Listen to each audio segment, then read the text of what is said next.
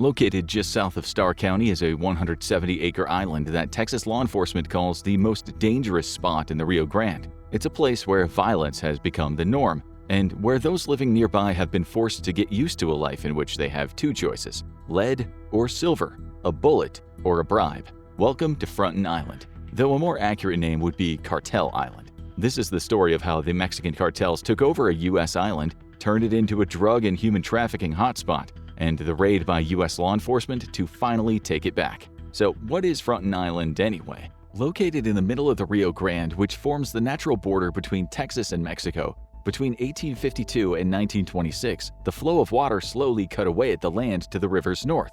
That cutting led to the erosion of the land and the creation of a new channel. It also led to the creation of the island in question, dubbed Frontin Island because of its proximity to the Texas village of Frontin.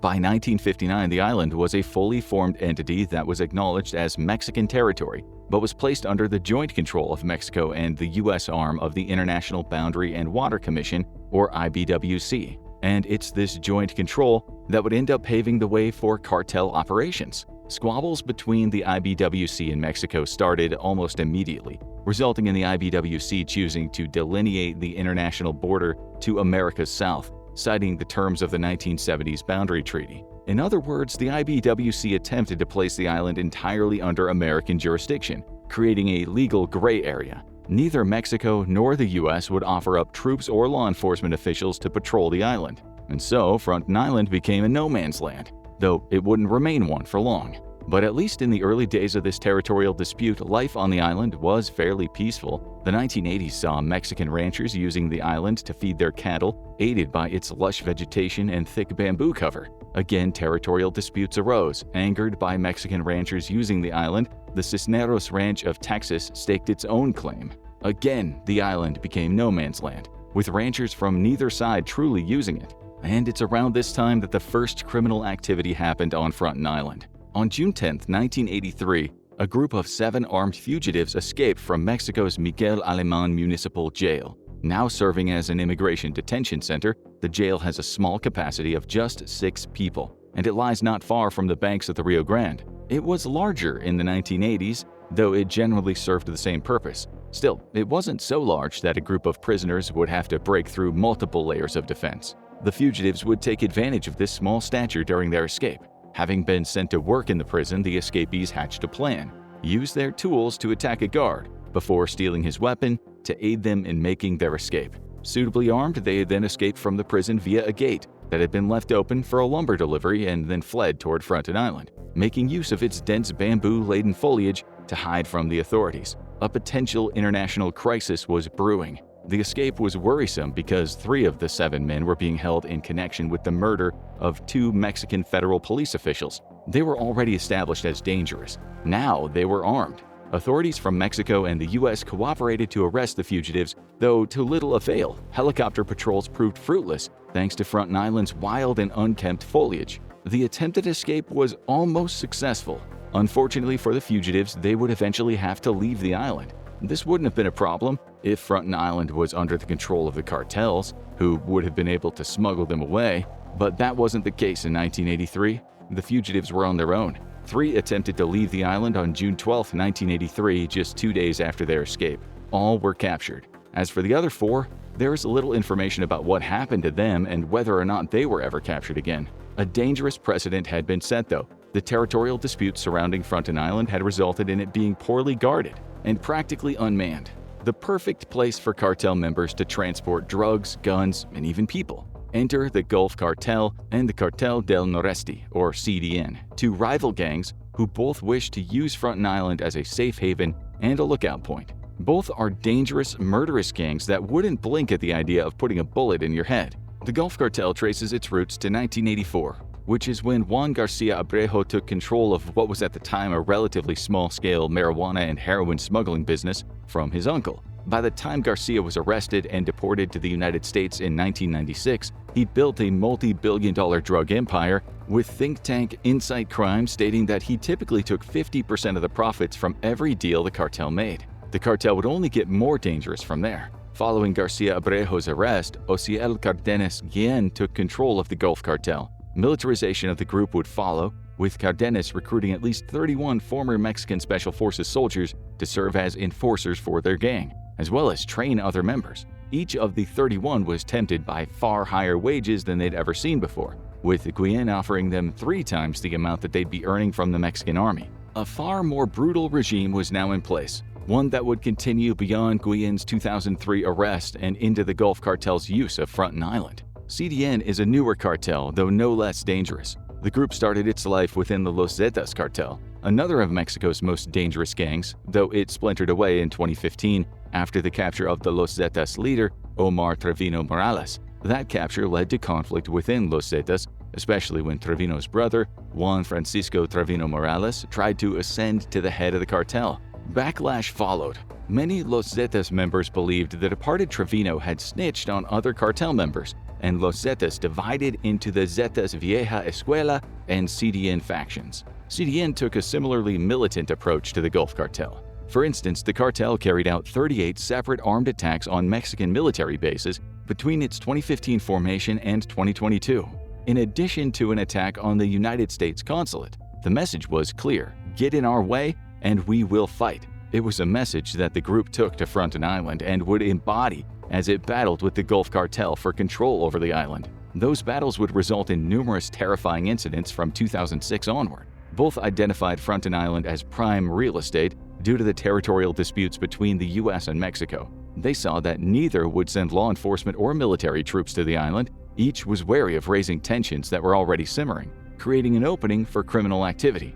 As Mike Salinas, a Border Patrol agent who spent 30 years in the immediate region, put it, the optics of that whole thing might open up a big old Pandora's box of holy moly. That ambiguity created the perfect drug trafficking corridor. Cartel scouts from both sides could easily monitor the only paved road leading to the island for signs of American police officers patrolling the other side of the border. Incidents would soon follow as the cartels grew even more confident of their immunity. In 2016, cartel gunmen stationed on the island opened fire at DPS officers who were surveilling them from the shore. A gunfight broke out, resulting in one of the DPS soldiers being wounded. Another incident took place in 2019. This time it was a Border Patrol boat sailing through the Rio Grande that became the target of the cartel's ire. As the boat approached Fronten Island, cartel gunmen sprang into action, riddling the vessel with over 50 rounds as it attempted to get away. Amazingly, the attack not only failed to sink the boat, but also failed to harm any of the Border Patrol officers on board. Still, the message was clear: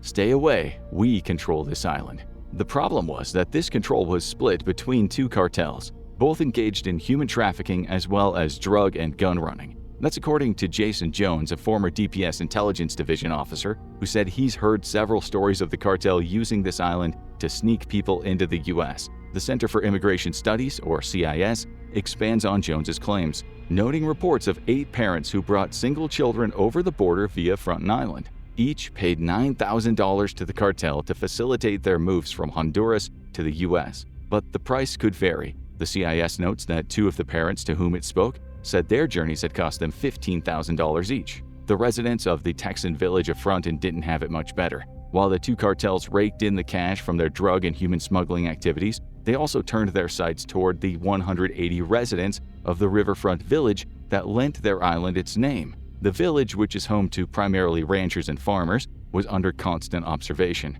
The cartels kept the residents in line with their lead or silver offers, with one 80-year-old resident telling the CIS that he hadn't visited his neighbor's riverfront property in over 30 years, despite it being just 200 yards away, due to his fear. Something had to change. The rise of Governor Abbott signaled a new day for Fronten Island. In 2023, he tasked Texas's state and military forces to not only take Fronten Island by force, but to hold it against the cartel. That task was finally enabled in September 2023 when Buckingham ruled that Texas should control Fronten Island. A raid was being planned, one that would see the island finally fall out of the hands of the cartels that had so brutally controlled it for more than a decade.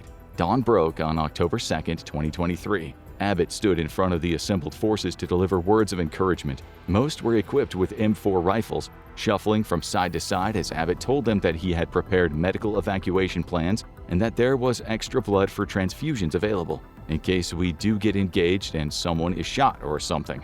Not exactly a great start to the speech. Still, Abbott also had some words of wisdom for the troops preparing to assault the island. He He told them to watch out for the graffiti-covered structures, many of which were already pockmarked with bullets from cartel activity, because they would give any cartel gunman the height advantage. Those structures were often used by cartel snipers for observation and firing upon Border Patrol personnel, with many having been spray-painted with cartel insignias to show that they belonged to the gangs. The Texas Rangers were also warned about bombs. An improvised explosive had been discovered on Fronten Island just a month before the raid, lying alongside a stash of semi-automatic rifles and ammo. The Rangers were told to be on the lookout for similar stashes, as well as backpacks, piles of clothing, or anything else that seemed suspicious or off on the island. They were told not to touch anything they find, as these types of items are often used by the cartel to lure invaders into booby traps. If they see anything, the Rangers were told, they must mark it, and their commanders will send in one of 3 bomb squads that are on call and ready to follow their leader. The Rangers' captain piped up. He reminded the troops that Fronten Island was subject to a cartel turf war. Bullets may start flying, but it's just as likely that it'll be the Gulf Cartel and CDN fighting amongst themselves, as they'll be firing on the Rangers. When these guys engage, the captain says, we have a lot of bullets fly our way. It's not directed fire, so just be aware of that. He told the Rangers to seek cover and wait for the firing to stop if that happens. But what if it is directed fire? The captain explained that it's a possibility and that the Rangers need to be extra careful in that situation. After all, they're launching the assault alongside the Mexican Federal Police. The Rangers must make every shot count and crucially must avoid hitting any Mexican police officers with their fire. After all, Fronten Island is already subject to territorial tension. A full-blown international incident could occur if the Rangers accidentally fire on anybody who isn't a cartel member. With all of that having been said, the Ranger captain delivered a final piece of advice. Watch out for the killer bees on the island. Fully briefed, the Rangers are prepared to start their assault. Many are restless, talking among themselves or shifting side to side as they await the order to move out. Others may be pondering the reason why they're actually taking this island at all. It's not just that Fronten Island has become a haven of cartel activity, it's also become a key part of Governor Abbott's policy, now that he's in power in Texas. After all, it represents an easy route to America's southern border, which Abbott claims has seen 5 million undocumented immigrants enter the U.S. since President Joe Biden came to power in 2021. Curbing that immigration is the reason that Abbott created Operation Lone Star. The assault will be that operation's crowning achievement if the Texas Rangers manage to pull it off. Still, they'll face challenges. Beyond the incidents already mentioned, the previous few months had seen the island become a hotbed of activity. Earlier in 2023, 5 CDN members were arrested near the island, all equipped with tactical gear and armed with weapons. In August, 1 month before the raid, cameras mounted on the island's trails had captured grainy images of a trio of men believed to be cartel members crossing into Fronten from Mexico via the island. Again, each was wearing body armor and was equipped with a rifle. The Rangers can't afford to take any chances. Still, they have some experience in these island takeovers. In April 2023, DPS agents conducted a similar raid on islands near the city of Eagle Pass. Those islands, which totaled just 45 acres in area, had also been used by cartel members to transport drugs and people. Just like Fronten Island, they were unkempt and covered in vegetation. Only this time, it was carrizo cane plants, which could easily grow as tall as a person, and according to Don Buckingham, grew so thick that it would be impossible to spot a person hiding within them. Even somebody standing 5 feet away would be invisible to infrared cameras, making identification via the naked eye impossible. The Eagle Pass raids had been unqualified successes. Over the course of 2 days following the raids, Border Patrol agents had apprehended 10,000 migrants, as well as seized at least 52 pounds of fentanyl. Buckingham later claimed that it was enough fentanyl to kill every man, woman, and child in the United States, with the haul being accompanied by 38 pounds of ecstasy, 11 pounds of cocaine, and another 11 pounds of methamphetamine. Add 20 firearms, 5 stolen vehicles, and $48,000, and you have the results of a very successful raid. The Texas Rangers are hoping to score a similar result on Fronten Island. With the briefing over, several dozen armed men board a convoy of all-terrain vehicles that set off toward Fronten Island. The men don't embark immediately. Instead, they send out drones, which they use to scan the island's main pathways, as well as the structures they know could house snipers. None are found. The task will be made even more challenging by rare overnight rainfall, which has resulted in the pathways becoming deep and muddy, not ideal for a firefight.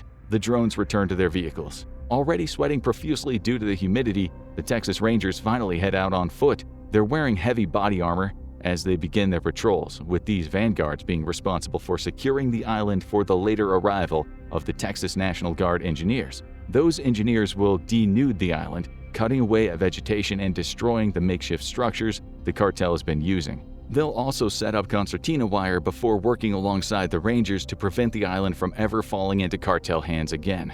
That will all come in the future. The raid needs to happen first. The Rangers' primary goal is to cut off entry to the island from the south bank of the Rio Grande. Herein lay a potential problem. The Rangers knew that the cartel members had likely already been tipped off to their invasion. They could be running into a firefight as they tried to take the south bank. That isn't what happened. The cartels had indeed been tipped off about the raid, but when they heard about the size and the strength of the force being sent to Fronten Island, they chose to run instead of fight. As the wary Rangers made their way to the south bank target, they encountered nobody.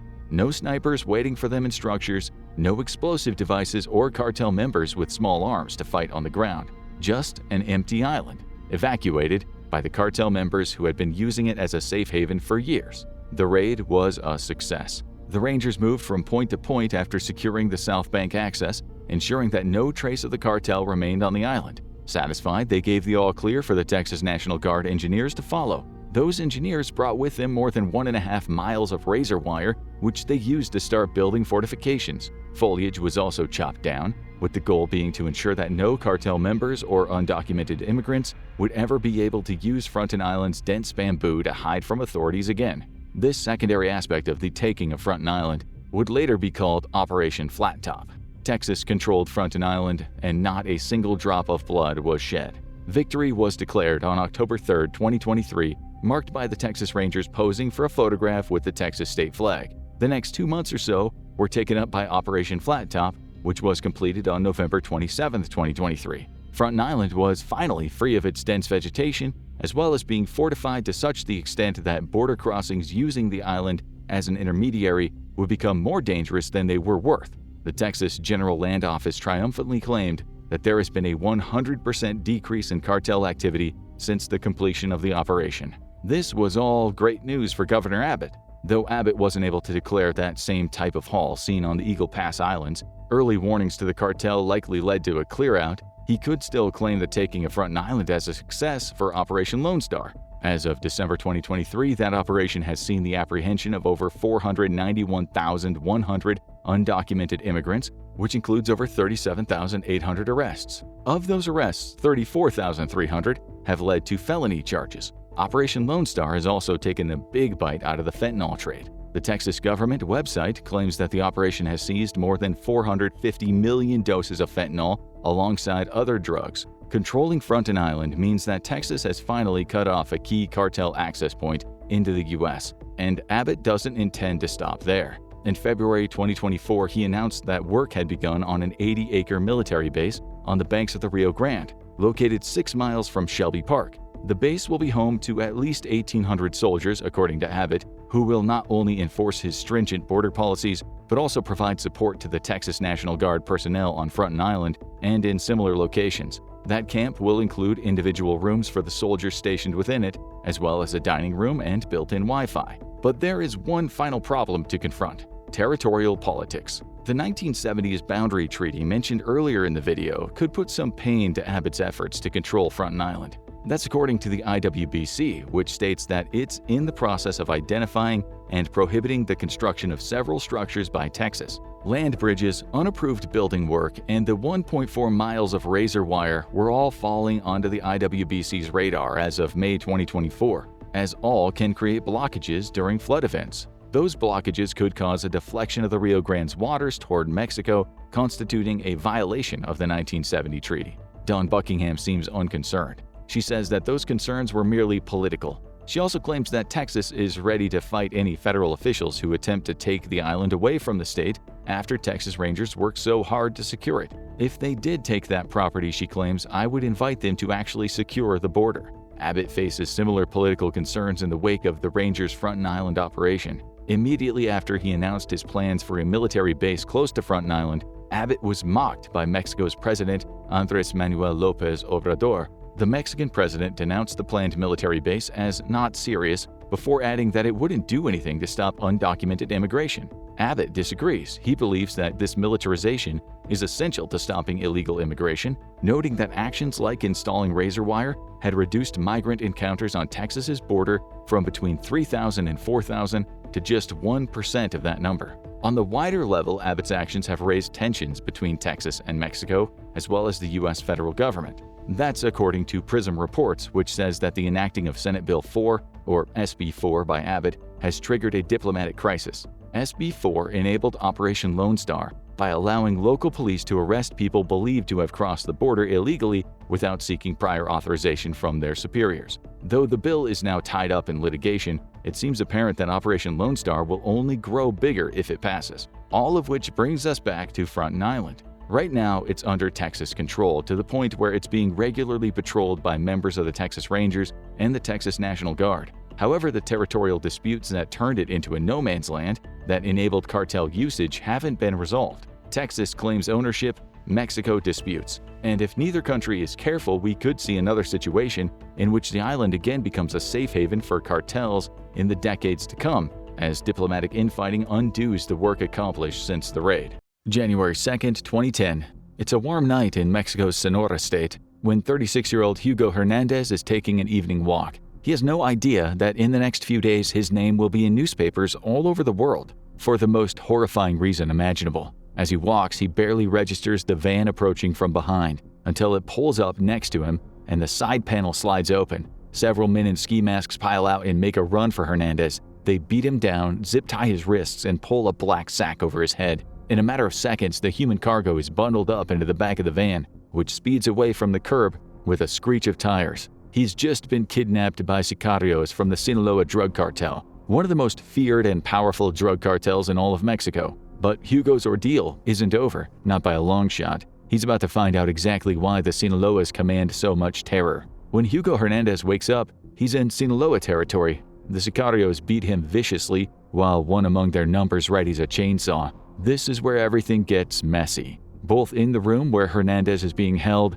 and in our knowledge of the story. We don't know for sure whether Hernandez was alive when they expertly peeled off his face. We don't know if he was alive when they cut off every one of his limbs before tearing his head from his torso. We can only hope for Hugo's sake that they were feeling merciful that day. What we do know is what happened afterward. On January 8th, after the sicarios are finished with Hugo, his torso and all of the limbs that used to be attached to it turn up in two large plastic containers on the streets of Los Mochis. Hugo's face, meticulously stitched onto a soccer ball, is found in a plastic bag near City Hall, with a note that reads, "Happy New Year, because this will be your last." Because when it comes to the dark art of violence and torture, the drug cartels of Mexico are nothing if not disgustingly creative. You've heard the stories: shootings, stabbings, decapitations. It's all true. And what's more, it's generally underselling just how brutal agents and even leaders of Mexico's biggest drug cartels can be. This is a multi-billion-dollar industry, and one of the most competitive in the world. It's why some of Mexico's leading drug cartels, like the Sinaloas and the Zetas, need to go so above and beyond in establishing that they're not to be messed with. And leading the charge is Joaquin Guzman, the now incarcerated leader of the Sinaloa drug cartel. And you might know him better by his nickname, El Chapo, Shorty in English. And if the career of Joe Pesci has taught us anything, it's that the little guys with a homicidal streak are some of the scariest gangsters of all. Let's take a look at some of the ways that El Chapo has redefined brutality even as drug cartels go, with some of his uniquely strange and sadistic torture methods, starting with how he saw fit to punish rival drug peddler Israel Rincon, aka El Huacho. According to unsealed court documents, El Chapo's men got a hold of Rincon and dragged him into a garden outhouse on one of his properties. There, the torture began. While cartel agents filmed the interrogation, Rincon's teeth were ripped out, and he was electrocuted in the ear. He was beaten and humiliated as they extracted information from him.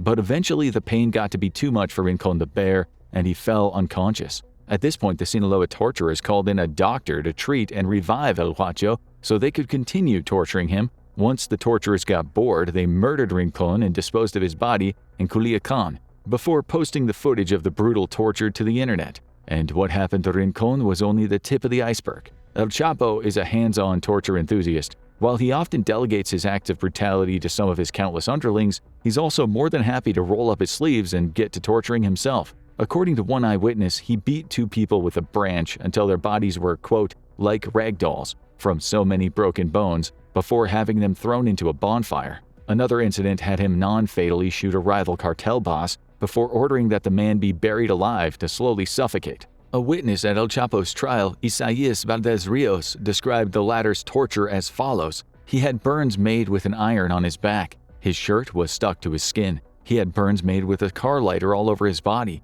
His feet were burned. It was only after days of being left for dead in an old wooden structure that El Chapo saw fit to bury the man. But torture and abuse weren't just business for El Chapo. According to his former associate, Alex Cifuentes, it was also pleasure. Cifuentes claimed that he and El Chapo abused young girls while they lived together, with Chapo claiming that doing so kept him young, describing the girls as his vitamins. That last one might have you thinking, wow, El Chapo's friends sound just as sadistic and torture-happy as he is. And yes, you'd be correct. One of the drug lord's most trusted associates, Antonio Jaguar Marufo, had a special room in his mansion built specifically for torture and the murder of their rivals in the drug trade. The room had a fitted drain in the ground to let the blood drain away more easily, as well as non-stick tiles and soundproofing technology to stop anyone on the outside from hearing the horrific screams from within. El Chapo's apples didn't fall far from the tree either. His sons, Ivan and Alfredo Guzman Salazar,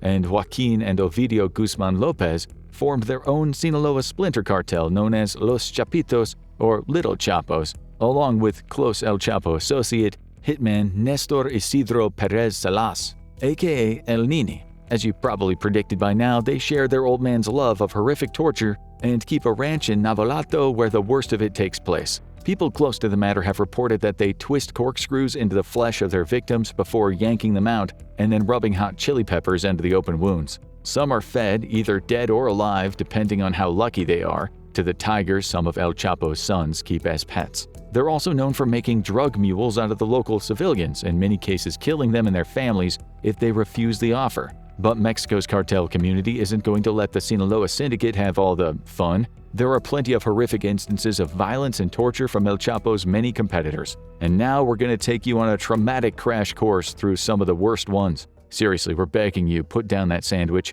It's going to get really, really gross. Probably one of the most infamous cases of cartel torture was the one committed against DEA agent Enrique Kiki Camarena in 1985, when his undercover investigation was blown open by members of the Ruthless Guadalajara cartel. Kiki's death was anything but quick, as his captors saw fit to torture him to death over the course of 30 grueling and humiliating hours. On February 7, 1985, he was ambushed by a group of armed men in Guadalajara on the way to the U.S. consulate. He went without a struggle, knowing that he was outmatched, and he was taken to a secondary location where the torture commenced. He was bound to a chair while the cartel torturers recorded the interrogation, beating him so viciously that his skull, jaw, nose, cheekbones, and windpipe were crushed. We can only imagine the horror that Kiki felt when his captors produced a power drill, which they used to drill into his skull while he was still alive. How do we know he was still alive? The toxicology report showed the presence of amphetamines in Kiki's system, despite the fact that he never used the drugs himself. This implied to DEA investigators that Kiki was given the drugs so that he would remain awake and conscious during the torture. In more recent years, members of the Jalisco Nueva Generación Cartel, or CJNG, captured a member of a rival cartel, the aforementioned Los Chapitos, and decided to record his torture and murder. By the time the video started, the man's face was already beaten and bloody, and his arms were being tied behind his back on a chair. One of his torturers produced a chainsaw while another questioned him and began sawing into the man's legs. Eventually, when the torturers had done all they wanted to, they sawed off the man's legs entirely and poured water onto him. Then there are the horrific crimes of the Los Zetas, one of the best-known drug cartels outside of the Sinaloa cartel. The Zetas don't have the Sinaloa's numbers or name recognition, but they make up for it with their truly extraordinary acts of brutality. In one video, a woman in a pink shirt is forced onto her knees by a Los Zetas agent, who holds up a straight razor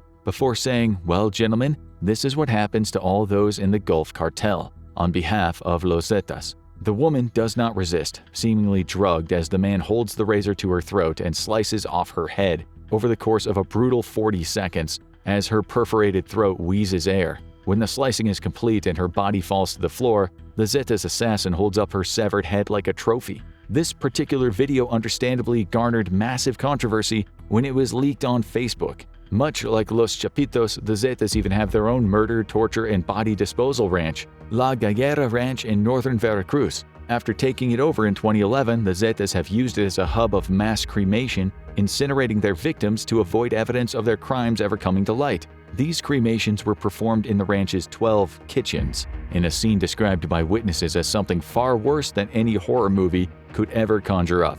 Some victims were dissolved in bathtubs full of acid, others were chopped up and fed to crocodiles. In more pedestrian but no less horrifying cases, the bodies of the kidnapped, tortured, and murdered were buried in mass graves around the property. Perhaps the most upsetting part is that the locals knew this was happening for years, and even reported it, but the corrupt local police were in the pocket of the Zetas, and nothing was done. Whenever Los Zetas and the kitchen mixes, something horrible is sure to happen, and this fact is true all the way to the top. Miguel Ángel Treviño Morales, one of the alleged leaders of the cartel group, had a particular form of torture and execution he enjoyed that's referred to as el guiso, or the stew. The victims would be forced into a 55-gallon metal drum alive, and a fire would then be set underneath them, slowly boiling them alive. The incident that truly put Los Zetas on the map was the infamous 2011 San Fernando massacre, where the Zetas kidnapped and murdered 193 people on La Joya Ranch. After hijacking a number of buses, the victims were dragged onto the ranch, where the women were brutalized and killed, and the men were given weapons and forced to fight each other to the death. People who were willing to kill to save their own lives were then recruited as more ruthless hitmen for Los Zetas in what is perhaps the most horrific job application process in modern history. The most horrifying part is that this isn't even an isolated incident. Multiple cartels have used forcing people to kill others as a source of psychological torment. A video that leaked online in 2023 appeared to show the horrifying fate of 5 students lured onto a cartel compound, who were forced to kill each other on camera when they refused an offer to join the cartel. The video depicted one student decapitating another with a machete, as another had their head beaten in with a piece of rock. The cocky and in-your-face style of Los Zetas made them plenty of enemies. They hanged 2 members of the Gulf Cartel, and in one video filmed themselves disposing of the headless bodies of 49 migrant workers whom they murdered. The former was seen as particularly insulting by members of the Gulf Cartel because the Zetas had originally served as their security force before splintering off and forming their own group. In 2012, the Gulf Cartel struck back with some horrific violence of their own. They released a video of several captured members of the Zetas tied up and pleading for mercy as they're interrogated about their leaders. When the Gulf Cartel operatives tire of asking questions, they descend on the Zetas with machetes, brutally hacking off each of their heads without so much as a flicker of remorse. Cartel members live by the machete, or die by the machete. Filming their crimes, as you may have noticed, is pretty standard for cartels. In one particularly vile video filmed by a group of unknown cartel members, you can see them goofing off with a severed human face while surrounded by dead bodies. One of them puts the face on like a Halloween mask, while his cartel friends laugh and joke about it. You may be feeling a little queasy hearing about all this murder and mayhem, though it kind of makes us wonder why you clicked on a video called Mexican Cartel's Most Brutal Torture Methods, but at the very least we've got a consolation. The cartel isn't running unopposed. Mexico's finest are on the case, the top cops who want to put cartels like the Sinaloas and the Zetas on notice. Like Luis Cardenas Palomino, a law enforcement official once voted Mexico's best police officer, and he won't rest until… Wait, he was working for the cartel too? And he was involved in torturing people? That's right. While we personally think that Palomino's Best Police Officer award should be revoked, he's in the runnings for its most criminal and corrupt. He was arrested for abusing suspects under his care, facilitating torture, and essentially being a glorified errand boy for El Chapo. His former boss, Genaro Garcia Luna, was also imprisoned for corruption and drug trafficking, so he's been doing a fine job holding up institutional traditions. Palomino has a shady past, having been implicated in a murder in his adolescence, before proving himself to be a reliable asset for cartel bigwigs who wanted a friend on the inside of Mexican law enforcement. Because of crooked cops like Palomino, Mexican law enforcement and special forces have been accused of a bevy of horrific crimes, from taking bribes to committing straight-up massacres on the cartel's behalf. And of course, there's plenty of torture too. One of the favorite methods of people like Palomino is known locally as chicharra, which involves using a cattle prod to repeatedly shock the genitals of a prisoner in order to induce confessions, even if they know the person they're tormenting is innocent. They've also been known to repeatedly suffocate victims with plastic bags, employ Guantanamo-style waterboarding techniques, and beat victims within an inch of their life, sometimes accidentally killing them in the process. Dr. Robert Bunker, a research director at the security consulting firm CO Futures LLC, said of the torturous cartel cops, "Basic torture techniques can include the use of bladed instruments, pliers, and clippers, but fire, water, and electrical-based approaches can also be readily applied. But we can't lay the responsibility of all this torture at the feet of Palomino. It's far more systemic in nature than that." An anonymous Mexican police commander told the Daily Beast, "Torture is committed on a grand scale, and it will never disappear because our institutions lack the resources and capacity to prosecute someone for what is done through torture." This same anonymous commander, to his cartel-corrupted co-workers, employed psychological tortures as well as physical, like arresting the families of victims and threatening to kill or torture them in order to induce confessions. Former DEA Chief of International Operations Mike Vigil actually claimed that brutal torture methods have been a part of the Mexican law enforcement credo even outside of cartelian influence. He said all of Mexico's security forces have used torture since their very inception, and it has become normal for them. They look at it as an easy way to solve cases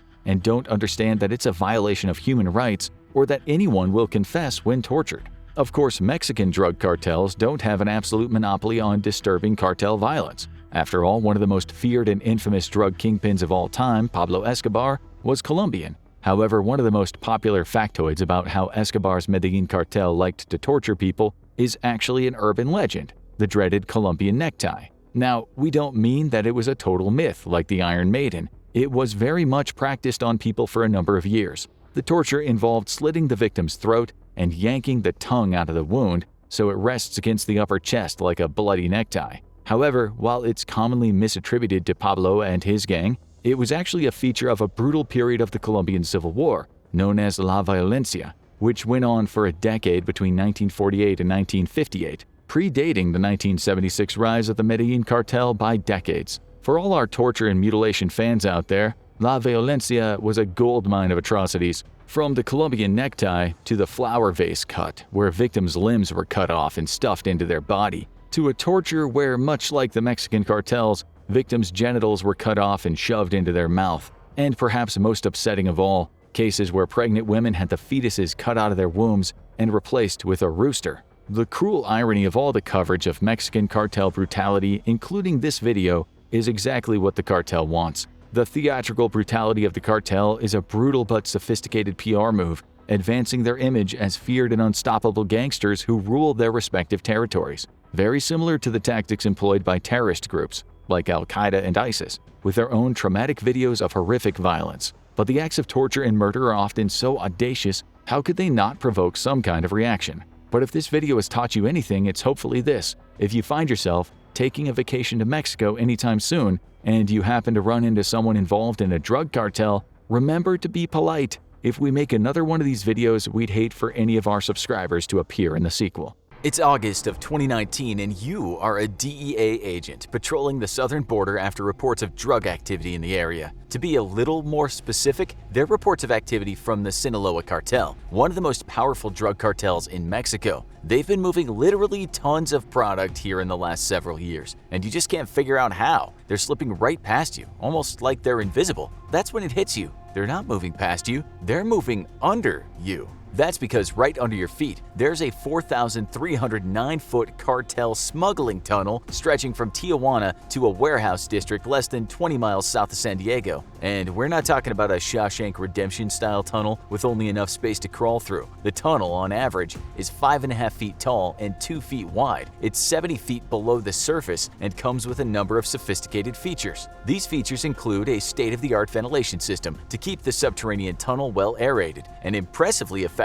railcart system, a drainage system to prevent any potential flooding in the tunnel, an elevator to the surface, and even a series of high-voltage cables to power the operation. And that's because drug cartels seem to excel at 3 things: drug trafficking, murder, and covert civil engineering. And this is far from the first time drug cartels have used DIY smuggling tunnels to ply their trade. According to the U.S. Department of Homeland Security, 183 cross-border tunnels have been built since the start of the 1990s, with many more likely remaining undiscovered out there. The tunnel problem is so pervasive that the DEA, Homeland Security, Border Patrol, and Customs Enforcement have created tunnel task forces to deal with the issue. These task forces perform sting operations in tunnel hotspots, such as warehouses in the Otay Mesa Commercial District in California, where a number of these drug trafficking tunnels terminate. They're a complex and extremely expensive problem to deal with. Before we get into the history of these tunnels, first, let's get technical. Most illicit cartel tunnels are colloquially known as gopher holes. These are more like the aforementioned Shawshank escape tunnels. They're typically less than 100 feet long and a tight fit. They're only really big enough for a single person to crawl through. Tunnels like these have been used by everyone from drug smugglers to the Viet Cong, but the Sinaloa cartel elevated the smuggling tunnel to an art form. They created what law enforcement agencies refer to as super tunnels. These tunnels have been found as deep as 70 feet or 21 meters below the surface and are typically tall and wide enough for a person to comfortably walk through. Like the tunnel found in 2019, they're often also technologically advanced. You can expect to find electrical lights, elevators, ventilation systems, and sometimes even built-in tracks for vehicles and carts. Constructing a super tunnel is an intense, months-long process and can cost upwards of $1 million to fully complete. This might seem like a costly investment, but considering the Sinaloa cartel is estimated to make billions of dollars every year, it's practically chump change. This, however, doesn't stop the actual tunnel building process from being dangerous and labor-intensive. The cartel typically lures in low-paid Mexican laborers eager for paying work, then forces them to work night and day digging shifts under a threat of violence and even death. Dig teams work with electric shovels, working typically in teams of 3. They use an impromptu elevator system to lift excess dirt and sand out of the mine shaft, working at full efficiency, typically achieved by workers being sufficiently terrified for their lives. They can extend the tunnel by 16 feet a day. The more workers, the quicker the process tends to go. Experts are then brought in to install the more technical aspects of the super tunnel, like hydraulic pumps, electrical lighting and ventilation systems, and tracks for subterranean smuggling vehicles. After a few months of meticulous planning and backbreaking labor, voila, you have yourself a super tunnel.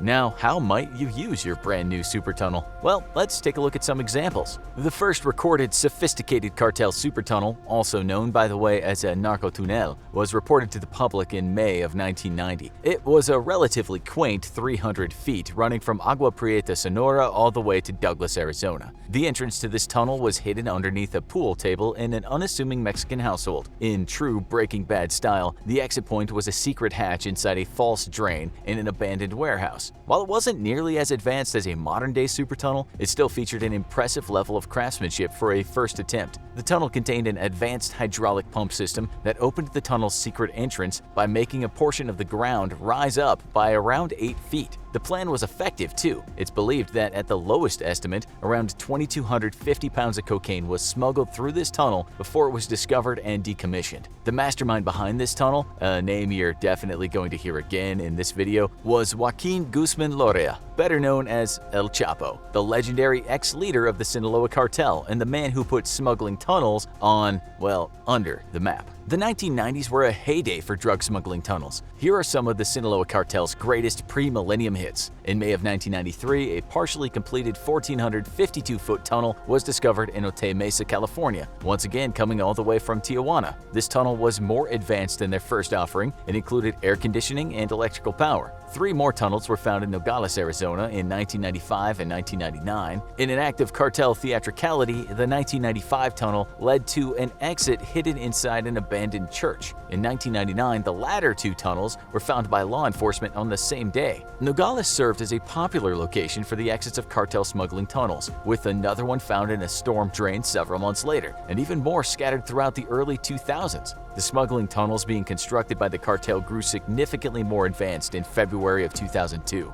A 1,250-foot tunnel was discovered behind the fireplace of a ranch house in Tierra del Sol, California. This was the first tunnel to feature rails for small electrical cars, as well as lighting and ventilation. 296 pounds of marijuana were found in the tunnel, but nobody knows exactly how much was transported before the operation was discovered and shut down. The Sinaloa cartel is surprisingly creative in its tunnel placement, with some entrances and exits to these covert passages feeling like they were ripped straight out of a primetime drama or a bizarre dark comedy. In addition to being hidden behind fireplaces and in abandoned churches, other locations include empty graves in Mexico, water wells built directly into rocky hillsides, and even below a seemingly innocuous mattress laying in a Mexican junkyard, which led directly to San Isidro, California in 2004. Storm drains like the one in Nogales are also an extremely popular exit for cartel smuggling tunnels, where drug packages are fed up into the bottoms of parked cartel vehicles for easy and innocent-looking transport. So remember, next time you're near a storm drain in Arizona, Texas, or California, you don't have to worry about evil clowns, but you may have to deal with an angry member of the Sinaloa cartel. Jury's out on which is worse. The international drug trade is a multi-billion-dollar business, and as a result, the cartels are highly motivated to get their high-demand product across the border by any means necessary. In the early 2000s, the use of electrical rail carts in these tunnels spiked, massively increasing the quantity of product the cartel personnel were able to move. Drug cartels may be vast and dangerous criminal organizations full of vicious killers, but they really know how to double down on a winning formula. No matter how aware US and Mexican law enforcement became, these tunnels kept popping up. Considering the expenditure of money and effort on building these tunnels was dwarfed by even a fraction of the profits the cartels could make from using them, even for a short period, it hardly mattered when they were found and shut down. In short, cartels make more than enough profit from these tunnels that they can afford to lose them. Law enforcement is playing a losing game of whack-a-mole with the Sinaloa cartel. They can build and abandon tunnels faster than the police can find them. To give you some perspective on the sheer extent of the cartel's use of drug smuggling tunnels, it would be impossible and honestly pretty boring to give you a complete, exhaustive list of all the tunnels created and used since the early 1990s. The cartel has used this technique countless times, and these are just the tunnels that were actually found. There's no way of knowing the true extent of the cartel's tunneling activities. It's through this sheer amount of practice that the cartels have been able to refine their tunneling methods to the infrastructural heights they're achieving today. In September of 2018, US authorities even found an uncompleted tunnel that utilized a solar-powered lighting system. So they may have killed over 60,000 people since 1964, but at least they're environmentally conscious. However, the uses of these tunnels aren't just limited to smuggling drugs across the US-Mexico border. One of the most famous uses in recent memory didn't actually involve drugs at all. This brings us back to the infamous drug lord Joaquin El Chapo Guzman, the kingpin of the Sinaloa drug cartel. As this video has already shown you, El Chapo invested heavily in the advanced tunnel building techniques of his underlings, and in 2015 this investment really paid off. In February of 2014, El Chapo had finally been captured by Mexican law enforcement. Because of his notorious history of disappearing into thin air during raids and escaping from low-security prisons, he was held in the Altiplano prison in Amaloya de Juarez, Mexico, one of the highest security prisons in the country. It seemed like El Chapo's number was finally up, and the Mexican government had struck a devastating blow against the Sinaloa cartel. It was grounds for celebration. He was under 24-hour surveillance, with cameras in his cell and a tracking bracelet around his ankle. The Mexican authorities had El Chapo on lock until about a year into his sentence, when El Chapo decided to take a pleasant evening shower. Incidentally, the shower was one of the 2 legally mandated camera blind spots in the cell. Guards at the prison noticed that he was taking an unusually long time in there, so decided to check in. El Chapo was nowhere to be found. Instead, they found a 2-foot square hole in the ground. This was the discovery of one of the most spectacular and absurd prison breaks in Mexico's history. 30 feet below the surface, El Chapo's goons had secretly built a 4,921-foot-long tunnel beneath the prison over the course of several months. El Chapo had cut off his ankle bracelet and descended into the personal escape tunnel. Like many of the more modern tunnels, this one was fitted with electrical lighting and ventilation. It also featured a motorcycle fixed to a built-in track, which El Chapo rode to freedom, breaking the light bulbs above him as he passed, hours before anyone realized he was missing. The whole plan was perfectly orchestrated to buy him and his men plenty of time as he surfaced in an empty cinderblock house and made his final escape. The whole plan went off without a hitch. Once again, a secret cartel smuggling tunnel was the answer to El Chapo's prayers. El Chapo has since been recaptured and extradited to the US to serve a life sentence at the ADX Florence Supermax prison. Sadly for him, that's a little too far for even his devoted underlings to tunnel. But under the Sinaloa cartel's new leader, Ismael El Mayo Zambada, it's unlikely that the tunneling activities will stop anytime soon. Japan, the birthplace of Hello Kitty, Super Mario, sushi, and fetishes of a physical nature that seem wholly Japanese. It's a country renowned for walking to the beat of its own drum, a cultural oddity in some respects, but with a society that goes to great pains in being polite, civilized, clean, and deferent to customs. Walking around almost any city, you won't find trash on the ground, and you won't need to fear being harassed or beaten up for the way you look or for the few dollars in your pocket. Japan is on the whole smart, convenient, and safe. But then, it also has some of the most feared and formidable gangsters on the planet. Who are they? What do they do? That's what we'll find out in this episode of the infographic show, Most Dangerous Japanese Gangs. When we talk about gangs in Japan, we are mostly talking about what we call Yakuza. But this is a generic name or umbrella term given to various groups of gangs in Japan, like the West's Mafia. Sometimes these people that become part of this lifestyle call themselves Goduku, which translates as wicked or extreme path. In a recent Forbes story, we were told that the Yakuza, which goes back to the 17th century, call themselves Ninkyo Dantai, meaning a chivalrous organization. The media and police don't see it that way though, and they call these gangs Boryokudan, which means violent group. But who are these people?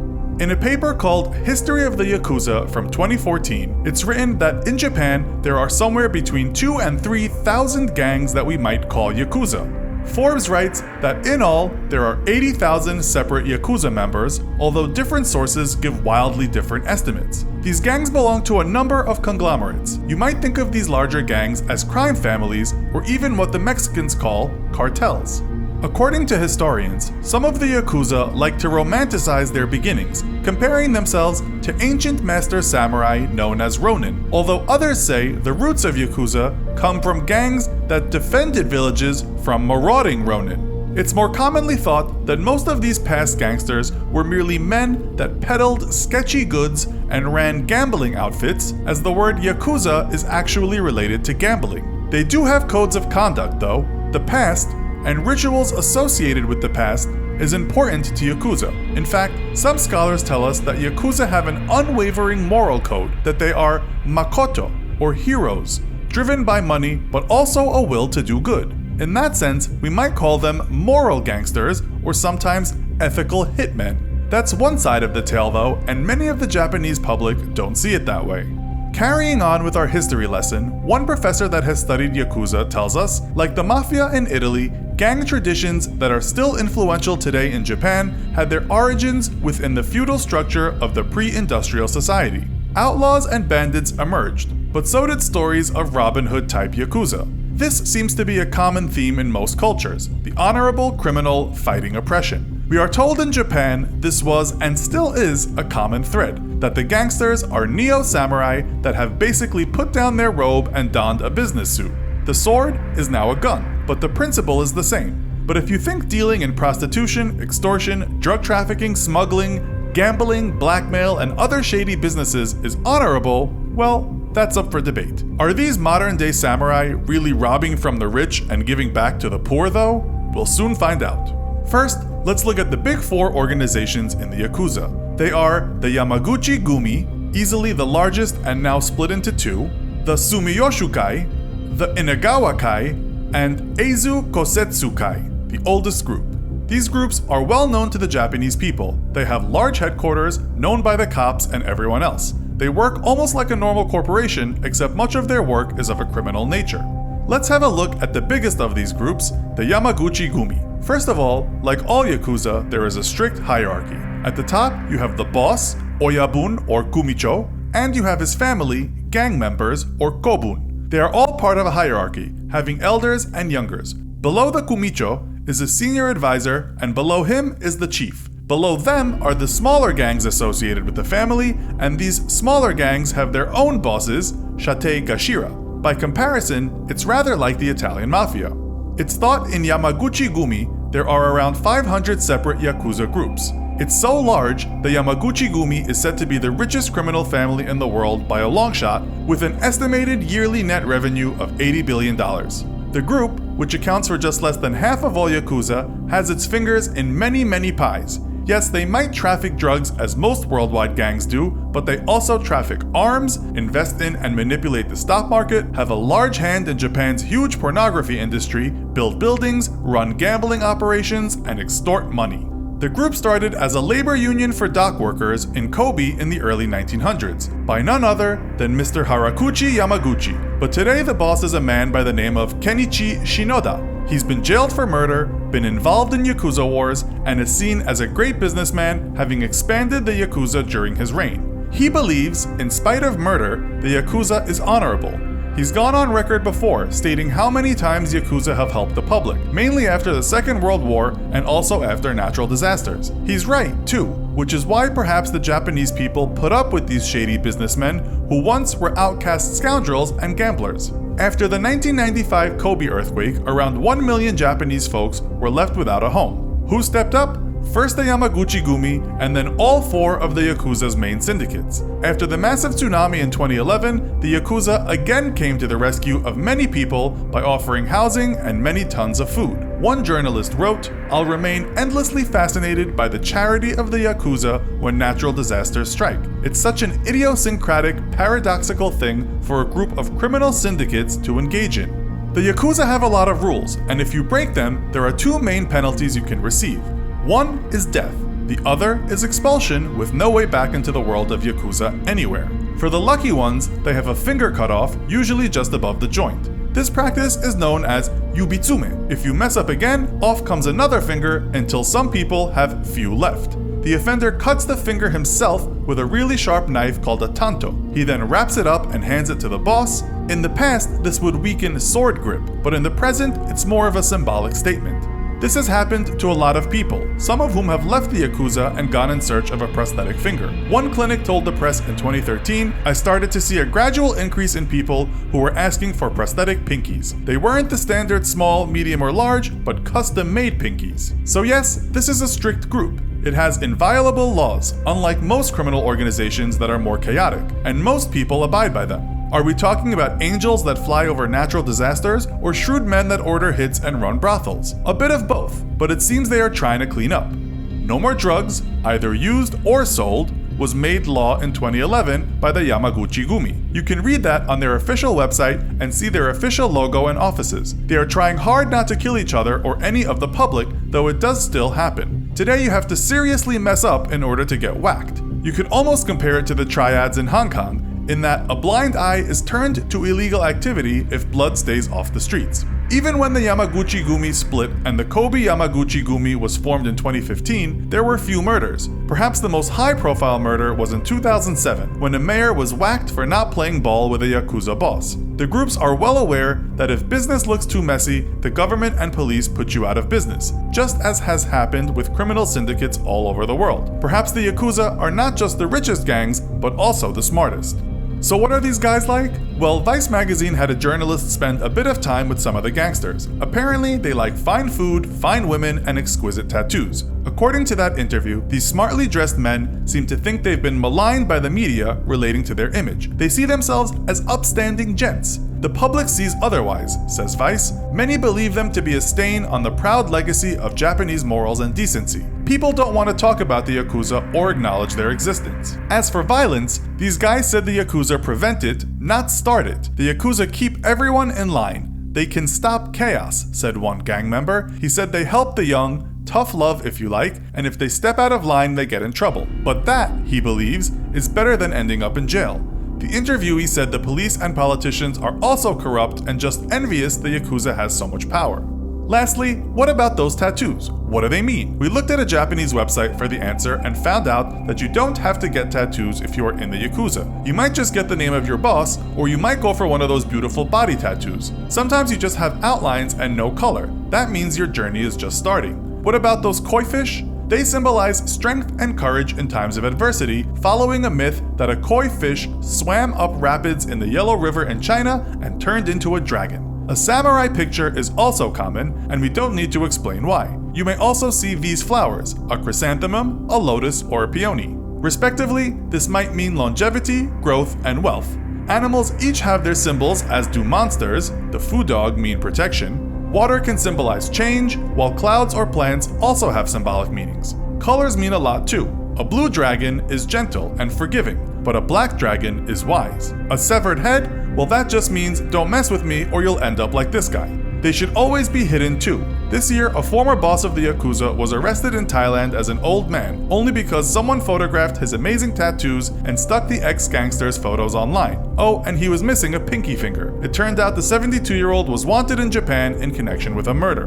We might say that while the Yakuza can be dangerous, they might just be the most ethical and upstanding group of gangsters on the planet. As they are also the richest, perhaps American, Mexican, Russian, Italian, and British gangsters might take a page out of their very colorful playbook. Before we start the show, we should explain exactly what we mean by brutal gangs. It would be hard to call the Italian or Russian mafia or the Japanese Yakuza a gang, as such criminal organizations cover many parts of the globe and have done so for generations. Even gangs such as the Crips in the USA, that date back to 1969, have various offshoots or sets, so it's difficult to talk about the Crips or their longtime rivals, the Bloods, in terms of one gang. Today we'll try and focus on smaller, more local gangs and discuss the trail of blood they have left behind.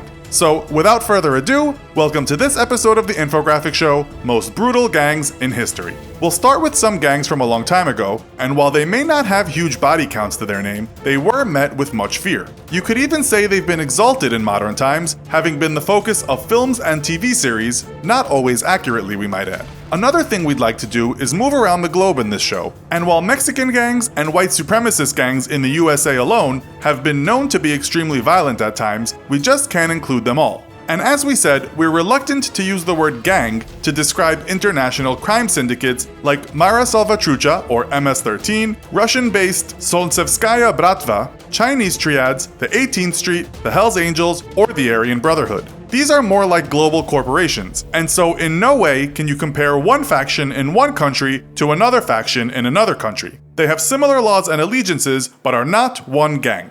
The Peaky Blinders. Yep, you've likely heard of these Birmingham boys because you've seen the popular show on TV. They were very much real, but perhaps not as violent as the show depicts. Said to have been very well dressed, these angry fops plagued the slums of Middle England from around the 1890s to the 1930s. They were called the Peaky Blinders because they would thread razor blades into their flat caps and use the caps as weapons to slash faces or perhaps blind someone. While the show depicts them as sometimes decent men just getting by in the slums of England, it's thought they were mostly brutal hoodlums that stole land, smuggled goods, offered dubious protection, and mugged and beat people on the streets when they felt like it. 5 Points Gang. The area known as the 5 Points in New York is notorious for gangs, from the Bowery Boys to the Dead Rabbits. Names you might remember from the movie Gangs of New York. These two gangs in themselves were deadly, but what would later come would be much worse. These were Italian immigrants that formed a crew called the 5 Points Gang, although later their control would be superseded by the criminal syndicate known as the Italian Mafia. Prior to that, these guys had all kinds of rackets going on, and they were not afraid to shed blood. Far from it. You may have heard of two of the most famous members of the gang, Al Capone and Lucky Luciano. Mighty Mongrel Mob. This New Zealand gang goes back to the 1960s and is made up of mostly Maori members. They are the largest gang in the country, but we cheated a little here because they are spread out over New Zealand and are not really one single gang. Often thought of as a peaceful land of wonder, where Peter Jackson created the world of Lord of the Rings, New Zealand actually has a huge number of violent gangs. But what do the Mighty Mongrels do? Well, things that gangs generally do. Deal in drugs, guns, protection, and kill people. Gang documentary maker Ross Kemp said some of the mongrel mob were good to him when he visited them, later stating, "I don't think the mongrel mob is on par with MS-13 or 18th Street in El Salvador." Bra Boys. Okay, so we could have talked about one of Australia's many biker gangs, such as the Bandidos, but again, that gang is global and wasn't started in Australia. In fact, it's said the gang works in 22 nations and has 22 chapters. Why is Australia so tempting for international gangs? It might have a lot to do with a gram of cocaine going for a whopping $260 US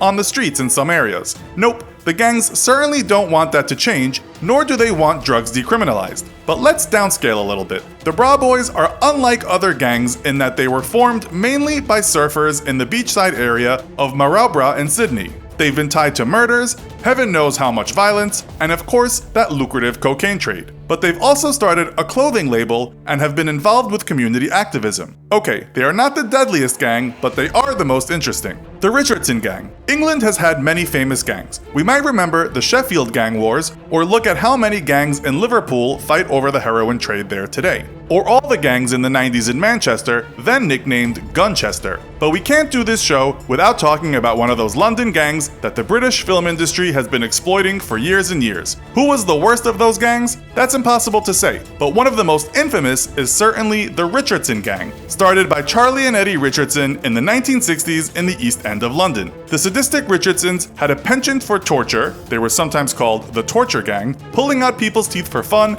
and cutting off various parts of enemies' bodies. You might even know one of their biggest enemies, the Cray Twins. Medellin Cartel. Despite a large number of guns for hire and strong men on the payroll, the actual number of cartel members wasn't very high at all, so we think we can call them a close gang. The group was the work of the notorious Pablo Escobar, who brought huge amounts of cocaine to the USA in the 70s and 80s after he murdered fellow cocaine kingpin Fabio Restrepo. Pablo Escobar was responsible for the killing of thousands of people, including politicians, civil servants, journalists, and ordinary citizens, writes biography.com, and it's believed some of his victims were cut apart with chainsaws. This dedicated family man and brutal killer had more money than anyone could ever imagine, but he would die on a rooftop after being gunned down by the Colombian police. Despite his legacy of torture and murder, 25,000 people showed up to his funeral, calling him a saint, the man who built houses for the poor, a real Robin Hood of Colombia. Primero Comando de Capital. This gang is called the First Command of the Capital in English, and again, while we can't really call it a proper gang in that its members are all connected, it does seem to only operate inside Brazil, mainly in São Paulo. The gang, now with about 20,000 members in Brazil, started off with just a few guys that met in prison in 1993. They seem to enjoy attacking and sometimes killing police, but they can also be quite indiscriminate in their murdering.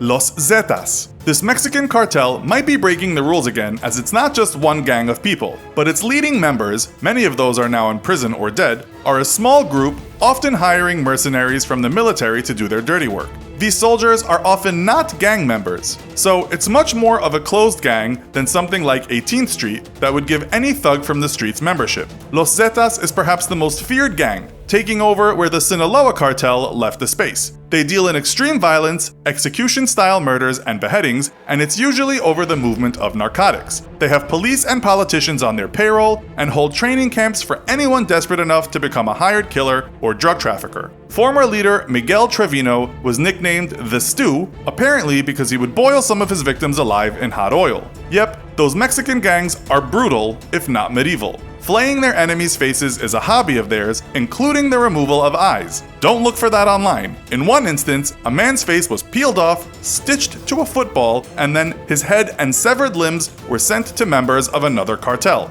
On the football was a note: Happy New Year, because this will be your last. He's not a tough guy. He'd barely consider himself a criminal, but for one act of recklessness, and he's landed himself in prison. If intake and processing weren't scary enough, not to mention humiliating, his walk to the general population feels like a nightmare, as if he's living the life of somebody else. The foreboding clanking of doors locking, the cacophony of other inmates, and it suddenly hits him. He's one of them. That first night he doesn't sleep a wink, thinking all the time about what's in store for him. He's well aware there are gangs in the prison. He's watched documentaries about prison bullying, about ruthless men that will rearrange your face for merely accidentally bumping into them in the chow line. Will he have to join one of the gangs so he's protected?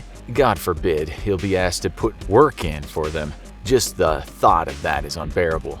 Many ex-cons will inform you that anyone who tells you they weren't the least bit afraid or intimidated when entering prison for the first time in their life is lying. Sure, for many people it might not be as bad as men shouting at you from their cells as you walk down the landing, all saying they'll do unspeakable things to you, but it's also no walk in the park. What we described to you in the intro is kind of a generic experience for inmates incarcerated in US prisons. So what you might experience in a prison in Papua New Guinea or Sweden or Paraguay might be very different from what you'd experience in a lockup in, say, Arizona. In Norway, you might see convicted killers making a communal meal and chopping onions with a 6-inch knife. Or in Brazil, you could see prisoners walking around with weapons and not even hiding them. Over in the UK, you might get prison gangs, but you also might see prisoners sticking together based more on where they come from, unlike the US, where race is a big factor. No one prison is the same, but in many places you're likely going to come across a prison gang, the topic of today's show. Okay, so now let's have a look at some of those gangs. Number 4. The Aryan Brotherhood. When we're talking about the most feared prison gangs, of course we're going to discuss the country that has by a long way the biggest prison population in the world. In fact, thanks to the popularity of US movies and TV shows, we're quite sure all of you non-Americans are quite familiar with violence inside US prisons. In the US, where you're incarcerated will determine who the most powerful gang is. There will likely be a mix of powerful gangs, but that doesn't mean they're always fighting. In fact, to keep the peace and keep the flow of contraband flowing through the prisons, it's best not to cause a huge stir. That only leads to cell searches and sometimes quite lengthy lockdowns. This is not good for business. One of those gangs that does a huge amount of business behind prison walls is the Aryan Brotherhood. It's reported that in California, this gang attempted to create an army, always looking for new recruits, like the guy described at the start of the show. In terms of crime, they have their fingers in a lot of pies. Over the decades, they've evolved from a bunch of angry Irish bikers who called themselves the Diamond Tooth Gang to an organized crime outfit. They go back a long way, starting in 1964. The reason for the beginning of the pack was to fight back against other gangs, such as the Black Guerrilla family, another very feared prison and street gang. As smaller gangs amalgamated, they grew larger and larger, started getting involved in drugs, drug trafficking, firearms trafficking, extortion, robberies, and violence. A lot of violence. Much of their infamy stemmed from instances of extreme violence inside prisons. If you're a part of this gang, you might at times have had to cause another person a serious injury, if not kill them. Even though the prison population doesn't have more of them than any other gangs, the FBI has said a disproportionate number of murders are committed by them. The last available statistics we can find say they constitute only 1% of the US federal prison population, but are behind 18 to 25% of murders. And that's why they make this list. There are plenty of white supremacist gangs in the US, but we'd say this one is the most feared. They have a kind of motto which is blood in, blood out, which should mean that once you've joined and spilled blood, or made your bones as the expression goes, the only way to leave is to die. That's not always the case, but just turning around to them while you're still locked up and saying, "Hey guys, I think I had enough. Godspeed fellas, toodaloo," will very likely lead to a stiff reprimand. By that, we mean your blood will be spilled or your life will be taken. What was different about them in the prison system is they started getting organized. They created a hierarchical power structure similar to that of the American Mafia, people who they did business with after offering protection to Mafia boss John Gotti when he was locked up. Of the 15 to 20,000 members, both inside and outside of prison, they're all Caucasian. You need to be to join, and you also have to have served time or are currently serving time. By the 1980s, they introduced a 12-man council for votes on various things, and that was overseen by a 3-man council. It was this kind of organization that bolstered their power. Members were also asked to read books such as Sun Tzu's Art of War and Machiavelli's The Prince, books that talk about warfare tactics, power, and keeping control. As for maintaining control, former members said that they learned from these books if you're going to commit an act of violence, make it vicious, make it a spectacle of fear. This is a snippet from that book, The Prince, that gang members should have read. People should either be caressed or crushed. If you do them minor damage, they'll get their revenge. But if you cripple them, there's nothing they can do. If you need to injure someone, do it in such a way that you do not have to fear their vengeance. Once you've been sworn in, you're very likely going to have to hurt another inmate or even an officer, although violence against officers will always cause them a lot of trouble. Attacking someone else is sometimes called putting in work, and the person that gives the green light for this is called the shot caller. This is not, however, only something that happens in the Aryan Brotherhood. They just wrote the rule book. They've become so powerful and so scrutinized in their activities in prison that it might be difficult for officers to know who calls the shots, and if they do find out, that person might be looking at a lengthy time separated from the general population. Sure, there is racism in the gang, after all, they are white supremacists, but these people are more concerned about their profitable crime ventures than concentrating on spewing racial hatred. According to experts and former members, cash is king, and they'll do anything to ensure their operation remains intact, including making a murder so brutal it sends a strong message to others. This makes them one of the most feared prison gangs in the world. Number 3. The Mexican Mafia. This gang is also known as a prison gang as opposed to a regular street gang, although like the Aryan Brotherhood, they don't just operate inside prison walls. As far as we can tell, these two extremely powerful gangs have a truce going, so they're not currently at war. While you've all heard of the various Mexican drug cartels, this gang is an American gang. one that some people say is even more powerful than the Aryan Brotherhood, at least in the California prison system. It doesn't seem to be anywhere near as big though, with roughly 500 full-time members and another 1,000 associates. As for its affiliations with other dangerous gangs, well, it has many. Like other prison gangs, it started because groups of people, namely Hispanic people, wanted strength in numbers inside prisons. That was way back in the 1950s, but when the gang grew in size, it got involved with illicit drug trafficking and arms trafficking, human trafficking, extortion, murder, and more. Inside the prison, they were renowned for violence. As their power grew, they became more of a danger to other inmates. Many of those inmates were Hispanics themselves, and they also wanted strength in numbers. Some of them got together and named themselves the Nuestra Familia. This gang became the mortal enemy of the Mexican Mafia. The conflict between the two has led to the loss of many lives and will continue to do so. They don't have a strict hierarchical structure, but a newbie might be told by older members to put in some work and hurt or kill another inmate. If that request is turned down, it might just happen that the budding member himself is killed, or at least hurt badly. If there's going to be a hit on an established member, the green light has to be given by 3 other members, men who've been in the gang for a while. Again, there's a blood oath you have to swear, so you spill blood to get in and you ain't getting out easily. People do get out, of course, but not without some risk to themselves. There are rules to follow, with the obvious that you never admit there's a Mexican mafia when talking to the cops. You should also value the gang over family, or God for that matter. And when you're in prison, you should forget your beef with any other members that you both had in the streets. If you want to get in, you must be sponsored by another member, and the rub is, if you violate the rules, he's the guy that'll kill you. Still, the rules also state that you should respect all members as friends and protect them as if they were your own flesh and blood. They've had plenty of conflicts, including a very bloody one with the Mexican drug cartel, the Los Zetas. But in Southern California, at least, they command the respect of all the smaller Hispanic gangs. Then there's the gang's relationship they have with the very large and very violent street gang called Mara Salvatrucha, aka MS-13. This gang is transnational and its power structure is complicated or non-existent, but according to the Justice Department, its members in California prisons are aligned with the Mexican Mafia. Other allies include a very dangerous Sinaloa cartel, the Italian-American Mafia, and the Texas Mexican Mafia, among others. On top of that, the FBI has said that the Mexican Mafia has even paid the Aryan Brotherhood for contract murders. Now let's look outside the USA to gang members that have mostly experienced a kind of poverty not often seen in America. Number 2. The Numbers Gang. So if you're in this gang, you might belong to the 26s, 27s, or the 28s. They're a South African gang and can be found in most prisons throughout the country. They're not hard to make out because most of the time they don't exactly hide their number, since it'll be tattooed where someone can see it. The Numbers Gang is more a prison gang than it is a street gang. Unlike the USA, where you'll find quite a large number of different prison gangs, in South Africa, one of the most violent places on earth in terms of murder, the Numbers Gang is pretty much running every prison. The inmates, at least. This is what makes them powerful. Like many gangs, they're organized and follow a top-down structure. If you're a newbie to prison, you might find yourself having to join one of these gangs. Sure, that might not happen, but it's very likely that if you don't join, you'll be supporting the gangs in some way. If you refuse to join and refuse to pay your support money, well, life might be tough inside prison. When we said structured, we meant it. Right at the top you have the government of the gang that runs things. These belong to the number 1s, and they're higher than the number 2s. Inside both of these structures you'll find judges and doctors and soldiers and lawyers and clerks and captains and more. The rule is you don't step out of line, but you also do what's expected of you even if you hold a high position.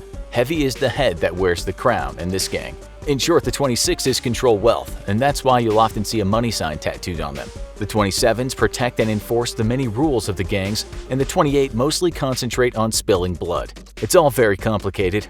According to Human Rights Watch, these gangs go back to the mid-1800s, so it's not surprising they've built a complex structure. There's been a lot of time for expansion, so make no mistake, this gang is all over the prison system in South Africa. Inside prison, they actually do provide some support, given you join the gang at the bottom and follow the many rules. The problem is, you might sometimes have to do things you don't want to do, such as stab a prison guard. The Numbers Gang have attacked so many guards, it's a wonder anyone wants the job in South Africa. Some prisoners have also said that within the gangs, the higher-ups have done things like demanded cash from them to be allowed a visit from a relative. So it's certainly not all support. There's also the matter of physical abuse, which happens often within the gang. The scariest thing about the Numbers Gang is the initiation, something we imagine most of you viewers couldn't imagine being put through. This is how the initiation is for the 28s. When a new inmate arrives, he gets asked a question by a gang member. This member is called the Deadliest, meaning binoculars, because he'll have watched how the prisoner acted during his first few days. The new inmate is asked what he would do if the Deadliest asked him to help him during a rainstorm. The storm might be making him wet and cold. Would he A. offer to share his umbrella, or B. join him in the pouring rain? If he answers A, he will become a slave, sometimes a sex slave, and if he answers B, he can join the gang. It's not easy though, because to join you'll have to stab another inmate, a prison guard, or even a warden. In this respect, once you're in, you'll have more time added to your sentence. The doctor of the gang will measure the length of the knife, so that pretty much determines how hurt or dead the victim will be. After this deed is complete, the inmate then has to undergo a kind of initiation and get hit twice with a pipe. It's then determined if he should become a warrior 28 or a lower-ranking 28, basically a slave. To give you an idea of how violent a gang member can be, one man named John Mongrel joined at age 14 and immediately stabbed another prisoner through the heart. He killed a lot more people in prisons, and it's reported he was involved with the murders of around 1,000 people.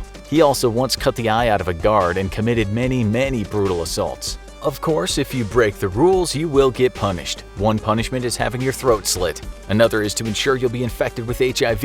And that's done so brutally, we won't go into details here about how it's performed. They call the punishment the slow puncture. Lesser transgressions of the rules will result in getting beaten with things such as padlocks or sticks. Another punishment might not involve getting hurt, but you may have to murder someone who's not affiliated with any gang. Perhaps some fairly innocent dude like the one in the intro. All this sounds incredibly awful, and that's why the Numbers Gang makes the list. The next gang is arguably even worse. Number 1. Primeiro Comando de Capital, PCC. It's said to be the most powerful and ruthless gang in Brazil, inside and outside of prison. Lately, 75 members of this gang escaped from a prison in nearby Paraguay. The drug business is good in Paraguay, so PCC members have operations there. The problem is, some prisons in this fairly poor country are what you might call out of control. Prisoners with influence and money might have a suite replete with a large TV in their cell, while those on the bottom of the pile literally have to scavenge for food in the trash. They sleep on the walkways where men sit taking drugs or sharpening their knives, and no prison officer can do anything about it. After those 75 members fled the prison, critics said there was nothing the authorities could do to stop them. They just have too much power, and there are too many police and prison guards that are poor enough and scared enough to be susceptible to bribery. After more PCC members started filling up prisons in Paraguay, violence broke out. The local gangs soon became outnumbered because of PCC's aggressive recruiting policy. They call being recruited receiving a baptism. If you become a member, you'll have learned the PCC statute. And if in any way you break the rules, it's punishable only by death. In 2019, at San Pedro de Quemandio Regional Jail in Paraguay, a riot broke out that was started by the PCC. During the mayhem, some gang members videoed themselves with their cell phones armed with giant machetes and swords. You might ask how someone manages to sneak in such a large weapon to a prison, but the fact is, the gang's so powerful they can get weapons brought in for them. It's basically lawless in those prisons. Most of the violence in that riot wasn't focused on your average inmate, but on rival gang members. In all, 10 were killed that day and 15 more injured. 6 of the dead were beheaded, 3 were burned, and the other prisoner was shot to death. So, when we're talking about violence, this gang goes to extremes, more so than any other gang on the list. It's their sheer strength outside prison and their willingness to go to extremes inside prison that makes them a force to be reckoned with. But their power on the outside can't be underestimated.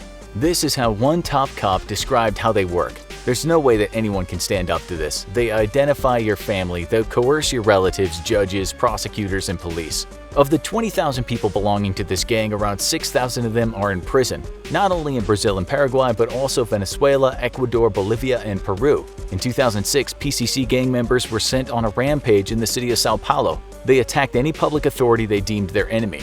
Around 40 members of law enforcement were murdered. Inside prisons, they killed 8 prison guards and 17 prisoners died. In 71 prisons, there were rebellions. All of this was orchestrated by gang members using cell phones in their prison cells. In 2012, after gang members were killed by cops, the order was given to kill 1 police for every dead gang member. For about 30 days, 1 or 2 cops were brutally slain daily. We could go on and on because this gang has been behind many bloody rebellions inside and outside prison.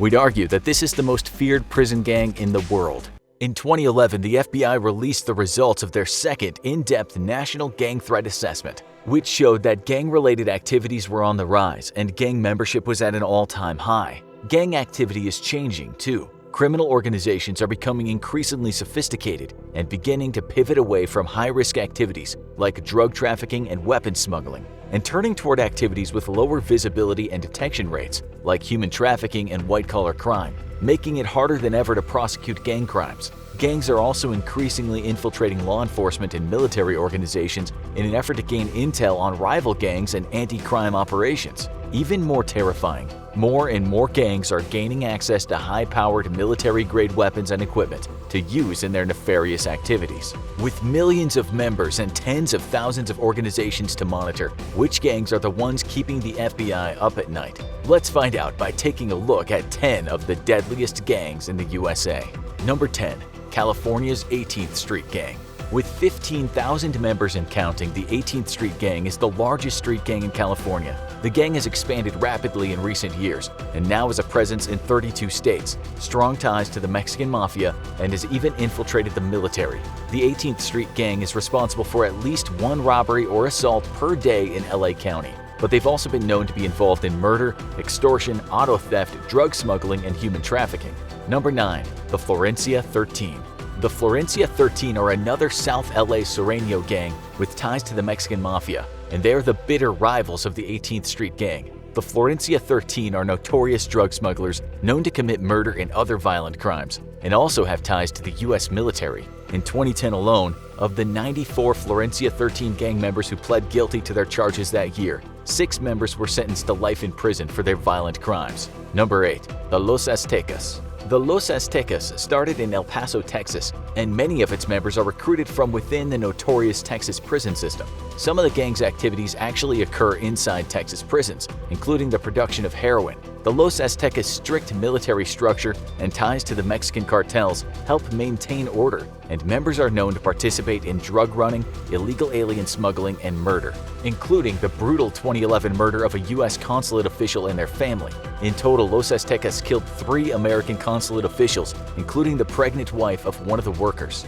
Number 7. The Latin Kings. The Latin Kings originated in Chicago in the 1940s and is now the biggest Hispanic gang in the U.S. Solid numbers are hard to come by, but there are estimated to be anywhere from 18,000 up to 35,000 Latin Kings members in Chicago alone, and the group is spread to 34 states. The strict organizational structure and strong religious aesthetic promotes loyalty, something that the Kings take very seriously. A member suspected of violating the gang's strict rules may be subject to brutal punishments, like a 5-minute physical, a 5-minute beating of the offender by 5 other members, or a terminate on sight order, which encourages other members to kill the offender on sight. Number 6. The Crips and the Bloods. Okay, so this is technically 2 gangs, but you can't talk about one without mentioning the other. These 2 rival gangs are perhaps the best known in the country. The Bloods are an LA street gang that was formed in the 70s and quickly spread across the country. There are an estimated 20,000 to 25,000 active Bloods members today, quickly recognizable by their unusual hand signals and red attire.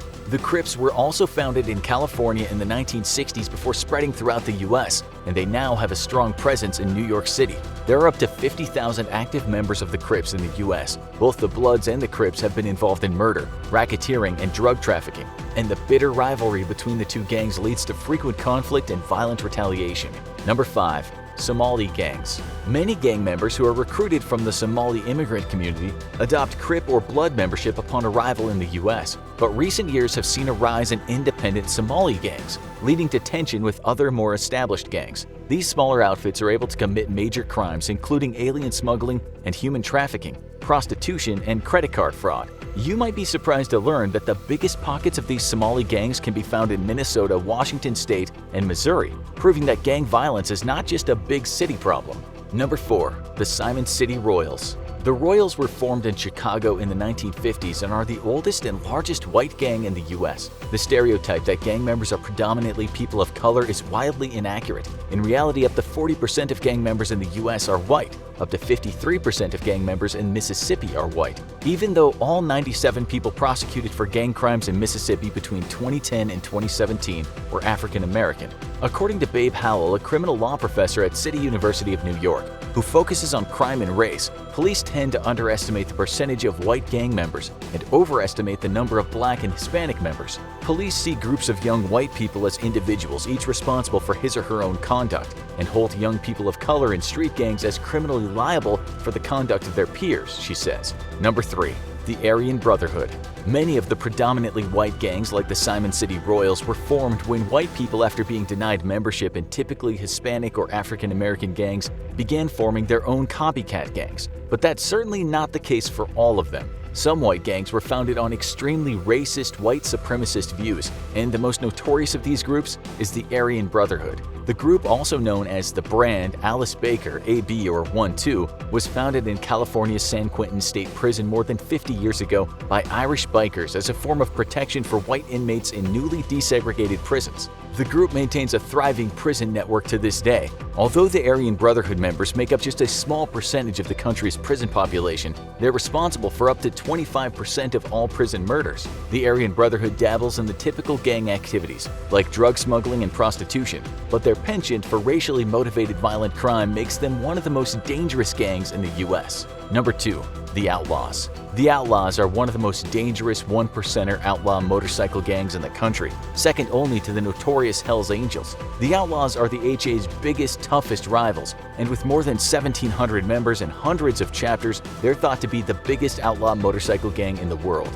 The Outlaws were formed in 1935 out of Matilda's Bar on Route 66 in a suburb of Chicago, making them the oldest OMG in the world. They're extremely active in the Great Lakes region and known to be heavily involved in drug smuggling at the Canadian border. Violent clashes with rival gangs are common, like the 2017 murder of an outlaw chapter president by 69ers motorcycle gang members as his truck idled at a red light. And these kinds of conflicts can often kickstart a cycle of brutally violent retaliation between gangs. Number 1. The Mara Salvatrucha, or MS-13. Originally formed in Los Angeles, California in the 1970s to protect Salvadorian immigrants from other LA gangs, MS-13 now has members in 42 US states, in addition to Mexico and Guatemala. The deportation of many members to El Salvador backfired on the authorities and led to the spread of the organization throughout Central America. MS-13 has no official leadership structure, but their loose organization doesn't stop them from being one of the most dangerous gangs in the country. With less than 10,000 members, MS-13 makes up less than 1% of all gang members in the US, but they're so notoriously violent that the FBI has a separate special MS-13 task force to attempt to combat the gang's violence. MS-13 members are known to be relentlessly cruel and merciless, as evidenced by a 2008 incident in which a 21-year-old San Francisco MS-13 member brutally murdered an entire innocent family for briefly blocking his car on a narrow street. MS-13 was also behind a 2004 attack on a Honduran inner-city bus. 6 gunmen opened fire on the bus with automatic weapons, killing 28 and wounding 14 civilians, many of them women and children. Between these kinds of frequent high-profile violent crimes and their involvement in horrific illegal activities like child prostitution, MS-13 has more than earned its reputation as the deadliest gang in the USA. While most of the US's 30,000-plus gangs are small-time local outfits who dabble in drugs and violence, a small but powerful number of these organizations are truly terrifying to the law-abiding public. Big-time gangs like the Outlaws, the 18th Street Gang, and MS-13 are expanding throughout the US and even internationally, gaining power and influence and committing ever more horrific and brutal crimes against rival gangs and even innocent citizens. Clearly, the problem of gang violence is not going away anytime soon. In fact, it's getting worse as gangs recruit new members, discover new illegal avenues for profit, and ramp up the violence to protect their operations. New strategies like those aimed at deterring young people from joining gangs in the first place will be needed to slow the spread of gang violence across the US and make the streets and even the prisons safer for us all. Trafficking, extortion, violence, and murder. Running a gang is messy business. Though some organizations might have been humanized, even glamorized in film and TV, make no mistake about it, organized crime is a brutal and deadly field of work. All over the world, there are a handful of criminal organizations that have extended their power and reach to levels of infamy. Some you may have heard of, some keep their operations better hidden, or are only really well known in their corner of the world. We sent our terrified investigators out in the field to tell us who are the deadliest gangs in the world. Sinaloa Cartel.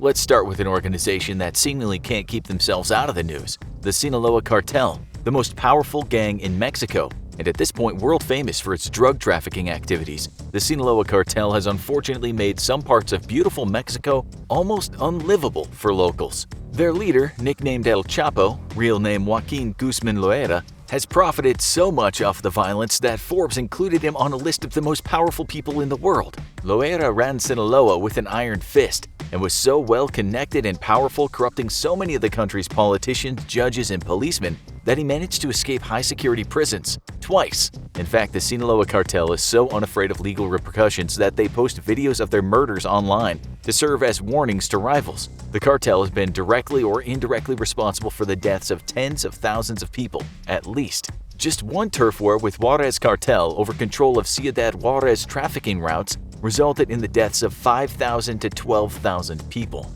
Many people seem to think Mexican cartels operate mainly between the US and Mexico, even though the Sinaloa cartel has allegedly permeated both the US and Mexican federal governments. Their reach is much more global. Currently, the Sinaloa cartel has a 60% stake in the US-Mexican drug trade, profits of about $3 billion per year, and markets ranging from next-door neighbors to Russia and Australia. Solntsevskaya Bratva.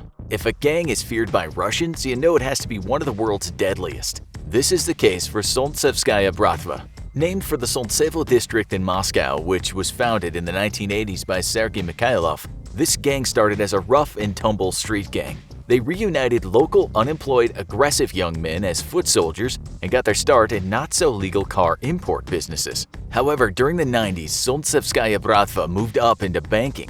This enabled them to both launder money more efficiently and get closer to the new class of Russian oligarchs. Some people allege that the gang is now protected by Russia's intelligence agency, the FSB. We would never make such allegations, of course. We're just reporting on the rumors heard around Moscow and in the WikiLeaks scandal. Currently, they're estimated to rake in up to $8.5 billion a year from their several, apparently rather profitable ventures. The, once again, alleged protection of the FSB allows Solntsevskaya Bratva to operate pretty easily and discreetly without much interference from law enforcement.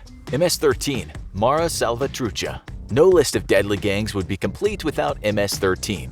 Full name, Mara Salvatrucha. Founded by Salvadorians in California in the 1980s, MS-13 operates in the US and El Salvador, Guatemala, and Honduras. They have approximately 50,000 to 70,000 members, with an estimated 10,000 of them in the US. MS-13 is by no means an enormous gang, especially in the US. The Justice Department estimates that they account for less than 1% of all US gang members. They also don't control a significant part of the drug trade.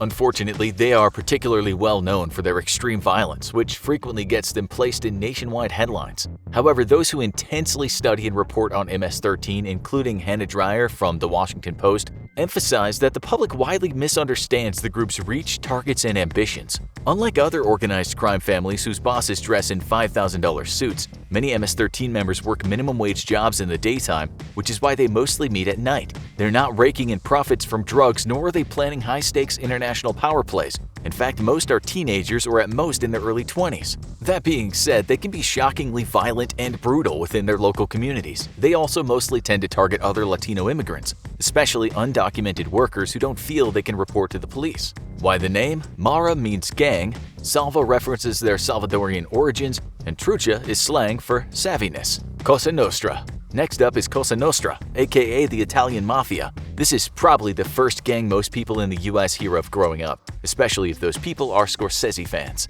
If you've seen Robert De Niro in anything, you might think you have a good idea of how Cosa Nostra, which translates to our thing, works. The earliest records of a mafia in Sicily were the Gabellotto, businessmen who leased farmland from aristocrats and then hired protection for the land and kept strict control over the farmers. Sound familiar? Eventually, they took over the land entirely and used violence and fear to forcibly extract protection money from the farmers under their thumb.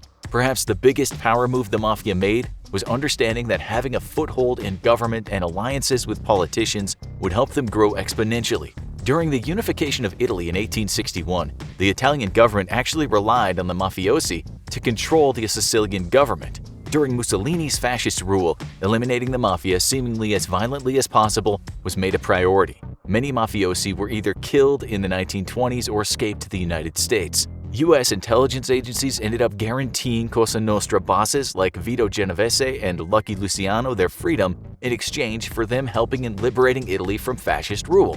These days, Cosa Nostra still includes several families, including 5 prominent U.S. families: Genovese, Bonanno, Gambino, Colombo, and Lucchese.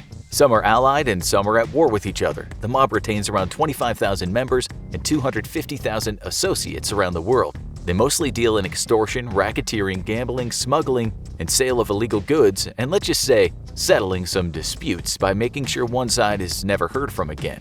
Mungiki. Though the Mungiki may not be as well known as Mexican cartels or Cosa Nostra, they're a force to be reckoned with in Kenya. They have at least 100,000 members, though no one's sure of their exact numbers, and conduct multi-million-dollar rackets in the slums of Nairobi. They can also be incredibly brutal, executing and displaying the heads of those who betray them. The machete-wielding Mungiki, whose name means multitude, are mostly from the Kikuyu ethnic group. In terms of the reach of power, they are increasingly and disturbingly getting involved in politics. They've played a central role in violence surrounding many contested elections in Kenya and have slaughtered men, women, and children from other ethnic groups who opposed Kikuyu politicians. Mungiki also back election candidates and have been linked to several corrupt politicians in the Kenyan government. Kenyan police have responded equally brutal to the violence, killing Mungiki members in the streets. In 2002, Kenya announced a ban on the Mungiki, which shockingly did little to change violent gang members' minds about their group membership. The gang is still very much a brutal and violent force in Kenya, and perhaps even more terrifying, their operations are so secretive, no one really knows the extent of their influence and power. Some officials estimate that their numbers could actually be in the couple of millions. Cementing their role as one of the most dangerous and terrifying gangs in the world, they've also been known to conduct forced female circumcision. United Bamboo.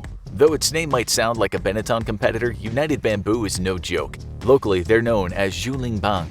Operating mostly out of Taiwan, this group maintains networks to many major organized crime families around the world to enable their various drug smuggling and human trafficking businesses to flourish. Politically, they appear to have ties to North Korea and were originally backed by the Chinese government. United Bamboo includes 10,000 mostly ethnically Chinese members and is very adamant on silencing their opponents. They've also been known to kill journalists who look too closely into them and their operations, even as far away as California. And perhaps that's a cue for us to move on and pretend we never talked about any of this. Yakuza. Moving one country over, let's continue to look at a gang with a very different reputation, the Yakuza. You might wonder why the Yakuza are on this list. They have a more, let's say, refined reputation than most. At least as refined as criminals, smugglers, and murderers can be. It's generally true that the Japanese people and tourists who don't actively seek business with the Yakuza don't have much to fear from them. The Yakuza generally avoid flashy mass violence, so they can dodge too much attention from the authorities. However, the Yakuza are still an over 100-year-old organization that's heavily involved in the Japanese government, supporting and financing several candidates and parties of their choosing.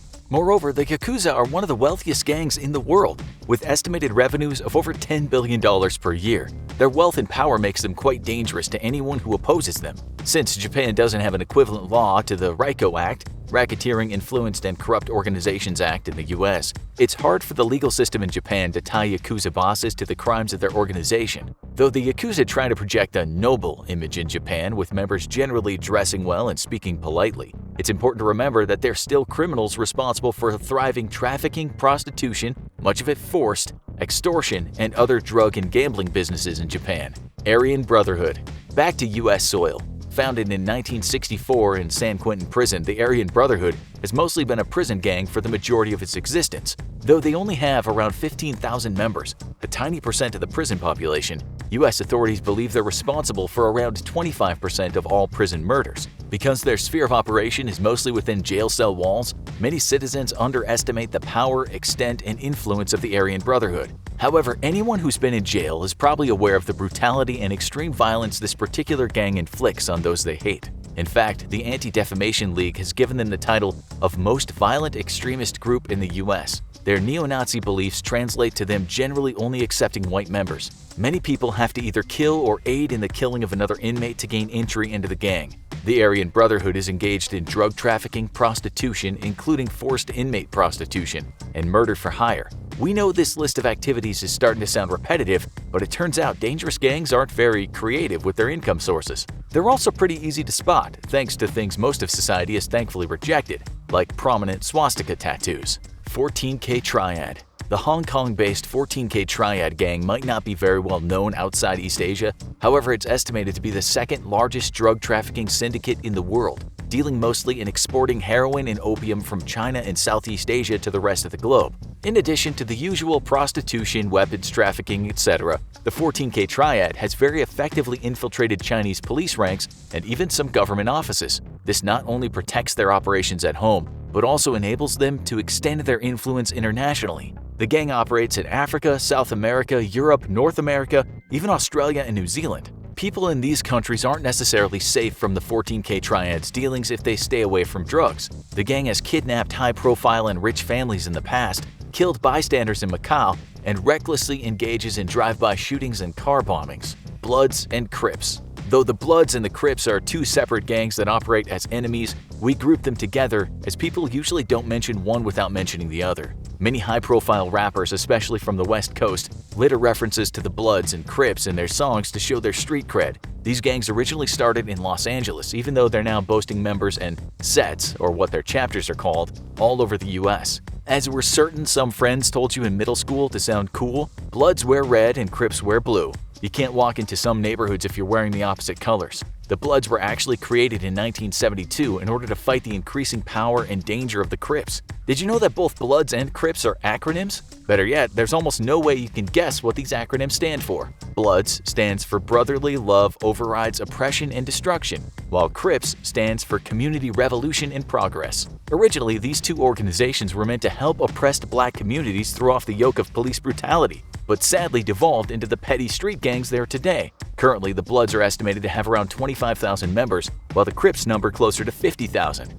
The United States may have feared the dreaded Hells Angels, but over the last 2 decades, Russia has groomed its own feared motorcycle club, the Nochnoy Volki, or the Night Wolves. With clubs all over Europe and running a mini conglomerate of 60 different businesses, the Night Wolves may not be as widely dispersed as the Hells Angels, but with their ties directly to Vladimir Putin and taking part in the attempted assassination of Montenegro's president, what they lack in size compared to the Angels, they make up for in ambition. But who are these feared Russian bikers, and are they really nothing more than another tool of the Russian government as it wages a new generation of asymmetrical warfare against its neighbors? The Night Wolves began as a group of metalheads in the early 1980s who mixed their love of Western heavy metal with motorcycles, quickly organizing illegal rock concerts in Soviet Union-era Moscow. The group became the bane of Soviet police forces until changes brought on by perestroika, or the backing off from centralized economic planning by the communist Soviets, allowed the group to form as Russia's first official motorcycle club in 1989. Alexander Zoldystanov, the group's founder, was a former dental surgeon who modeled the group after America's Hells Angels, going so far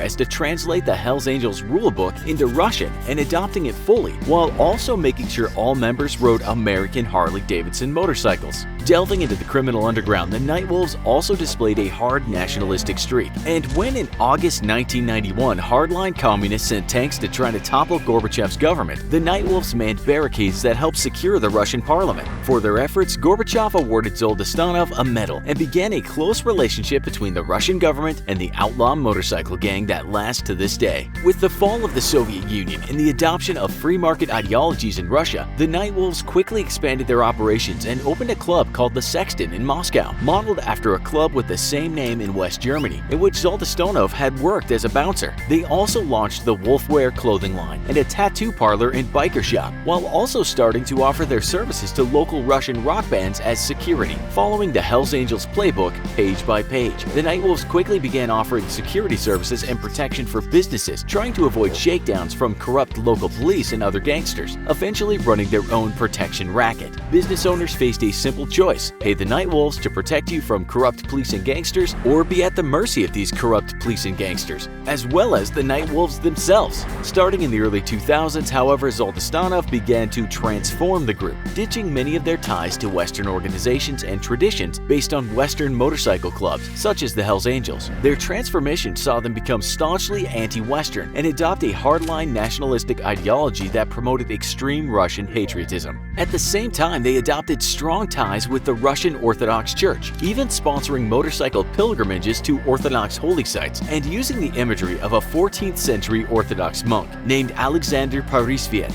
Parisviet had died fighting against a Mongol invasion, and his death turned him into a martyr that inspired a much smaller force to defeat a large Mongol army in a later battle. Parisviet's death turned him into a powerful figure for Russian nationalists, and is seen as having helped throw off the yoke of Mongol rule for what would become modern Russia. The Nightwolves' deepening ties with the Russian Orthodox Church helped pave the way to close ties with the Kremlin, as the current leader of the Russian Orthodox Church, Patriarch Kirill, otherwise known as Vladimir M. Gundyaev, was exposed as cooperating with the KGB by former KGB defectors.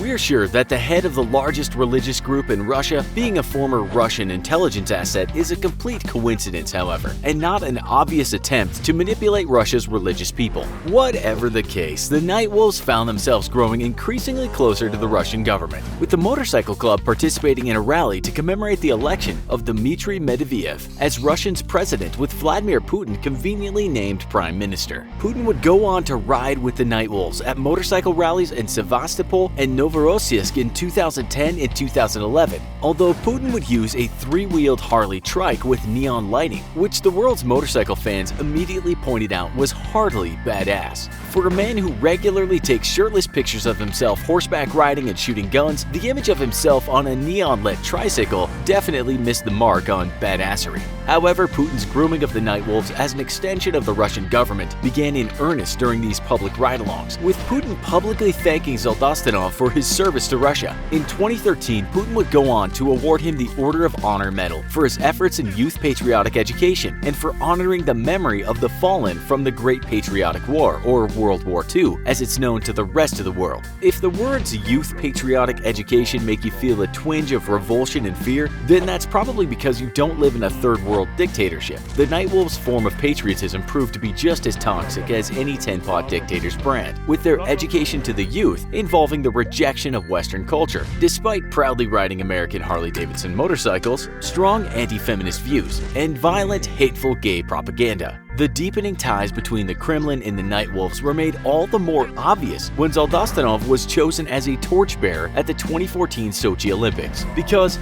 if there's any place in the world where a violent criminal leader is honored by carrying the Olympic torch, it's in Putin's version of Russia. The Nightwolves' flag was also carried aloft to the International Space Station, where it was proudly displayed in the Russian section of the ISS. While spaceflight is supposed to signify the best of humanity, Putin decided that Russia's contribution would be to proudly display the flag of a criminal organization in humanity's shared space habitat, a move that drew no small amount of protest from the Russian scientists and science enthusiasts. With the Kremlin's backing, though, the group has grown to over 7,000 members and has spread to over 50 chapters throughout Russia and Eastern Europe. They've also expanded their services into businesses that range from clothing to security services and even paramilitary training, while holding and organizing patriotic rallies and entertainment, which are broadcast on Russian television. Yet, for the more oblivious amongst us, that question remains: are they really Kremlin agents? Outmatched military and economically by its major competitors, Russia has recently adopted the doctrine of New Generation Warfare, or as it's known in the West, non-linear warfare. This new military doctrine mandates the use of non-governmental organizations in a direct military or quasi-military support role, while still maintaining the ability for the Kremlin to deny that their actions are directly sanctioned. The group's first major operation as Kremlin agents began during Russia's annexation of Crimea, during which the group was active a full week before the arrival of Russian special forces. They helped organize and man roadblocks and checkpoints, distributed propaganda, collected intelligence, distributed weapons, and organized protests and civilian self-defense units, all with the intent of supporting Russian military action against the Ukraine military.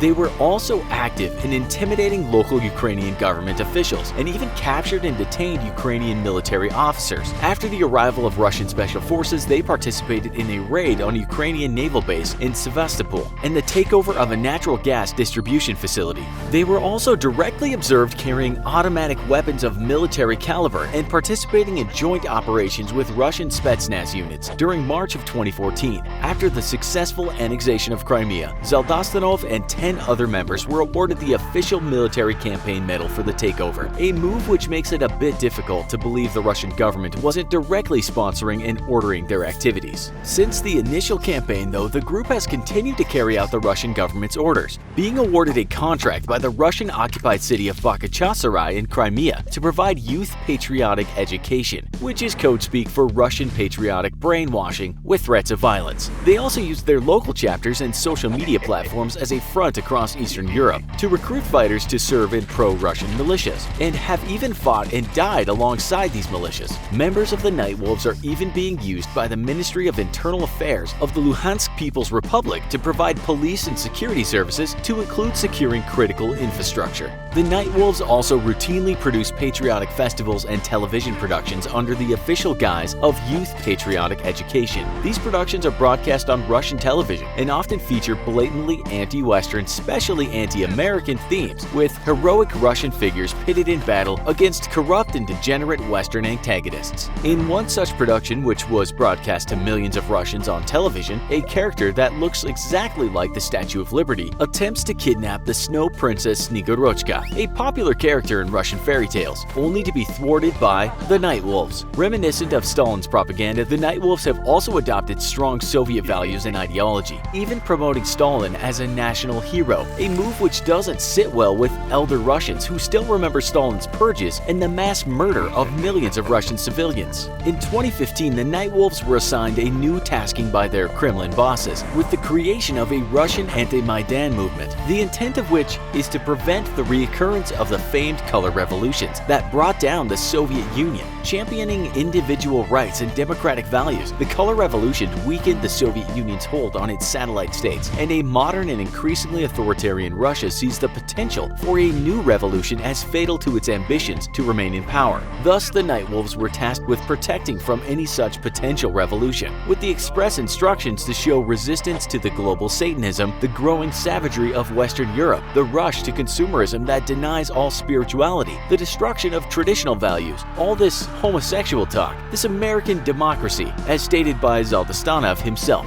The Kremlin, however, is far from satisfied using the Night Wolves in Crimea or at home, and in 2018 organized a Night Wolves tour through the Balkans, a region which Russia is very eager to reclaim for itself after losing control after the fall of the Soviet Union. They specifically targeted the Serb-dominated region of Republika Srpska, a breakaway region that covers about half of Bosnia-Herzegovina and wants to secede. While the US and NATO oppose secession as they consider it a threat to the stability of Bosnia and could plunge the region into a new and catastrophic war even larger than its previous conflict in 1992, Russia openly endorses secession as it views it as a chance to reclaim some of its lost potential influence in the region. Russia continues to deny any official link between its government and the military and the Night Wolves. Yet in 2016, during its attempt to overthrow the government of Montenegro due to its ambitions to join NATO, Night Wolves members were implicated and indicted in a plan to assassinate its prime minister. Today, the Night Wolves continue to spread across Eastern Europe, though in 2018 the Slovakian government banned the creation of new Night Wolves clubs in its country, with a Slovak intelligence officer commenting, "At the height of the Cold War, the USSR threatened to overrun Europe with thousands of massed tanks and millions of mechanized infantrymen. The best Moscow can do now is send a bunch of overweight, middle-aged bikers on Harleys to try to intimidate us." The officer, who wished to remain anonymous, went on to say, "Russia still poses a threat to Eastern Europe, but the Night Wolves are posers who are playing at being special forces. In a conflict, NATO would make short work of Night Wolves. They are a myth, promoted by Moscow to compensate for the power that it no longer has." In the end, there's little doubt that the Night Wolves are an arm of the Russian government, another tool in their new generation warfare that allows Russia to try to influence countries it can no longer militarily challenge, spouting extremist nationalistic views and vitriolic hate speech against feminists and gays. The Night Wolves claim to be staunch Russian patriots who place the motherland above all else and reject the inferior democracies of the West. And yet, the fact remains that the majority of its members still ride American Harley-Davidson motorcycles. "I'm gonna join a gang," he said. "I'm bored," he said. "I'm gonna earn some cash, it'll be easy." And then they told him he had to eat a human heart. Oh golly gosh, what a predicament for a newbie. But that's just how it goes with some gangs, and as you'll see today, it could be worse than eating a heart. Initiation isn't always easy. After all, gangs want to know you're serious about joining up. But we'll forgive you for thinking that eating human hearts is just another myth that's cooked up on the internet and later spread around by the tabloid media. It's not. The gang in question is the Knights Templar. We're not talking about those guys from the 12th century who went on violent crusades in the name of Christianity. We're talking about guys who, rather than walk around with red crosses talking about Jesus, traffic white powder across borders.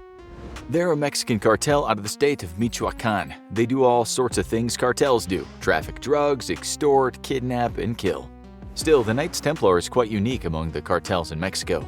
For one thing, they have a really strict code. That code is very loosely based on the original Knights Templar, so even through kidnap and murder, there's also supposed to be a bit of chivalry in the gang. They wrote their code in a short book called The Code of the Knights Templar of Michoacan. Let's have a look in there. The book says they can't take drugs. Drugs are bad. Instead, they have to put their efforts into fighting against poverty, tyranny, and injustice. We should just state here that they traffic drugs, they just don't take drugs. Here's another rule. I swear and promise to always seek and protect the oppressed, the widow, and the orphan. Another goes, for the use of deadly force, the council's authorization is required. They also pledge to fight against materialism. They say they're a product of a corrupt country, a cartel expert explained, and they seek to take justice into their own hands in a Mexico where no functional justice system exists. They still commit a lot of violence and reap the rewards of the crime. In June 2011, they hanged 21 dead bodies of their enemies on the same day. Their motto could be, "Thou shalt kill if thou gets told to." As for the initiation, it now sounds quite believable that they'd go to more lengths than other gangs. Initiation rituals tend to be secret, just like in the Italian mafia, but things get out now and again. Former members have said the recruitment ritual sometimes consists of dressing up as one of those European knights. The Mexican authorities said the former leader, now the murdered Nazario Moreno, told new members they had to make a blood pact. That meant eating human hearts. Alfredo Castillo, who works for the federal government, said, at an initiation ceremony they used the organs, in this case the heart, and forced people going through this initiatory process to eat it. You have to wonder how they got their hands on hearts. But it really shouldn't pose too much of a problem for killers. Mexican government officials also said they took the hearts of people who'd been kidnapped as part of an organ trafficking business. Some of the victims, according to those officials, were kidnapped out of a school. That's grim, super grim, but as you'll now see, getting into gangs all over the world can be a really messed up matter. The Numbers Gang in South Africa goes back a long time, and we're talking possibly as far back as the 19th century. If you're in the gang, you'll be part of the 26s, the 27s, or the 28s. Once you're in prison, in some places in the country, it might be hard not to be in the gang unless you can somehow find a way to appease them. If you are in, you'll have to prove yourself lest you become a kind of slave. You might join as a 26, which according to the experts, means you'll focus more on making money than spilling blood. Saying that, one Numbers Gang dedicated website wrote, although it is the softer option of the gangs, they do have a history of blood wars and must take blood in order to obtain a higher rank. That same website says the 27s are the enforcers and the 28s are the bloodline of the other gangs. They're apparently the dominant gang and sort out issues when things get out of control. You can join in the gold or silver line. Silver, unfortunately, might mean you act as a female member. You know what that means. But you can also move up the ranks, although that could require stabbing or killing a prison guard or another person, sometimes some dude who doesn't want to join a gang. A new recruit will be given a job such as cleaning. He might also become a slave, but all the time he'll be watched by a person called the diglas, or binoculars. The diglas at some point will ask the recruit this question. I'm going to ask you a question. Think very carefully before answering. It is raining. You are standing under an umbrella. I say to you, I am getting wet. I may get sick. What are you going to do? He can either say, share my umbrella, or I'll just put mine down and come into the rain with you. The first answer means he'll become a slave, and the second means he'll stand by him and fight. The gang member will then be asked to stab either a prisoner or a guard or the warden. He has to do it. The length of the knife will be chosen, which will denote if the stabbing should cause injury or death. Either way, they will be spending a lot more time in prison, if not their entire life. Then there is a day of rites, where the prisoner will get smacked over the knuckles with a pipe. The gang doctor will then look at him and shout one of two things. This man's pulse beats twice a year, or this man's pulse beats 3 times a year. 3 times means joining the gold line and twice means the silver line. The academics didn't state if this is related to how the guy reacts to being smacked with an iron bar. A senior member will then say, from today you are no longer a Francais or a non-gang member, you are a 28. You will never swear at your brother, you will never hurt your brother, you will never do anything that reflects badly on the camp. If you leave the camp, you leave by your own blood. There's more to it, including learning the gang language and a code called Sabela. They will still have to put work in, and if they don't, the punishment is often a brutal beating with sticks and padlocks, or just their throat slit. Then there's the slow puncture torture, which we can't describe here. Just imagine the worst thing you can. This research goes back a few years, but it said the rituals today are pretty much the same.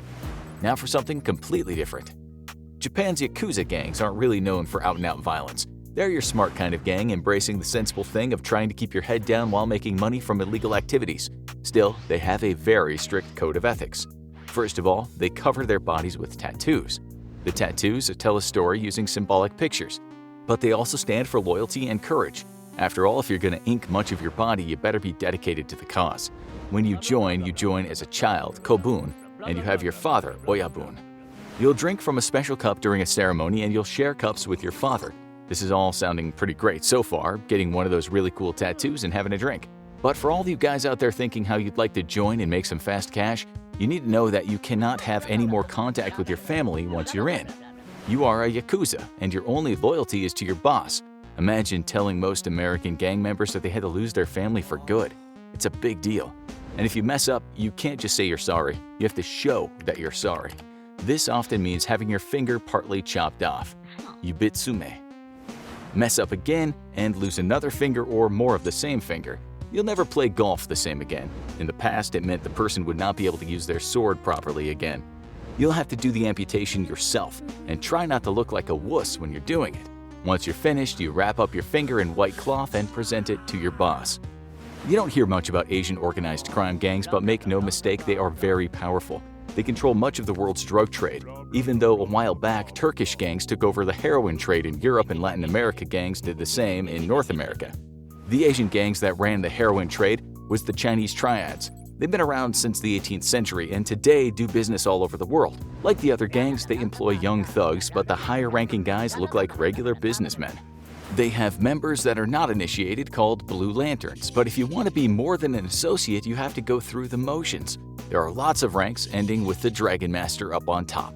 Then there's the Mountain Master, and next to him is the Incense Master. It's this guy that enlists recruits into the gang. Again, this goes back years, but some structures still exist today. If things are traditional, incense will be burned at the ceremony and the initiate will have to drink the blood of an animal. It will then recite a bunch of oaths, and then the paper on which the oaths are written is burned, presumably because it's all secret. We found them though, and here are some examples. After having entered the Hong gates, I must treat the parents and relatives of my sworn brothers as my own kin. I shall suffer death by 5 thunderbolts if I do not keep this oath. I will always acknowledge my Hong brothers when they identify themselves. If I ignore them, I shall be killed by a myriad of swords. If I have wrongly taken a sword brother's cash or property during a robbery, I must return them to him. If I do not, I will be killed by 5 thunderbolts. You get the idea. If you read the rest, it basically states that if you lie, cheat, or do harm to wives or children, inform, do not help in times of need, or even talk to outsiders about your gang, you will get the thunderbolt or sword treatment. That of course means death by bullet or knife. But what about American gangs? How do they initiate new members? The prison gang turned organized crime outfit, the Aryan Brotherhood, asks new members to take an oath too. That means acknowledging it is blood in and blood out. This means you have to beat, stab, slash, or kill someone to get in. They sometimes call this putting work in. You can never get out. Well, you shouldn't get out. If you try, it means you'll die for it. For the first year, new members will be on probation. During that time, they might have to hurt someone. They might also be asked to read their favorite book, The Art of War, or the book by that wily dude Niccolo Machiavelli, The Prince. Like other gangs, newbies might have mentors and join a family. There are rules, but on the whole, it's nowhere near as structured as those Asian gangs we just talked about. Even less structured are the Crips, also in the USA. But rather than being organized crime, these gangs are small. They often fight each other too. It doesn't seem like there's much of an initiation for the Crips, but if one happens, it might include getting jumped in. That means agreeing to have the poop beaten out of you by a bunch of gang members. As for the females, they might get to choose between being jumped in or being sexed in. You can guess what that means. A former gang member in the US and now a leader in crime prevention said it differs from gang to gang. He said the process for identifying as a Crip varies from self-identification to any number of initiation rituals, saying an oath, getting jumped in, committing a crime, going through a probationary period, being nominated by a current member, family ties, place of residence may all factor in. As for the Bloods, which had a long rivalry with the Crips, initiation might also mean getting jumped in. One person said sometimes it lasts for a symbolic number of seconds. With both gangs, you might also have to go on a bit of a criminal mission to prove you're dedicated. As for over the pond in the UK, London is notorious for organized crime groups such as the Turkish Mafia, the Albanian Mafia, but also old-school English and Irish crime syndicates. Then there are the street gangs, which have been wreaking havoc not with guns but with knives for a while now. Unlike many street gangs in the US, they don't strictly adhere to having a certain ethnicity. All people are welcome. As for initiations, they also don't really have them.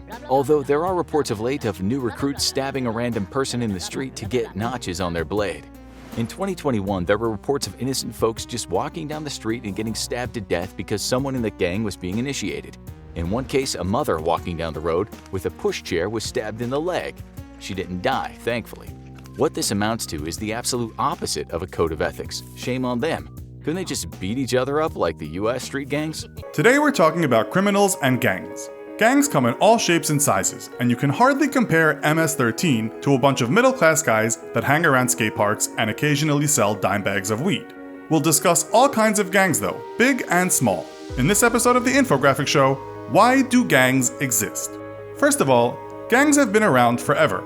Groups of people ganging up together to defend each other and sometimes hurt others is in fact the nature of the human beast. Just read about ancient Rome, not the nice parts, but the underbelly. The dark streets, the poverty, the violence.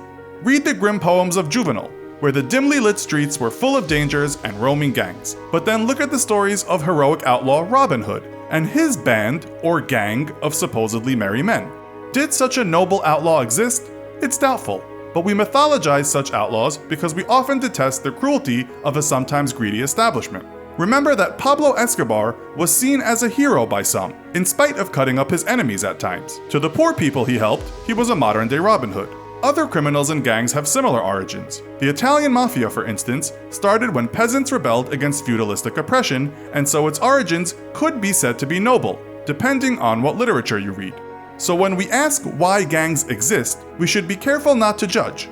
We might look at many African American gangs in the United States that have perhaps shed blood and caused misery, but maybe we should be asking why they came into existence in the first place. These lines by old school rap group Public Enemy might make some sense to people. Truth, decay, brush up on your facts, all you gotta do is check them stats, but what sense is a census when they just miss us? In this case, the rap band was referring to disenfranchisement of some African Americans. Tupac Shakur writes, "Born black in this white man's world," and he's also referring to seclusion. If you are secluded, it often happens that you join others that feel the same way, whether you are a Sicilian peasant or a young man from Compton that grew up in hard times surrounded by violence. You could even in some cases compare the 1992 LA riots to the peasant revolt in England in 1381. These things don't happen in vacuums, and while many involved may act despicably, the anger has a genesis and a fuse. The catalyst of the formation of a gang might be oppression. Sometimes we mythologize those gangs because we love an underdog, many years after the fact usually. Look at Dick Turpin, the gentle highwayman and murderer. Gangs may also exist purely through greed and a wantonness to cause fear and harm. What we are trying to say is that in understanding gangs, we have to understand the catalyst of why they exist in the first place, but be careful not to mythologize them. Criminal gangs often prosper only through cruelty, and the cruelest, while not always competent, often rule. Though that's not always the case. As you saw in one of our previous shows, the richest gang in the world, the Yakuza is perhaps the most noble and peaceful criminal syndicate in the world. Gangs might be complex social groups that require an initiation, or just a bunch of people that hang out together and maybe call themselves something like the Parkway Posse. Let's talk about the latter. These smaller gangs might appear in more affluent areas. You've probably seen the likes. Often they have some kind of fashion statement that represents their gang. In the UK, mainly in the 70s and 80s, you had what were called football hooligans. You didn't usually need to go through an initiation, you just had to fight for your crew and support the same team. These teams would have certain outfits, a hooligan arm that supported the team. You'd hear names such as Chelsea Headhunters, Leeds Service Crew, and Hull City Psychos. These were not all poor young men fighting oppression, although some experts argue that lack of opportunity and frustration played a part in some of the gangs. Gang members might just talk about the excitement of a running battle with another 100 men in an opposing firm. But an important part of why this existed was, of course, to feel you were part of something bigger. It's herd mentality, and also forming close bonds. Psychologists have talked about how people lose themselves in the crowd, how they become not an individual, but part of this bigger thing. And this can be exhilarating. Being part of this larger gang can give someone purpose and a feeling of belonging. And while some hooligans went on to commit larger crimes, it was this belonging to the group that for them was the lure. Those pitch battles often resembled medieval battlegrounds.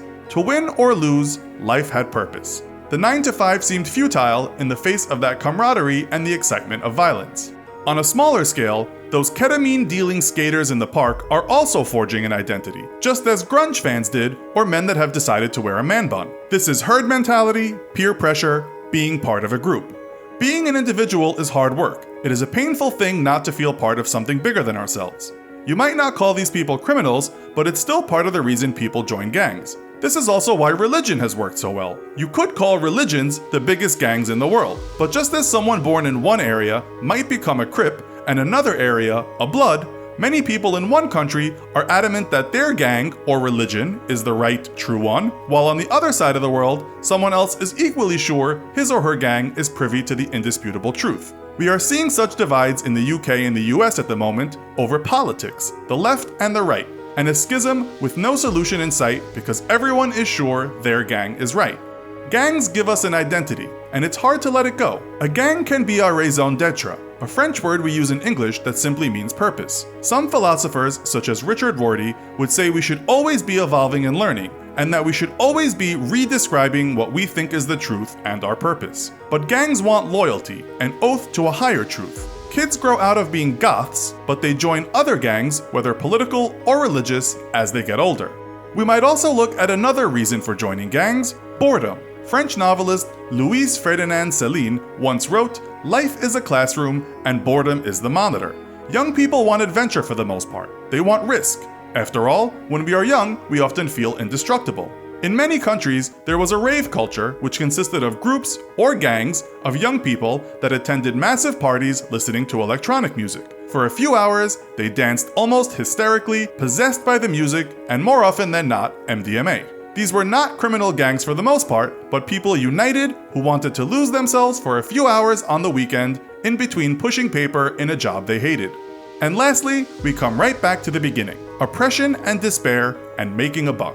Remember that every member of the Mexican Mafia was once a little kid who just wanted love and attention. Before Crips held a gun, they were little tots in kindergarten. But when life seems hopeless, some people turn to gangs and crime. For the money, the power, and for some mentally unhinged people, only to hurt others. But this criminality was often born of frustration.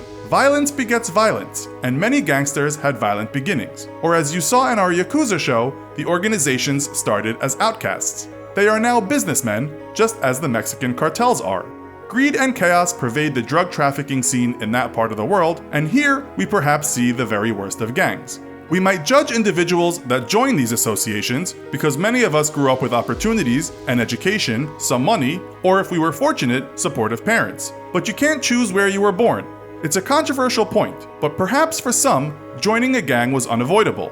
Some are born in a bad place. In prisons, we often hear that some people join a gang solely out of fear and needing to feel they are protected. The same can work on the streets.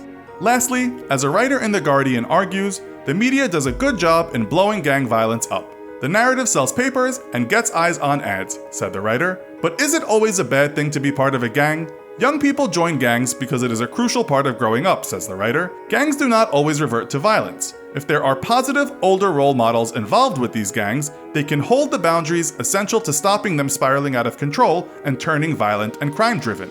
This is key. We might argue that America's war on drugs has been entirely unsuccessful and ruined millions of American lives, as David Simon pointed out when he wrote The Wire. He takes a more humanistic approach of depicting gangs. If indeed there is a part of the population who have been given little opportunity, perhaps if those gangs acted nobly, we might not fear them so much. In Simon's view, many of those gangs were only practicing capitalism the only way they could. In the land of opportunity, drug illegality can provide much success. And your downfall, of course. You might think otherwise though, and this is a very divisive issue. The closest most of us have ever come to a surfer gang is in front of a TV screen watching the 1991 movie Point Break, featuring guys riding waves and robbing banks. Obviously, that's just more Hollywood over-the-top fiction. But fast forward to 2007, and you might have caught the documentary film Bra Boys, Blood is Thicker Than Water, a movie about real-life surfers in Australia that surfed waves but also got into hot water for their gang activities. They weren't the first surfer gang, of course. You might have heard of California's Cedo Rats or Hawaii's Wolfpack, whose motto is, "You mess with one of us, you mess with all of us." Surfer gangs are tightly knit, and none more so than the topic of today's episode of the infographic show, who are the Bra Boys? So, who are the Bra Boys? Well, if you read the news a lot, you might have seen some recent stories about prominent members of the gang, brothers Sonny, Kobe, and Jay Aberton, all of whom at some point have been accused of committing crimes. You might have seen Sonny and Kobe looking more like Hollywood actors than criminals, hanging out in front of paparazzi with actor Russell Crowe, who produced and narrated the documentary about them. But how did it get to this? What did these surfers do to achieve this kind of fame or notoriety? Are they gangsters, or merely a group of men protecting their surf culture and embracing an unfettered life of freedom and an escape from the rat race? Or are they just thugs with surfboards that clutter the beach like sharp shards of plastic when the tide goes out? Let's find out. The Bra Boys gang started in the 1990s in Maroubra, an area not too far from downtown Sydney, Australia. The name bra has nothing to do with the item of clothing that cups a woman's breasts, but is related to the Australian slang word for bro, and it's also the last part of the word Maroubra. The name actually means place of thunder, and it has lived up to that name in the past. For a long time, this was a rundown area where the poor white folks lived with the local Aborigines. In those days, the poor were not allowed in the water during certain hours, as authorities said they should have been working. Aboriginal people weren't even allowed in the water at all. This kind of oppression and disenfranchisement years later gave rise to some angry men, the consumption of drugs, and often violence. This gave birth to gangs in the area, of which there have been many by name, but none as notorious as the Bra Boys. At the center of the Bra Boys were the brothers Sonny, Kobe, and Jay,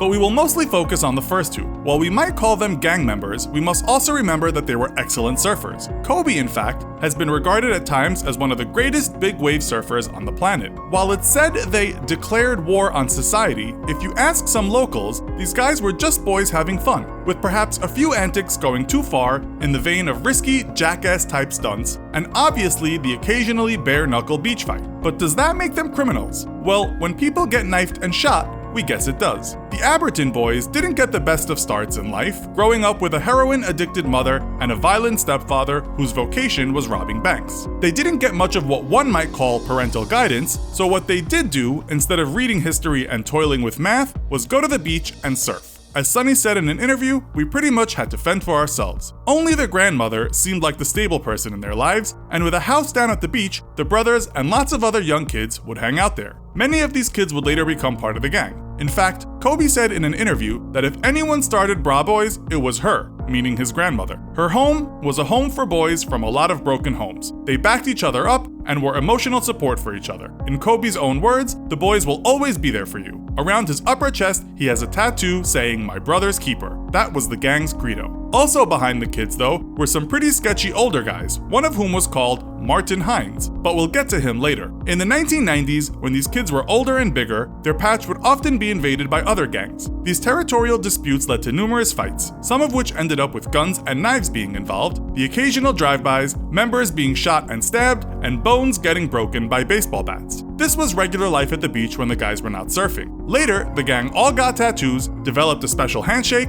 and the Bra Boys was properly formed. From a small group, they soon went to 50 members and then 100, but to get in the gang, you had to prove your worth, of course. At the same time, one of their things was to surf waves that just couldn't or shouldn't be surfed. The risk factor was part of the gang's thing. For some, this tribe was a menace to society. For them, they were a bunch of close-knit friends who had each other's backs. They often said they were never the guys that started the trouble, but just protecting their turf, or should we say sand. But they soon got on the wrong side of the law when around 160 members attended a party at a club. Guess who else was at that same club that night? A large group of off-duty police officers celebrating Christmas. It seems it was the police that night that were the pigeons among the cats, with Australian news reports saying at least 44 officers were left wounded after a massive brawl. Only 8 gang members were arrested, but none were charged. In their defense, one gang member said not one knife or gun was pulled that night. He called it just a good old-fashioned brawl, something the Bra Boys had more experience with than the cops, it seems. Suffice it to say, the cops were not keen on the Bra Boys after this. The media also portrayed them as ruthless animals. The gang didn't see themselves this way, but over time, some members did get arrested and spent time in jail for crimes, including drug dealing, armed robbery, assault, and rape.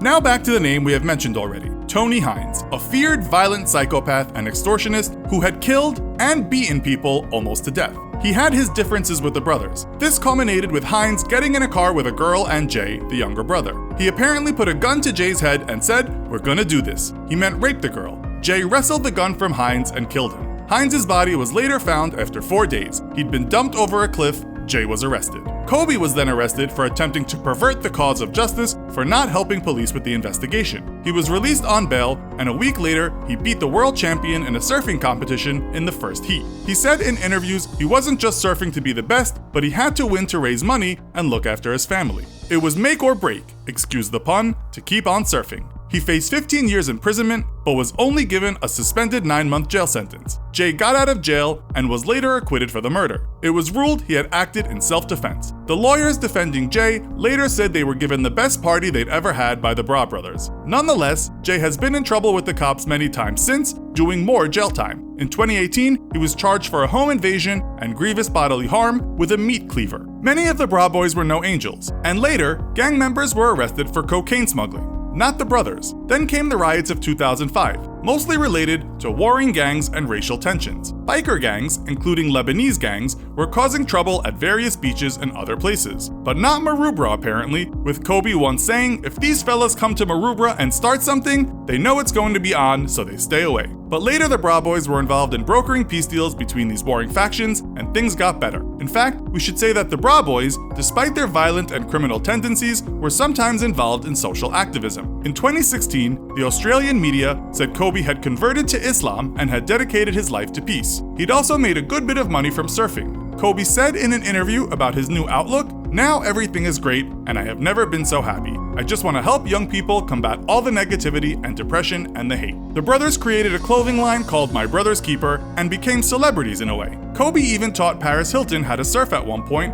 albeit on a red carpet. In one story, he says he no longer associates with the Bra Boys gang, then in 2016, 300 strong. Some of these new members, Kobe said, don't deserve to bear the My Brother's Keeper slogan tattooed on them as they don't have the same values. Some of those new members were recently convicted of murder. Kobe once said, "That tattoo stands for unconditional love, respect, and support of those close to you, regardless of race, gender, and age." A man is sitting at home with the lights turned off, his face illuminated by the glare from the TV screen. This guy hasn't been outside in weeks. He's obsessed, you could say possessed, by a theory that a new world order is about to make a move and get rid of a significant amount of the population. He's suddenly taken aback by a strange image on the TV, which is a public service announcement being given by both the President of the United States and the Queen of England. Before they say anything, the two put their fingers up to their foreheads at the point of their hairlines, and in unison they pull down the skin from their faces, and it's revealed that they're both actually lizard people. "I knew it," thinks the guy. "We are your overlords," say the Queen and the President in tandem. "It's time you all knew the truth." We're guessing you guys think this is a ridiculous way to start a show, but polls have indeed revealed that something like 12 million American people believe we are ruled over by interstellar reptiles. These alien beings hiding in human suits are said to be the world's elite, and we, the general populace, are the slaves. Not everyone buys into the lizard theory, but a lot of people believe we are ruled by secret groups, such as an entity called the Illuminati and another entity called the Bilderberg group. You don't have to be suffering from psychosis to believe this. There are a lot of rational people that think there are invisible hands pulling strings above our marionette heads. Today, we're going to take a look at these two entities, and at the end of the show, you can make up your own mind as to which organization controls the world, or if the groups are actually not as powerful as has been made out. You might also agree with our own surprising conclusion. Warning, this will not be an easy examination, but you're going to gain some knowledge that we think will benefit you. No lizards were harmed in the making of this video. Okay, so it's no secret that there are organizations on this planet whose members are sometimes rich and powerful people. That is not a theory, it's a fact. These might be secretive, such as the Freemasons, or they might be round tables of influential people that talk about issues such as global warming. The conspiracy theorists believe that these elites are machinating to create what's called a New World Order, which is basically a world run by them in a totalitarian way. It might involve population control or even mind control. We the people are what they might call the herd. We buy into what they tell us. This theory is not unique, and we certainly have been called herds before by powerful leaders and social scientists. The man sometimes called the father of public relations and propaganda, one Edward Bernays, did his bit to control the public. He believed that we, the masses, were irrational, but as people that acted like herds and couldn't think for themselves, we could easily be controlled. He proved his theory to be true, too. So that's how this New World Order might take over, according to some conspiracy theorists. There are differing opinions, and it's a very complex subject. Some people think the world where we're heading might be fascistic in nature and will be controlled by a big brother world government in a totalitarian manner. A man called George Orwell once wrote about that. But the trend now seems more in line with a book written by a guy named Aldous Huxley. This writer penned something called Brave New World. It's different from Orwell's dystopia because we, the masses, will gladly accept our slavery. As they say in the tech world, we will opt in. Here's a snippet from the book.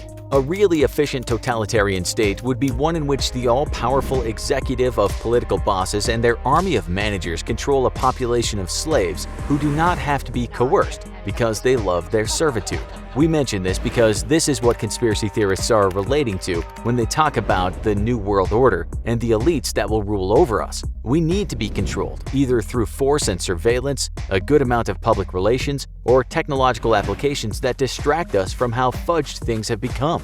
These elites are a multinational group, according to the conspiracy theorists. There is no national superpower, it's a collaborative effort. In fact, the us versus them dichotomy is just a distraction, so these elites can keep us in a constant state of stress, making us easier to control and harming our immune systems because our stress hormones fire up every time we go online. Okay, so who are these elite groups? We'll now introduce you to the Illuminati. The origins of the so-called present Illuminati comes from an entity known as the Bavarian Illuminati. This was founded by a professor in Bavaria in the 1800s. His name was Adam Weishaupt. And by the way, the actual word Illuminati comes from the Latin for revealed or enlightened. Did Weishaupt want to take over the world? Well, it doesn't seem so. He did indeed embrace the idea of secret societies. In his own words, he said that members of his Illuminati should endorse freedom from all religious prejudices. He also said his Illuminati cultivates the social virtues and animates them by a great, a feasible, and speedy prospect of universal happiness. Note the word universal. His secret society was supposed to make everyone happy, but the public weren't contacted about this. The general population was not intelligent enough to get in on the act of creating universal happiness. Getting into this society was similar to getting into the Freemasons. You need to have cash and some connections, although women, monks, Jews, and pagans were not allowed to join. Like the Freemasons, once you were in, you could climb the ranks. There were lots of ranks, and the highest rank was king. It was all very secret indeed, and members didn't even use their own names. When they communicated in writing, they used ciphers that most people wouldn't be able to solve. They had to write a lot, since the Illuminati had members all over Europe. The idea was that these people would increase their power but at the same time endorse enlightened ideas. This kind of enlightened absolutism was once summed up like this: everything for the people, nothing by the people. You might call that the trickle-down happiness theory. It's not far from the principles that Edward Bernays espoused, in that we, the masses, don't know what's good for us and need to be controlled with tools such as public relations and the media. Bavaria later banned this group, and it's thought that that was the end of the Illuminati. Or was it?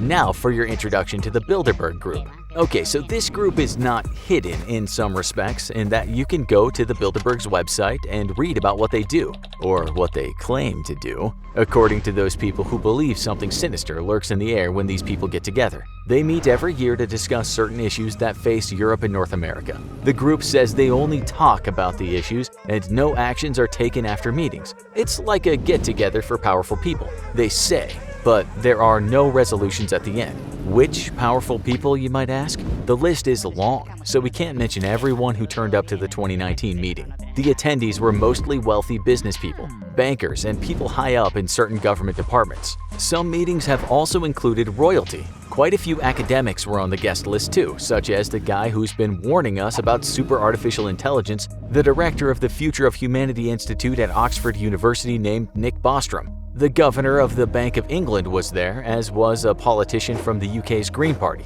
People who work for the US Office of the Secretary of Defense were also in the house, as were journalists and editors who work for well-known media, such as the Washington Post. Also in attendance were some of the CEOs of the world's biggest tech companies. So yes, if you were of a certain disposition to believe that a group wanted to control the populace, the herd, these would be the people who could do it. The attendees do in fact already control countries, since they head finance, government, and industry. They control the media, and they control how information gets to us via the internet.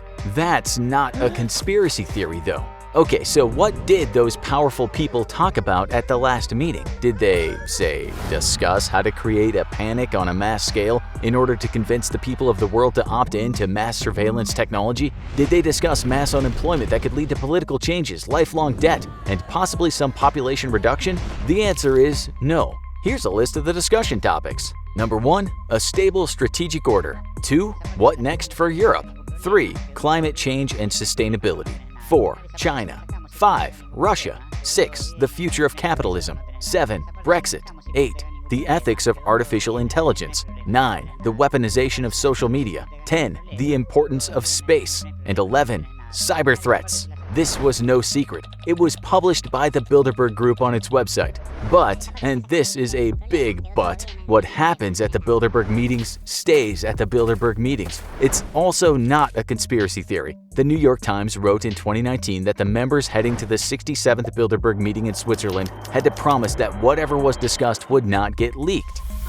So just how good are those attendees at keeping their secrets? We wonder what happened when Secretary of State Mike Pompeo or Microsoft CEO Satya Nadella or Jared Kushner got home after the meeting. Was the scene similar to this? Hey darling, how'd it go? Reply, you know I can't talk about it, honey. The first meeting was held in 1954 at the Hotel de Bilderberg in the Netherlands. And since then, some people have been decrying the event because they think those people already have too much power. The group itself says it's working for the greater good, but not everyone agrees with that. Some people have said these powerful people are secret kingmakers, while others have said they are globalists and have one mutual interest, and that is to create a new world order, with them at the helm. Such wild theories, said the Bilderberg Group, are baseless. It actually says this on its own website. While these claims lack any and all merit, we regret to say that many continue to flourish online and in social media groups. The group states that journalists cannot report what goes down in their meetings, and only the attendees on the guest list can go. That means no personal assistants, no husbands or wives, no bodyguards, no Secret Service protectors, and guests should not talk to journalists after the meeting. The reason why things are kept secret, says the group, is to encourage the highest level of openness and dialogue. One man that wrote a book about the Bilderberg Group said as much, stating that these immensely powerful people can say things that they would never dare utter in public. He called the group a shadow world government. It certainly is the most exclusive club the world has ever seen, and it is very secretive. The proof of that is the fact that you know nothing about possibly the biggest event in the world that takes place every year. The acclaimed writer John Ronson, who wrote and directed the documentary The Secret Rulers of the World, actually once tried to infiltrate a meeting but was eventually chased out by men wearing dark glasses. He later said in an interview, "When I phoned the British Embassy and asked them to explain to the powerful secret society that had set their goons on me that I was essentially a humorous journalist out of my depth, I wasn't being funny. I was being genuinely desperate." Ronson actually once got to interview Dennis Healy, a man who'd been on the Bilderberg steering committee for 30 years. Healy told him that the guests just state what is on their minds, things perhaps the public might not want to hear.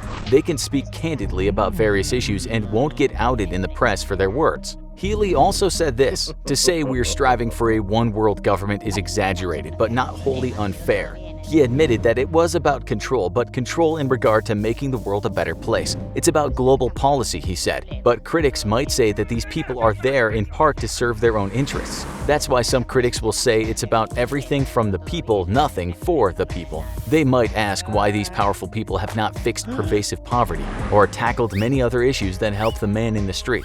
Is the Bilderberg ethos a kind of enlightened absolutism, meaning we know what's best for you, but it's not something you need to know? When Healy was asked if going to the meetings will help a person's career, he answered, "Your new understanding of the world will certainly help your career." Now we can go back to that word Illuminati, which, remember, means revealed or enlightened. There is no proof that an Illuminati exists, but it would be hard to argue that guests at the Bilderberg meetings aren't revealing secrets and attempting to enlighten others and be enlightened. The Illuminati is a ghoul, a kind of boogeyman, a made-up entity that leads people down endless rabbit holes on the internet. But the Bilderberg group is very real, and you could say it's a modern iteration of the Bavarian Illuminati. The Bilderberg group is the Illuminati. How's that for a Scooby-Doo ending? Enlightened is not a bad word, far from it. And we can all be glad for the European Enlightenment and the fact that we no longer kill witches or imprison people for saying the Earth revolves around the sun. But it's the secrecy of the Bilderberg group that causes all the controversy. If indeed they are only trying to fix the world, then why should these meetings be kept so secret?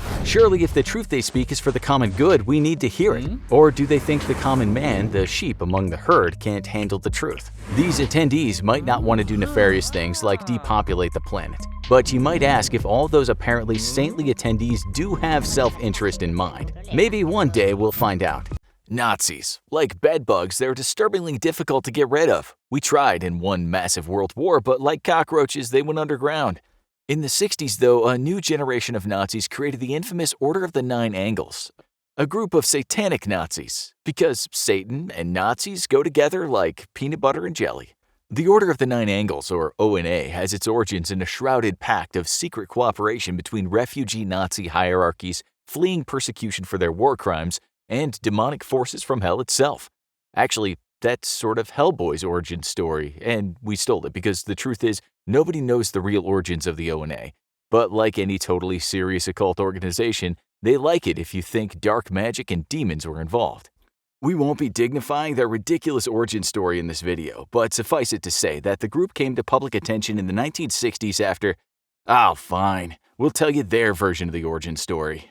The ONA is allegedly the descendant of pre-Christian pagan traditions, which fled underground during the Christianization of Britain. These traditions passed on their knowledge of arcane sorceries and totally legit, no really for real guys, black magic, in small temples, kept hidden since the Middle Ages. Each temple appointed one individual to cosplay as a Grand Master or Grand Mistress who was responsible for the running of the temple. Sometimes in the late 60s, one Grand Mistress united 3 of these temples together to form the ONA, Kamlad, the Temple of the Sun, and the, Noctulians. Turns out, not many people in the 60s had been keeping the black magic cosplaying tradition alive though, so inevitably, recruitment had to be opened up to filthy casuals. Then, in the mid-70s, along came an Anton Long, a Brit who had dabbled in occultism but wasn't yet at writing fanfic levels. Long became the mysterious mistress's heir, and upon taking over, initiated a massive corporate expansion strategy he called, the Sinister Strategy. No, we're not making this up. That's literally what he called it. Watch out for all that edge, guys. You might cut yourself. Long opened up new temples and took it upon himself to basically rewrite and approve the group's entire mythos, teachings, and very structure. That's right, a guy whose entire mystical history is occasionally dabbling in occultism basically rewrote the foundations of a tradition supposedly stretching back to pre-Christian Britain, and nobody saw a problem with it. That's how you know a group is legit. Long's updated and revised traditions were written in English, classical Greek, Arabic, and to be super legit Sanskrit. When examined by outsiders though, Long's expansive works were basically just edgy witch and demon erotica, as it was filled with orgies, blood sacrifices, and devilish raves deep in the woods. The ONA claims that it's never been a strictly Satanist or strictly left-hand path organization, but it is very comfortable with borrowing from both of those fandoms. The left-hand path, by the way, is the name for the people who pretend to use black evil or satanic magic, as opposed to the right-hand path, which is the nickname for people who pretend to use benevolent or white magic. The ONA believes that cosmic evolution is guided by a sinister dialectics of alternating ionic energies. Moving on, the group believes that human civilizations arise, rule, and then die every 2,000 years, with there being 5 such eras in our history. After 800 years, each civilization faces insurmountable troubles, which leads to a time of troubles, during which a military totalitarian regime arises and then inevitably collapses. Despite claims that they got their ideology from popular Satan otaku Aleister Crowley, the ONA refutes the allegations and insists that its fandom is totally semi-original. Bad news for you at home watching this video right now, because Western civilization is doomed to fall as its own cycle ends. You might have recognized the beginning of the end by the group's own prediction that sometime between 1990 and 2011 until 2390, most of the West would be ruled by a militant imperium. If you recently left your basement in the last 10 years or even casually glanced at Facebook, you'll immediately recognize that this imperium didn't exactly materialize. But that's because it's all like totally underground, man. The shadow government deep state behind your hypocrisy, man. Even though, again, this imperium is supposed to be a very public thing working to strip away global freedoms. In fact, the ONA basically fetishizes Nazi Germany and praises it as a practical expression of satanic spirit, a burst of Luciferian light, of zest and power in an otherwise Nazarene, pacified, and boring world. That was a direct quote. You might have recognized the use of the term Nazarene here. The ONA uses it to refer to the Christianized world. The ONA's main beef with the Nazarene world is that it breeds a society of pacifists, even though those pacifists totally stomped Nazi Germany and the ONA's ideal society into the ground so hard the country literally split in two. World War-winning pacifism isn't the ONA's only problem with the Nazarene world. They also claim that the West's democracy itself is a symbol of weakness, as is humanism, capitalism, and communism. Also on that list of weaknesses is racial equality and sex equality. But why do they think those characteristics that the rest of us view as our greatest accomplishments mean weakness for the ONA? That would be because despite their prophesized and glorious military imperium, it's actually being held back by those pacifist ideologies. That's right, the ONA basically believes that a bunch of pacifist snowflakes are preventing the mighty, powerful military imperium from arising. Sheesh, how pathetic is your imperium if that's your backstory? Anyway, so why does the ONA want this imperium to arise anyways? What's the end goal here? Basically, if the imperium doesn't arise, humanity can't enter its 6th eon, the Eon of Fire.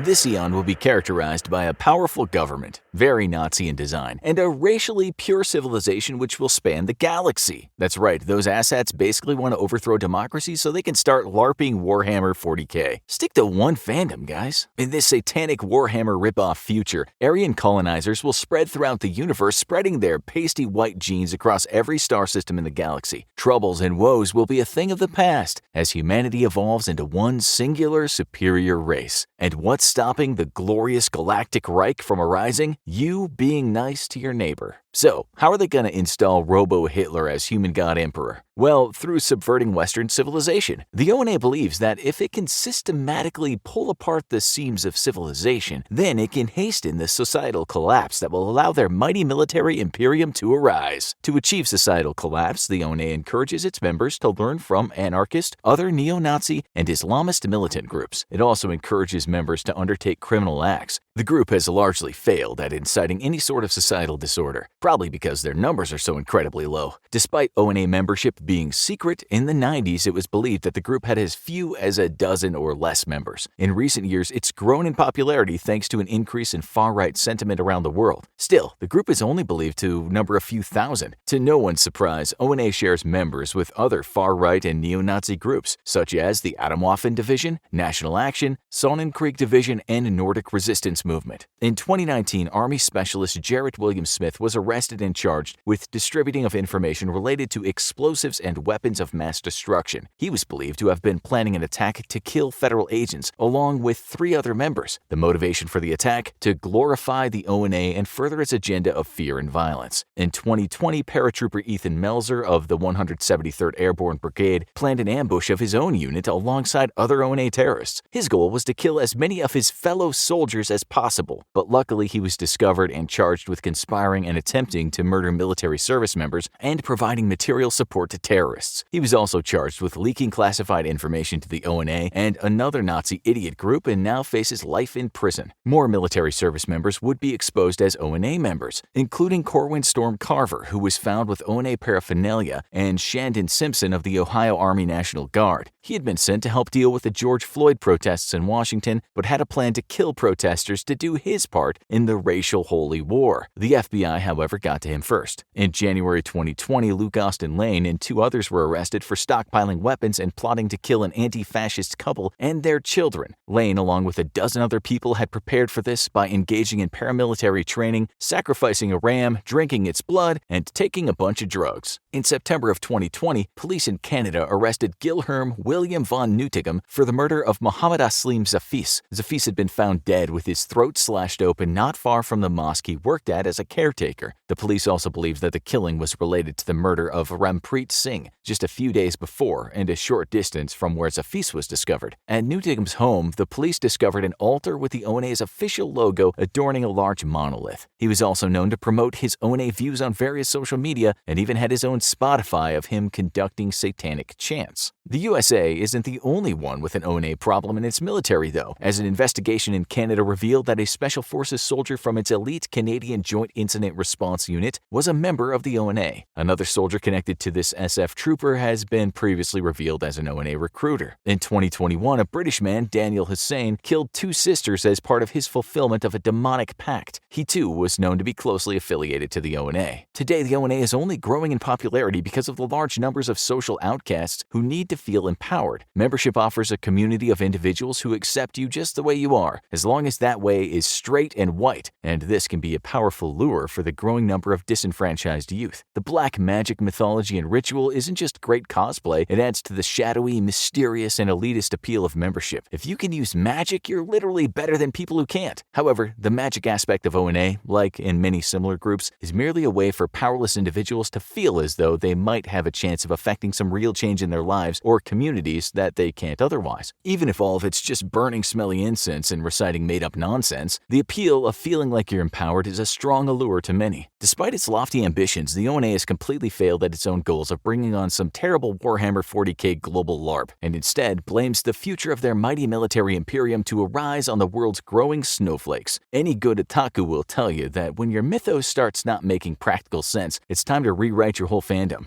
When you think of famous robbers, a few names might come to mind, such as John Dillinger, Jesse James, Babyface Nelson, and Butch Cassidy. But the amount of money they stole is nothing compared to a man you've probably never heard of. His name is Maxim Yakubets, and he started and heads the hacker organization Evil Corp. Let's go on an adventure down the rabbit hole that is Evil Corp and see how they stole hundreds of millions of dollars from people all around the world. Imagine you're a hacker. It's just a regular day. You're minding your own business, stealing credit card info and social security numbers. Business is good. You've just decrypted the password algorithm for the servers of a social media website's client list. You now have free reign over their clients' info and accounts. All is going according to plan when suddenly your computer screen goes completely black. You check the power and connections, everything's fine. Then you notice a neon green cursor blinking against the black background of the screen. That's odd, you think. You hit the escape key, you try to force a reboot. Nothing works. It seems as if you've lost control of your computer. Then a message begins to type across your screen in green lettering. Hello, hacker. Your work is good. Would you like to become part of something bigger? Bigger, you think? What is this? Who's playing this joke on me, you ask yourself. Then, as if the screen were listening, green letters scroll across the blackness. No joke, your future lies with Evil Corp. Join us and become richer than your wildest dreams. Refuse us and your life will be destroyed. The screen goes completely black for a moment and then your computer screen flashes back to what you'd been previously working on. The list of the client info you stole remains right where you left it, like nothing had ever happened. What was that? My future lies with Evil Corp? What is Evil Corp? And how did an innocent hacker like me end up on their list? You say out loud. More importantly, do you really have any other choice but to join them? You certainly don't want your life to be destroyed, do you? The next night, you boot up your computer and wait. Suddenly, the screen goes black and the neon cursor blinks. I'm in, you type. You've now been indoctrinated into the cybercrime syndicate of Evil Corp, a hacker organization led by a man named Maxim Yakubets. Like all hackers, Yakubets goes by a pseudonym. Online, he's known by the alias Aqua. He had started Evil Corp almost a decade ago and had been stealing money from businesses around the world ever since. All in all, cybercrimes over the next 5 years are estimated to cost businesses between $45 to $600 billion per year. That's billions with a B. Once in the organization, you're given their most powerful tool. Aqua or Yakubets in the real world sets you up with two of the most powerful malware viruses on the market. The programs are called Zeus and Bugat. Both can be used to steal bank account information so that you can hack into an unknowing user's account and transfer cash to money mules in different parts of the world. The way the malware works is simple yet effective. A link appears via email or a web page of the targeted person. You, the hacker, would monitor the links carefully. When someone clicks on the link, the malware is released onto their computer, which gives you free reign over their passwords and account numbers. You are living large with Evil Corp. You have the power of the evil organization at your fingertips. Once the malware is installed, a keylogger unlocks and sends you all of the target's passwords. The malware then does something very tricky. It creates fake banking pages prompting the person to voluntarily put in their credentials, thus speeding up the process of obtaining their information to a few keystrokes. You're now able to access all of the target's accounts and send their funds to the money mules hired by Evil Corp. These international money mules then launder the money. They've been recruited by Evil Corp via work-at-home job postings through regular job search websites. Who would have thought it'd be so easy? Evil Corp then gives each mule trivial tasks or busy work for a few days prior to being asked to handle the money transfers. They do this to weed out the slowpokes and people not taking the money laundering business seriously. To be fair, most of the money mules are misled and unaware that they're doing anything illegal. You can't help but sit back and smile as you send millions of dollars of stolen money to unknowing employees of Evil Corp. It's almost time for your payday. And then something surprising happens. You see your boss on the news. He is on an FBI's most wanted poster. Yeah, you knew Evil Corp was, well, evil, but you had no idea how evil until the report came out. Evil Corp had apparently stolen over $100 million from businesses around the world. But here's the thing that makes you question your allegiance to Evil Corp. They had stolen millions of dollars from schools and religious organizations. Is this who I am, you think? You're honestly just in it for the hacking and stealing of rich people's money. Kinda like a modern-day cyber Robin Hood. But stealing money from children and nuns? That's messed up. To make it worse, you see videos of your bosses at Evil Corp racing down the streets of Moscow, doing donuts around neighborhoods and parking lots, and even tempting the cops to chase them. They're doing these crazy acts in cars that are worth well over $100,000 each. You learn that Yakubets also works closely with other leaders in the organization, Igor Turashev and Evgeny Bogachev.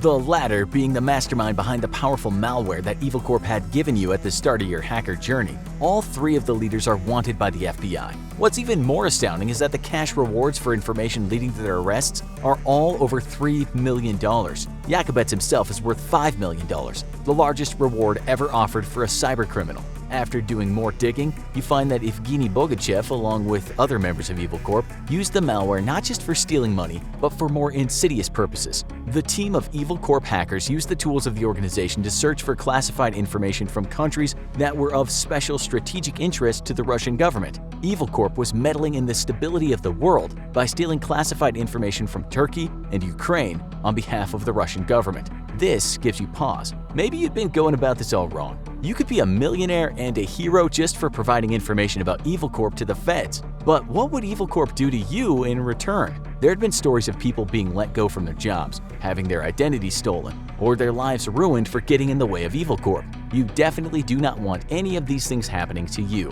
Besides, it's nearly impossible for the United States or any organization to get close to Yakubets and the rest of Evil Corp because they are all in Russia. It goes without saying that the US and Russia have not always seen eye to eye or gotten along. But this is even more the case when it comes to Russian hackers. Whether they work for the government or for an entity like Evil Corp, Russia passionately protects their cyber hackers. In fact, Yakubets even obtained a license from the government to work with Russian classified information in 2018. That is a lot of trust to put in the hands of a hacker whose organization has stolen tens of millions of dollars. The longer you work for Evil Corp, the more sophisticated and evil things get. The head programmers of the hacker organization modify the malware. Now, when the victim clicks on the malware link, Evil Corp sends them to a modified webpage of their own bank. This webpage displays a phony customer support number, so Evil Corp has all their information and passwords. And when the victim seeks help, they're calling a fake customer support line. What won't these guys do? You slowly start to lighten your workload from Evil Corp. You know you have to somehow disappear and get away from the villainous organization. You start to deactivate your accounts, change your usernames, get off the grid. You still keep tabs on Evil Corp just to make sure you aren't on their hit list. Things are quickly getting out of hand at Evil Corp. Pictures of leaders of the organization with arms full of cash are being sent across the internet. They post a video with a pet lion cub they bought on the black market. They are untouchable. The FBI and other international agencies are still looking for ways to bring Yakubets and the members of Evil Corp to justice. It does not seem that the organization and their associates will be stopped anytime soon. Evil Corp is still a functioning entity and still stealing millions of dollars from people around the world. You are glad you got out before they do something that could lead to an international conflict. All you know is that Evil Corp truly lives up to their name. They are evil. Russia has a big problem in Ukraine, and its name is Wagner Group. The Wagner Group has been growing in infamy after first making it to the forefront of the media spotlight for its involvement in the 2014 illegal annexation of Crimea. Since then, the group's activities have come into clearer focus, and so has the long list of atrocities that the group has committed in the name of its own and Russia's national interests. Connected all the way to the very top of the Kremlin, the Wagner Group has taken a leading role in the war for Ukraine, mostly because its forces are just slightly more effective than the regular Russian army. And now its leader, leading candidate for Lurch in a Russian Addams Family reboot, Yevgeny Prigozhin, is threatening to pull Wagner out of Ukraine altogether. Though we're confident by the time you see this, he'll have changed his mind because it's all naturally just for show. But how did Russia's most effective asset in Ukraine turn into one of its biggest headaches? Wagner's shadow origins trace back to around 2008, allegedly founded by Dmitry Utkin, who, like any good Russian, hates Nazism and is most definitely not a neo-Nazi himself. Dmitry was born in Ukraine and joined the Russian GRU, becoming a lieutenant colonel in the Russian Special Forces before retiring to the Slavonic Corps in 2013 to fight on the side of Syria's Bashar al-Assad. Because also like a good Russian, Dmitry often finds himself on the right side of history. Apparently, fighting for the Slavonic Corps wasn't profitable enough for Dmitry, as he just left a few months later and returned to Moscow to found the Wagner Group. Allegedly fascinated with all things German, the group was apparently named after Richard Wagner, a composer and conductor who was perhaps unsurprisingly wildly racist and had a lot of things to say about minorities and their influence on both society and music. Naturally, Wagner was one of Hitler's favorite composers. Dmitry, a good Russian that stands against all things Nazi, absolutely loved that and adopted Wagner as his own call sign and later the name of his mercenary company. Dmitry was spotted in Crimea in February 2014, and shortly after supporting the Donbas separatists. Apparently, though, some of the Luhansk People's Republic commanders weren't up to his standards, and he is alleged to have murdered several of them. He returned to Syria with his mercenaries in 2015, but Dmitry would disappear from the public eye by 2016. The real question all along was, where did Dmitry get the money to start the Wagner Group? And this is where Prigozhin comes in. After spending 12 years in prison for robbery, Prigozhin got his humble start to supervillainhood by selling hot dogs alongside his mother in a flea market of Leningrad. Apparently, his mom made good hot dogs because their small stand brought in enough rubles for Prigozhin to invest in several businesses following the collapse of the Soviet Union. Naturally, this is obviously complete crap. Prigozhin almost certainly returned to robbing and stealing, investing ill-gotten funds into legal enterprises. Eventually, Prigozhin would go all ratatouille and open a restaurant, then a second restaurant on the St. Petersburg waterfront, which became a hit. Putin himself would end up dining there, and from the moment the two laid eyes on one another, it was a match made in the eighth circle of hell. You know, the one with the poop river where flatterers spend eternities drowning in excrement? Prigozhin would go on to deny any involvement with Wagner until September 2022, when Wagner was pretty much the only part of the Russian military not actively being routed by Ukraine. Like a bad rash, Wagner has shown up all over the world and will always be in support of Russia's interests. The mercenary group was confirmed to be operating in Syria by 2015, 1 month after Russia decided to join in support of Assad. Despite private military companies being illegal in Russia, Wagner was curiously free to operate wherever it wanted and to build bases and training facilities inside Russia itself. It even shared some facilities directly with the Russian military and recruited straight from its ranks. When sent to Syria, Wagner fought directly under the instruction of the Russian government, a neat trick for what would basically be a criminal enterprise. But Wagner's legality was hand-waved away by Putin, and anyone who dared question it would find himself suffering an accident while peering out a high window. Wagner suited Putin perfectly, as it allowed him to directly intervene in conflicts around the world while maintaining plausible deniability. Also, getting your own military killed is bad for press, even in such a repressive country as Russia, and dead mercenaries don't receive state funerals. That's a neat trick the US figured out years ago in the Middle East, when it basically resurrected mercenaries as a full-time profession. Wagner's role in Syria was to supplement Assad's poorly trained forces. Wagner mercenaries would serve as shock troops or fill combat specialist roles lacking in the Syrian army, such as forward air controllers for loitering Russian planes. In a turn of events that should make you question if you're living in an alternate universe, Wagner even fought on the side of the good guys against ISIS, developing a specialized unit known as ISIS Hunters to take down key ISIS leadership. However, it wasn't a shared respect for law and order that motivated Wagner. It was Russia's desire for ISIS to stop tearing Syria apart long enough for the country to exploit its resources and expand its naval bases there. By all accounts, Wagner did pretty well for itself, but on at least one occasion it forgot for a moment that it wasn't actually an elite military force when it went into combat against an actual elite military force. In what would be known as the Battle of Kasham, Wagner led a force of approximately 500 in an assault on a position held by Syrian Democratic Forces and about a dozen U.S. Special Forces. The presence of the U.S. service members was well known to the Russians, who directly oversaw Wagner's every move via the GRU, and was meant to send a message for the U.S. to get out of town. Instead, Wagner and its Syrian allies got absolutely rocked by apocalyptic levels of American firepower delivered by F-22s, F-15s, B-52s, AC-130 gunships, Apache helicopters, Reaper and Shadow drones, and, in a taste of things to come, M777 howitzers and HIMARS batteries. The only casualty on the friendly side was one SDF soldier wounded, with Russia suffering so many Wagner casualties that the bodies had to be flown to Russia in secret. There would be no further direct confrontations between Wagner and the US military in Syria. In Syria, though, the world would get a taste of Wagner's now famous brutality. The PMC specifically targeted civilians in order to sow fear and panic, assisting the official Russian military campaign, striking city centers such as Aleppo. Wagner's on-the-ground brutality included a now infamous video of its mercenaries using a sledgehammer on an old Syrian man, breaking his various extremities one by one before delivering a fatal blow to his head.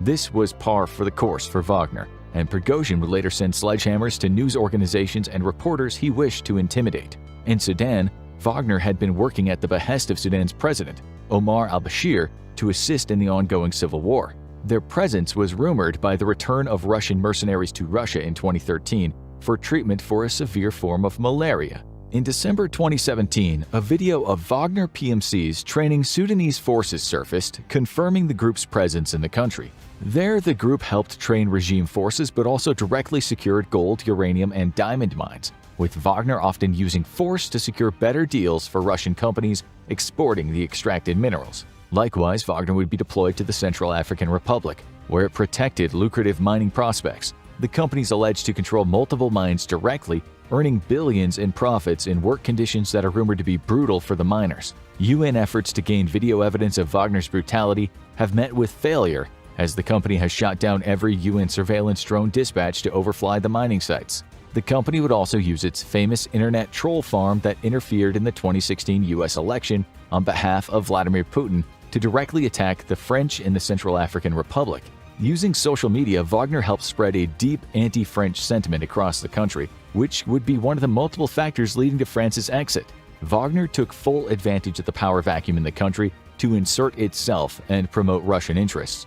Wagner's brutality would be exposed once more as survivors of a Wagner massacre spoke to international media about Wagner mercenaries torturing, killing, and disemboweling women, including several pregnant ones. In Madagascar, Wagner was dispatched in April 2018 to guard political consultants hired by Prigozhin, sent to help the upcoming campaign of President Hairy Rajaonarimampianina. Playing both sides against the middle, Prigozhin was simply looking for a win, and it's alleged that the advisors he dispatched were secretly helping multiple candidates. Before leaving office, President Rajaonarimampianina would facilitate the takeover of Madagascar's national chromite producer by a Russian firm, and soon after, Wagner PMCs were sent to guard local chrome mines. In Libya, Wagner operative sightings were first initially reported in October 2018, with bases in Benghazi and Tobruk. The PMC directly supported the Libyan National Army, providing training and direct combat assistance, including operating Russian air defenses provided by the government. The PMCs also acted as snipers, mine layers, and helped create IEDs, while providing artillery support with their own privately owned howitzers. Wagner soldiers were also alleged to be utilizing hollow point ammunition, illegal under international rules of war. The group's brutality naturally persisted with the direct targeting of civilians, such as the murder of a family who had accidentally stumbled across one of their positions. The PMC was specifically named in a UN report on the slavery, rape, and torture of migrants within Libya. After U.S. Congress announced it was preparing sanctions on Wagner and other PMCs inside of Libya, a U.S. military drone was shot down by Russian air defenses operated by mercenaries. Shortly after, 25 Wagner mercenaries ceased to exist after a U.S. drone strike on their position because Wagner had apparently not yet learned it's not a professional military force and is instantly annihilated by a real military power. In Mali and Mozambique, Wagner PMCs were accused of carrying out massacres of civilians. However, in Mozambique, the group was forced to curtail its activities after getting its nose seriously bloodied in fighting against Islamic extremists. The French military would publicize images in April of 2022 of Wagner covering over a mass grave in Mali that they filled with a dozen corpses, with plans to blame the massacre on the French. The PMC would be accused by refugees of robbing villages alongside the Malian military, as well as killing civilians that they came across. Wagner's also been operational across various other countries, though most of its focus has been in Africa, leading to a significant expansion of Russian influence in the continent. However, it's Ukraine where Wagner has been most active, and what was once Putin's most useful tool is now a massive headache. The Russian military is pretty terrible at its job. Wagner, having the capital to hire some of the best, has performed much better. The PMC has taken and defended objectives that the Russian regular forces have been unable to, and the Battle of Bakhmut is largely being fought by Wagner. Early on in what's become the longest battle of the war, Prigozhin bragged about securing Bakhmut in a matter of weeks. Ukraine has had something to say about that, and as of the writing of this script, Wagner and the Russian military are still paying a blood price for the insignificant town whose only strategic value is the absolutely stupid amount of casualties Ukraine's been able to inflict on Russia. But Wagner's successes have also been a problem for Russia, and it all has to do with the way Vladimir Putin runs his government. Like any good dictator, Putin knows the biggest threat to his power is having a competent subordinate, or even just having a small number of them band together against him. That's why he has purposely filled his government's senior-most positions with loyal yes-men who absolutely hate each other. Sergei Shoigu, for instance, is a Kremlin outsider, a no-name peasant who knew how to play the corruption game and rose up the ranks, but is an absolute outsider to the Russian oligarchs who control most of the country. This is perfect for Putin, as it ensures Shoigu's loyalty to him and him alone. And thus, despite his truly brilliant levels of incompetence, Shoigu remains Russia's Minister of Defense. But that incompetence has a very real battlefield cost, and Shoigu's military has largely been unable to accomplish any of its strategic goals in Ukraine. This is where Prigozhin comes in, with his private military company that's not supposed to really exist. Where the Russian army failed, Wagner has succeeded, or at least failed less. And this has won Prigozhin favor in Putin's eyes. Because Prigozhin and Shoigu absolutely hate each other, it also prevents the head of his military and the leader of the most successful military force in Ukraine, that's not Ukrainian, from banding together to topple Putin. And Putin's been adding fuel to the fire in order to keep that rivalry lively and intense, including giving Wagner access to the country's prisons in order to bolster its forces, as well as directly supplying it from the Russian military stocks. But that same rivalry, which is so good at keeping Putin in power, also directly sabotages the Russian military effort in Ukraine. Rather than just operating under one unified command structure, Russian forces in Ukraine are actually just a splintered group of factions all vying for their own interests. Even Sergei Shoigu has his own PMC, Patriot, which is naturally directly at odds with Wagner. But it's also at odds with the Russian military because Patriot's success means more money in Shoigu's pocket. Naturally, this completely disincentivizes the various forces from working together. This was best on display in the Battle of Volodar, where Russian forces ran into the exact same ambush repeatedly since none of the other groups were sharing intelligence with each other. As has been famously said by an unnamed Ukrainian soldier, we're very lucky they are so fucking stupid. The rivalry between Shoigu and Prigozhin, Wagner, and the Russian military has now become Russia's biggest headache. On the eve of taking Bakhmut, Prigozhin announced that his forces would be leaving the city. This announcement came after comments for weeks that Wagner would leave all of Ukraine. And the reason why Prigozhin was throwing a little princess temper tantrum? Sergei Shoigu. While the rivalry has been causing issues for nearly the entire length of the war, it heated up after the fall of Soledar near Bakhmut. After weeks of fighting, Russia captured the town and its lucrative salt mines, some of the largest in Europe. Wagner claimed credit.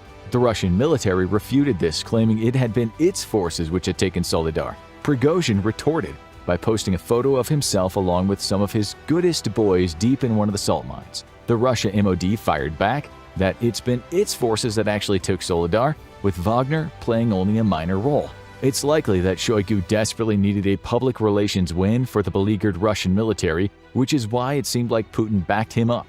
However, it's also likely that Shoigu simply wanted to diminish Prigozhin so he didn't threaten his own position as Putin's personal lapdog. Inevitably, Prigozhin began to fire back. Never shy about dismissing the efforts of the Russian military, Prigozhin began to directly attack this statement on social media, along with his commanders. Using his network of military commentators, Prigozhin fueled a series of attacks against Shoigu's Ministry of Defense, always careful not to tread on the big man himself by questioning the efficacy of the war itself. Shoigu fired back by cutting Wagner off from Russian military supplies, which had an immediate and severe impact on Wagner's ability to conduct operations. A shell shortage was so critical that in some areas Ukraine actually gained the shell advantage against Russian forces for the first time in the war. Prigozhin famously took to social media once more to publicly claim that the MOD was purposefully sabotaging him and his forces. But Shoigu wasn't done, as the Russian military moved to limit Wagner's ability to operate by denying vehicles and even direct fire support while Wagner troops were engaged in combat. All this came to a head at the start of May, with Prigozhin releasing a fiery tirade on video, pretending he cared about the dozens of corpses behind him, while blaming Shoigu's Ministry of Defense for their deaths. The video was an appeal to every babushka back home who had lost sons or grandsons in the fighting. And to up the ante, Shoigu then stomped his little foot down and threatened to take his ball and go home. If the Russian MOD didn't open up its inventory, Wagner would withdraw from Bakhmut, a strategic catastrophe that could have been exploited by Ukraine in the coming offensive.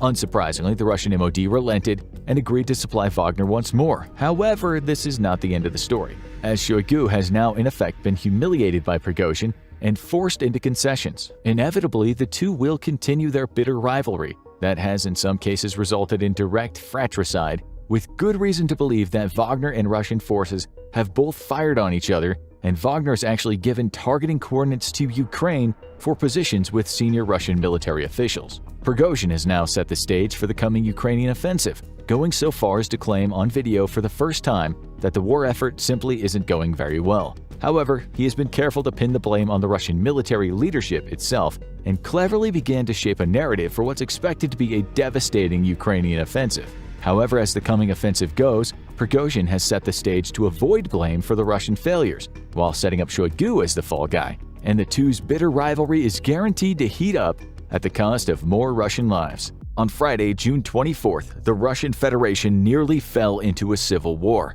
and it could happen again, this time with more disastrous consequences. It all began with Yevgeny Prigozhin and his infamous Wagner Group. The private military company has become one of the most powerful fighting forces inside of Ukraine, and according to the Ukrainians themselves, is a better fighting force than the regular Russian army. While technically PMCs are illegal under Russian law, Russian President Vladimir Putin allowed Prigozhin to create the Wagner Group so it could originally be used as an extension of the Russian government itself, undertaking operations around the world on behalf of Russian interests while providing plausible deniability. By doing this, Putin had planted the seeds of his own downfall. Wagner quickly grew from a small, light infantry force into a formidable army in its own right. Unlike other PMCs, Wagner operates a significant amount of its own heavy equipment, including main battle tanks, artillery, air defenses, and even helicopters. The group has operations all over the world, but its most valuable assets are multiple mines in Africa, which enrich Prigozhin and make Wagner a self-funded operation, nearly completely independent of the Russian government.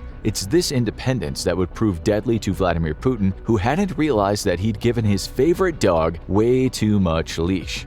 Details remain incredibly thin, and by the time you see this video, we might have learned new things or corrected some of the information presented here. However, what we do know is that the seeds of Russia's greatest internal catastrophe since the fall of the Soviet Union were planted in the Battle of Bakhmut. The town was strategically insignificant save for one thing: the Russians wanted it badly. When Ukraine realized just how many casualties the Russian Federation was willing to tolerate for its capture, it immediately became a focal point of the entire war. The formerly strategically worthless town was now on the lips of every observer around the world, quickly becoming the greatest repository of sunflower fertilizer as the Russians continued to stack up their casualties attempting to take it. Russia has not had a very good time during this war, and Vladimir Putin was desperate for a win. Hot on the heels of the stunning Ukrainian fall counterattack, the Russian army needed an ideological victory, and for a whole lot of really stupid reasons, Bakhmut became that victory. Suffering anywhere between a 5-1 to a 7-1 casualty disparity, Russia nevertheless managed to push the Ukrainians back slowly, meter by meter over the course of a 10-month-long battle.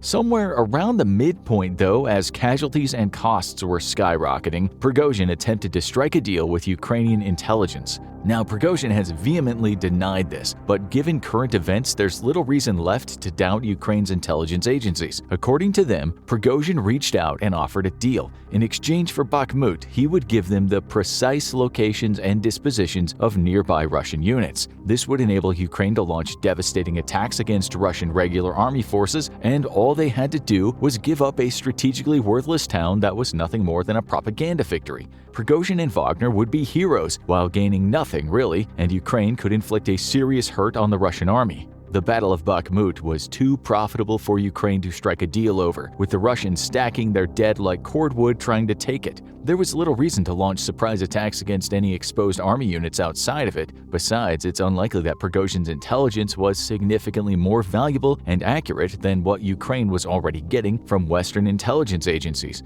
especially the United States and its constellation of spy satellites and wealth of intelligence sources inside the Russian army itself. With no deal, the slog for Bakhmut continued, and the mounting costs quickly created tensions within the Russian war effort itself. Prigozhin already had significant differences with Russian Minister of Defense Sergei Shoigu and his direct number one Chief of the General Staff, General Valery Gerasimov. The rivalry had stemmed from a number of sources, but chief amongst them had been several high-profile incidents between Wagner and the Russian army, with each blaming the other of purposefully sabotaging each other's efforts. The rivalry came to a head during the conquest of Soledar, a salt mining town that Wagner bled hard to push the Ukrainians out of, only for the Russian army to swoop in at the last minute and claim victory, stealing Wagner's glory out from under them. The rivalry was not entirely by accident either. Dictators like Vladimir Putin tend to play their subordinates against each other. That way they don't band together to pose a challenge. This likely saved Putin's life in Wagner's insurrection, as it was only the rivalry between Shoigu and Prigozhin that prevented Wagner and the Russian regular army from banding together on the march to Moscow. Indeed, we have reports of many regular Russian units refusing to stop Prigozhin's Wagner forces, and some even joining him. Had this happened en masse, Putin would have gone the way of countless Russian dictators before him into an early and permanent retirement 6 feet underground.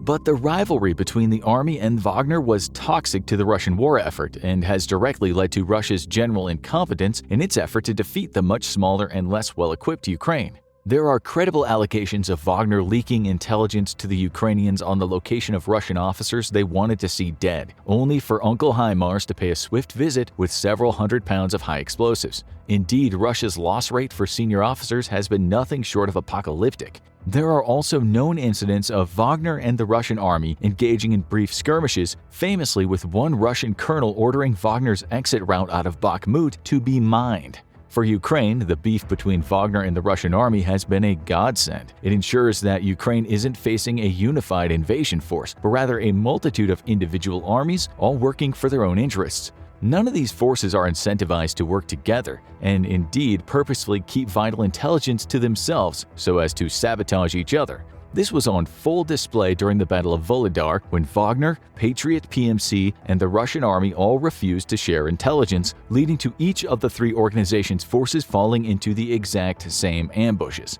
It would become the greatest tank battle of the war, with 120 armored vehicles destroyed on the Russian side. With Ukraine being steadily pushed out of Bakhmut, though, the rivalry intensified between Prigozhin and the Russian Ministry of Defense.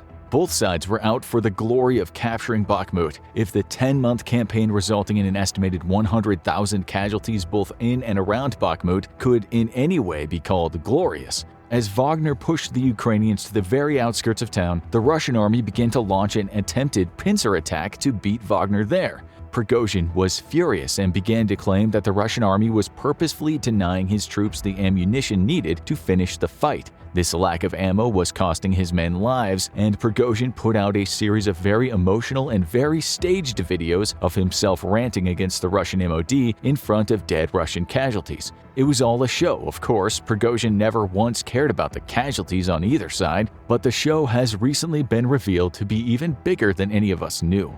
The world was buying Prigozhin's narrative of Ministry of Defense cutting him off from supplies, and to an extent this was apparently true. When he threatened to remove Wagner from Bakhmut on May 10th, the MOD opened up the taps and let the ammo and shells flow, only to shut off the tap again 2 days later, sparking fresh protests from Prigozhin.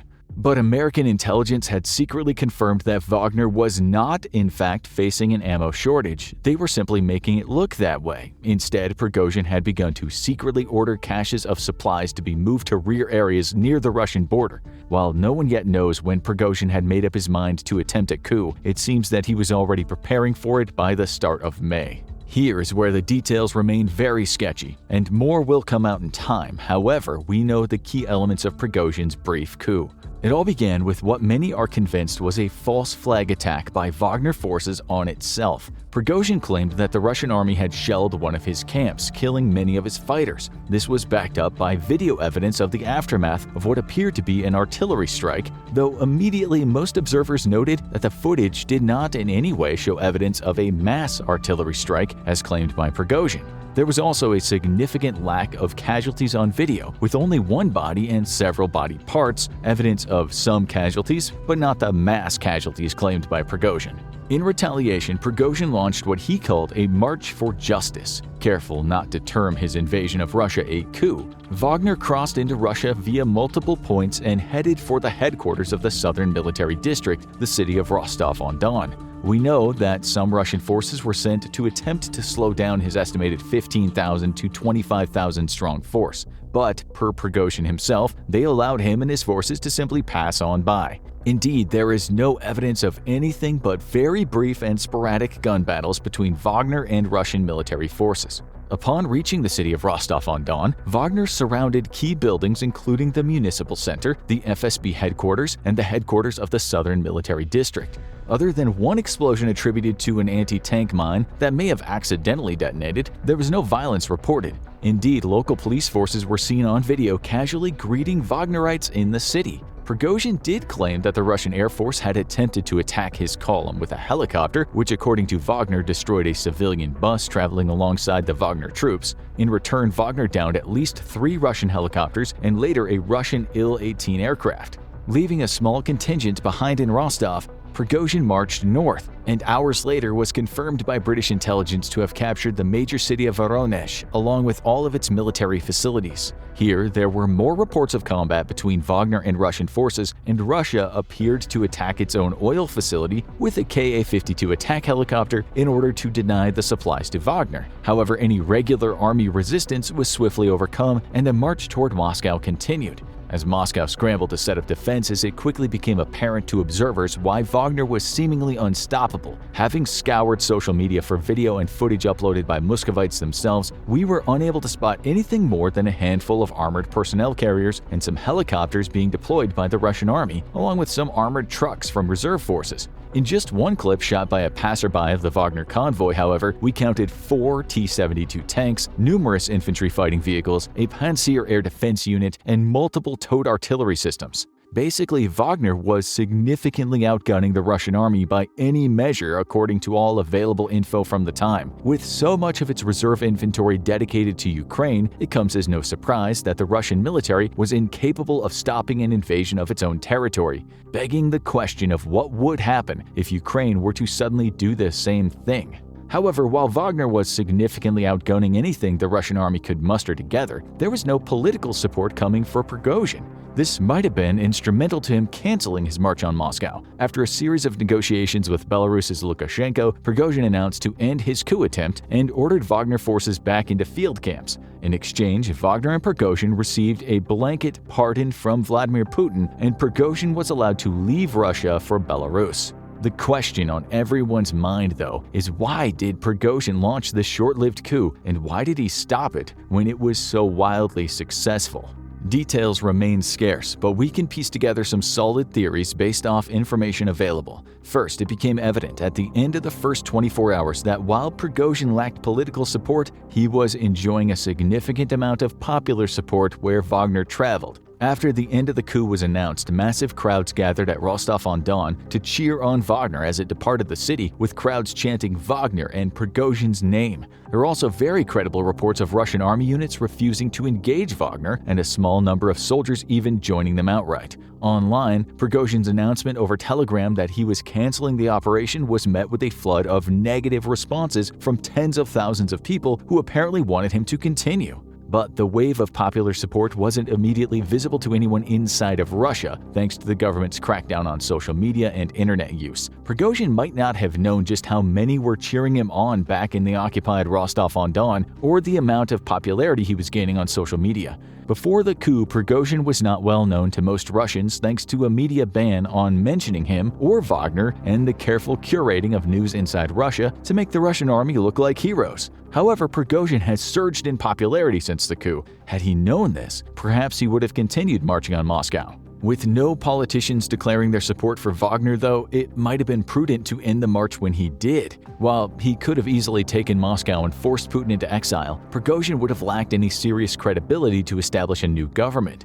Another theory, however, is that Prigozhin never had any intentions of overthrowing Putin. Rather, he might have become aware of the case already being built against him for treason by the FSB and other Russian legal agencies. Sergei Shoigu, for one, was very motivated to remove Prigozhin as a rival and could wield the Russian legal apparatus to do just that. Prigozhin was also proving to be a thorn in Putin's side, with moves that some took as seditious or outright challenges to Putin's power.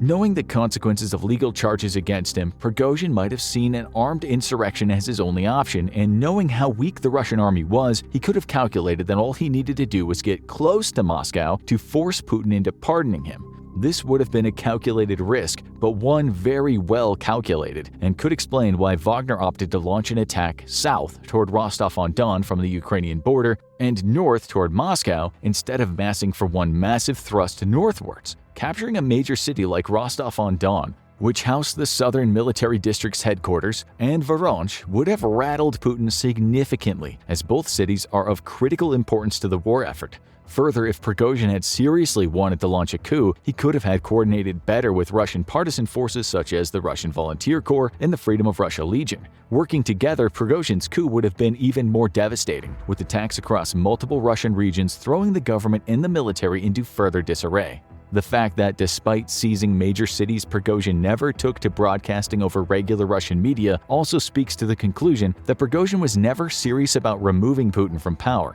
Wagner and Prigozhin were both immediately cut off from most of their social media channels, and Russian media had been banned from mentioning either Wagner or Prigozhin for weeks already. Even as President Putin addressed the nation over the crisis, he never mentioned Prigozhin or Wagner by name. Prigozhin could have made his case to the Russian public over traditional media via the numerous broadcast options captured inside of Rostov-on-Don and Voronezh, yet there appears to be no evidence that he did this. That would be a very curious omission for a man attempting to launch a coup on the government, but perfectly in line if the plan was always to simply rattle the government's cage and force them into a pardon and major concessions preventing Prigozhin from being prosecuted. A final theory, and one that seems increasingly unlikely in the wake of the insurrection, is that this was all for show. Putin and Prigozhin could have organized the entire thing as a way of pinning the blame on the failing war on Sergei Shoigu and General Gerasimov. Prigozhin made numerous statements blaming the Ministry of Defense for misleading the president into this disastrous war, even outright calling typical Russian talking points of Ukraine or NATO preparing to attack Russia false fabrications made up by the Ministry of Defense. Even once the insurrection was launched, Prigozhin never made any mention of removing Putin, stating numerous times that he was still loyal to the office of the president. Then again, this might have just been personal cover by making it seem like he only intended to remove Shoigu and Gerasimov from power. But it could have been carefully orchestrated theater to avoid a direct challenge to Putin and excuse Prigozhin later as a well-meaning patriot who took things a little bit too far. However, we have yet to see the removal of either Shoigu or Gerasimov, and there is no indication that Putin is considering putting an end to his failed war. Thus, it becomes more and more unlikely that this was the case. The truth behind Prigozhin's coup may not be known for weeks, months, or even years to come, when other secrets of this war come to light. But given the absolute clown shoes level of stupidity and incompetence the modern Russian Federation has displayed in the last year and 4 months, absolutely no theory would surprise any of us anymore. At this point, we're even willing to believe that Prigozhin simply marched Wagner in the wrong direction. And by the time he realized he was invading Russia, he just decided to roll with it in order to avoid the embarrassment and take his chances. One thing is for sure though, only Ukraine benefits from this chaos. Many pro-revolution activists did their part by flooding Russian media channels with calls for civil war and memes. When the story of this war is written in history books, rest assured that many people did their part in the fight for freedom by trolling as hard as they possibly could. 500 pro-Syrian government troops led by a detachment of Wagner PMC fighters versus 40 American Special Forces and a handful of their Syrian rebel allies. But not only was no American even wounded, the opposing force was utterly devastated, and we have Russia to thank? The conflict in Syria has been raging for years, with the United States of America and the Russian Federation both supporting opposing sides. The US and its coalition partners support the Syrian Democratic Forces, a group of rebels from varying groups who all have one goal: overthrow the government of Bashar al-Assad and bring him to justice for his many crimes against humanity. The Russian Federation naturally supports Assad's dictatorship, if for nothing else than because Assad has made it clear that the Russian Navy will maintain access to the Mediterranean via leased naval facilities on Syria's coast. The opportunity to commit wanton war crimes is just a plus for Russian troops. Both sides have been careful to steer clear of each other's military forces. When Syrian Democratic Forces captured Raqqa from ISIL in 2017,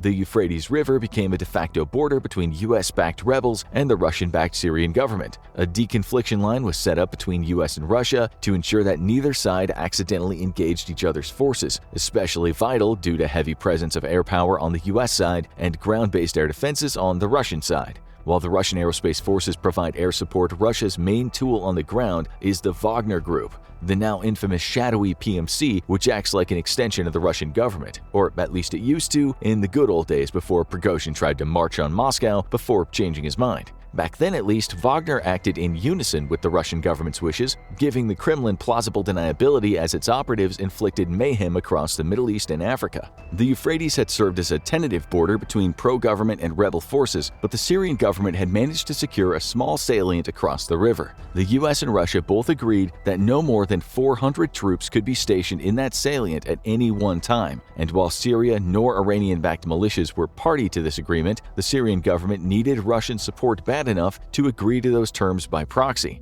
The troop limit was meant to prevent a sudden offensive by pro-government forces, which otherwise would have to cross the river, giving rebel forces ample time to mount a defense. Details of what happened next remain murky, but a narrative can be pieced together from various sources, while disregarding the more outlandish claims out there. What we do know is the rebel forces held very profitable oil facilities near the Euphrates, and in past conflicts, Wagner PMC has often been compensated by being granted a share in liberated, a term we use extremely loosely here, mining and oil extracting or processing facilities. Several days before the infamous attack, US intelligence intercepted communications between Wagner's chief Yevgeny Prigozhin and senior Syrian officials as well as Kremlin officials. The intercepted communications painted a picture of the Kremlin and the Syrian government giving Prigozhin the green light to go ahead with a, quote, fast and strong operation sometime in early February. The only problem for both the Syrian government and Prigozhin's ambitions was a detachment of U.S. special forces based near the lucrative oil facilities that Prigozhin hoped to seize.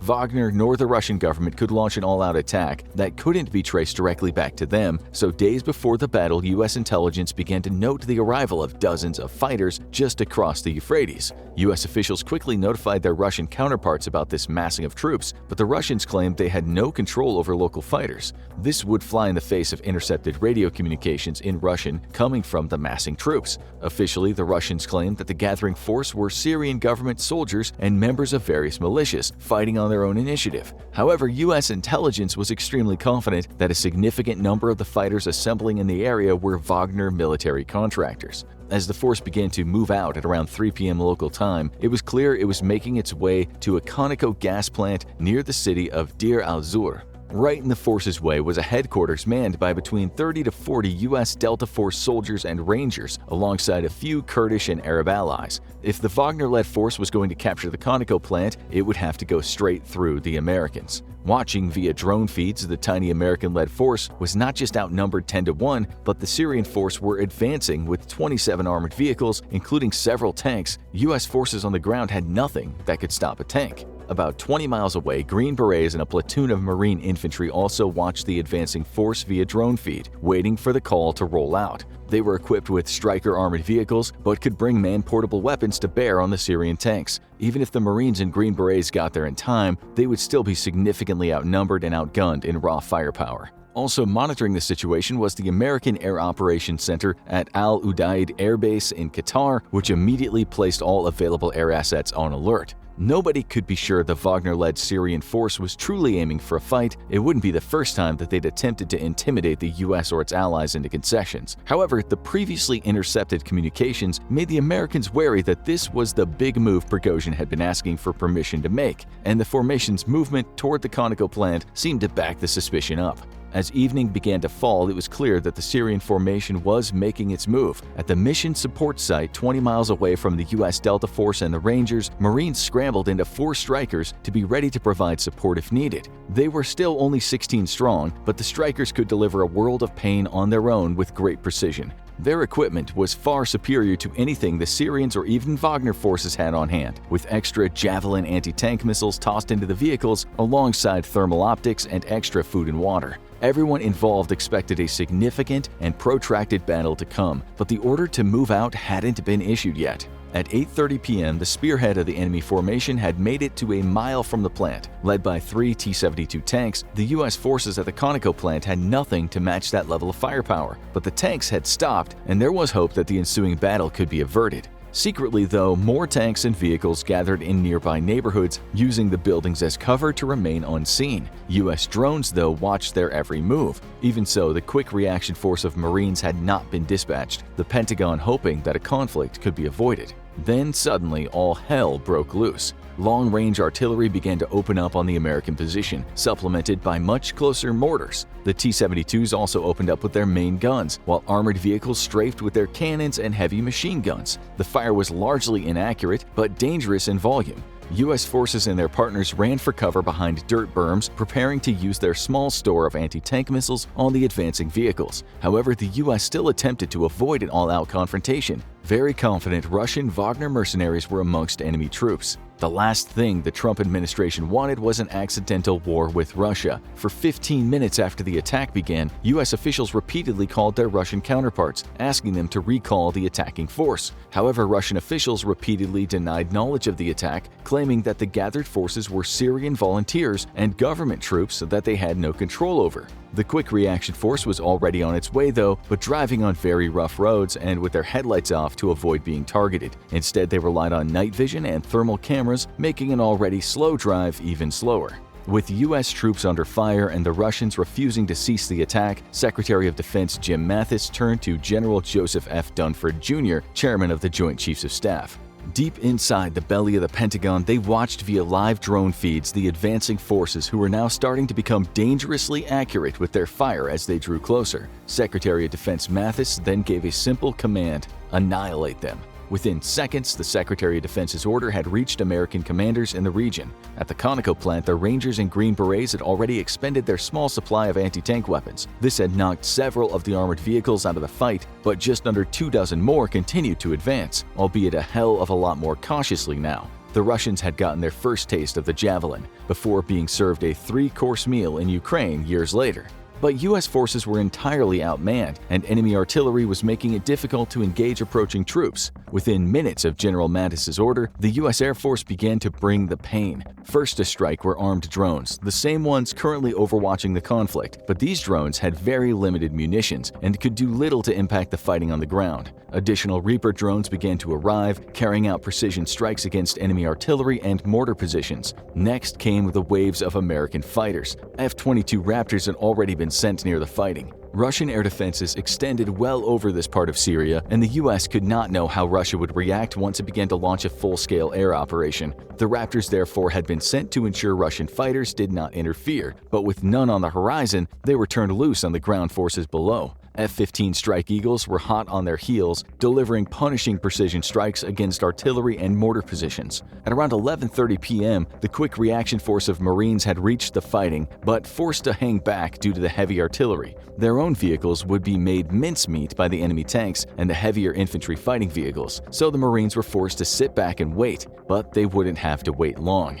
Marine rocket artillery based dozens of miles away had been feeding precision rockets into the fight with the aid of drones, striking at enemy artillery. Not long after, a flight of Apache helicopters came screaming out of the horizon, delivering a withering barrage of missiles and rockets to the advancing tanks and armored vehicles. A Russian survivor would later describe the American Apaches as whirling carousels of heavy machine gun and cannon fire as the armored helicopters strafed across the advancing enemy at treetop height, wary of man-portable air defense weapons. High above them, though, the Air Force had finally brought out the big guns, the B-52 strategic bombers. These lumbering arsenal ships had taken longer to get to the fight than the much nimbler strike aircraft, but they disgorged earth-shattering amounts of firepower on the enemy below. The enemy artillery and mortar positions were of highest priority as they were preventing the QRF from reaching the beleaguered Rangers and Delta Force operatives. With the artillery destroyed, the QRF finally made it to the besieged American defenders, providing some much-needed relief, even if they were still woefully outnumbered.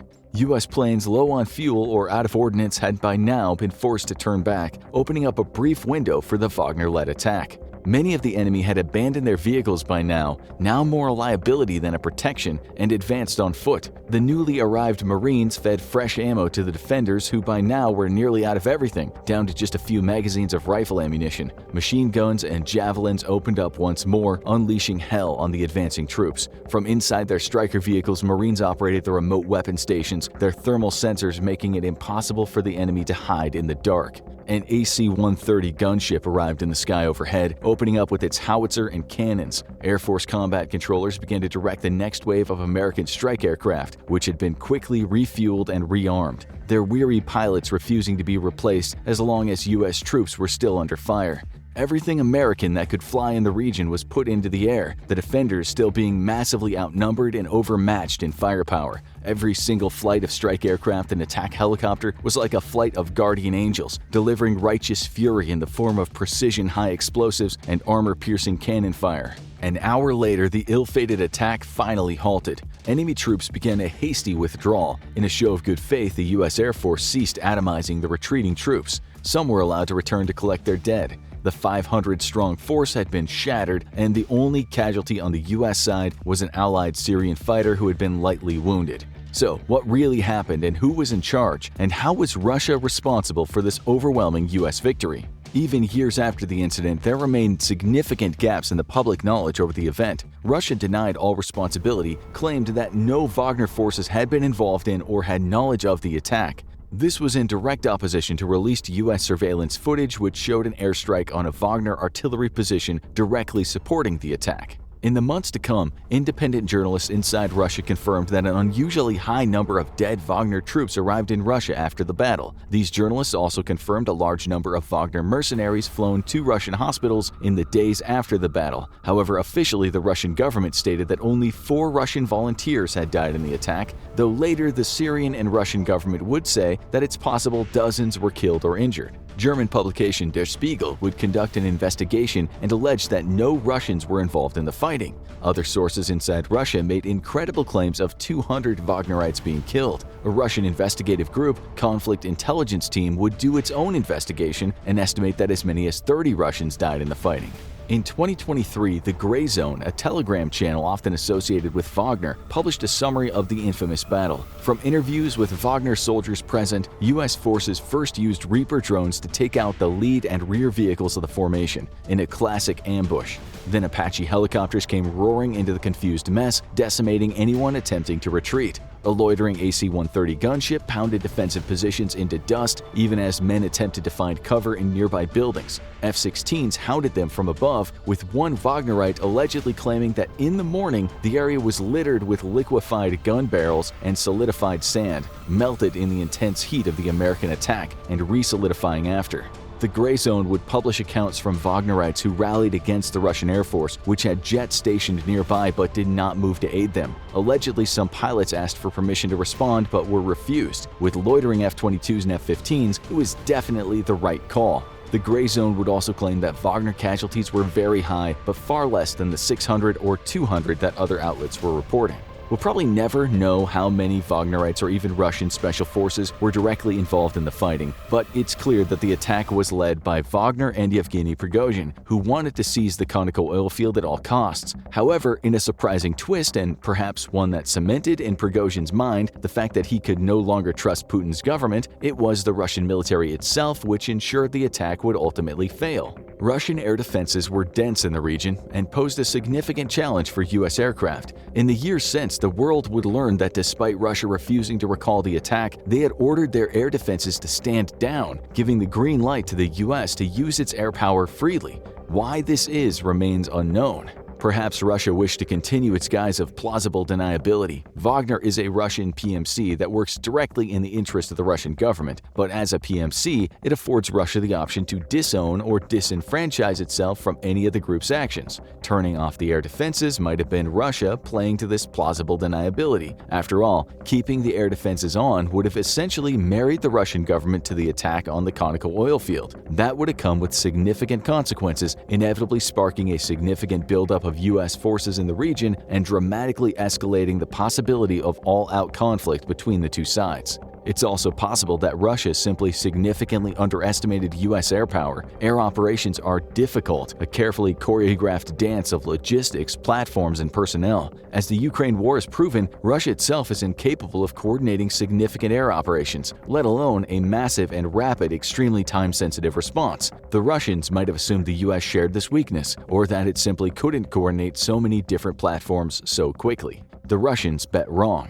The U.S. air operation in the Battle of Kasham is nothing short of a military miracle. No matter which way you stack it, even with significant air support, U.S. forces should have been easily overrun. But the U.S. absolutely annihilates its own budget to find extremely terrifying capabilities you literally never want to be on the wrong end of. Firstly, the U.S. air fleet has the largest capability for close air support of any air fleet in the world. While Russian aerospace forces struggle to deliver accurate ground support, there's hardly any U.S. air combat platform that is incapable of doing the job that Russian planes simply aren't equipped for, and their pilots aren't trained for. The ability for U.S. warplanes from an F-15 to a B-52 to deliver precision ground fire is unmatched by any other nation in the world, and it's basically illegal for any U.S. aircraft of any kind to take to the skies without the ability to drop a bomb with high precision right where the troops need it the most. But U.S. logistics and command and control is the secret hero of the show here, because Russia likely did not expect such a massive and well-coordinated response of so many different air platforms.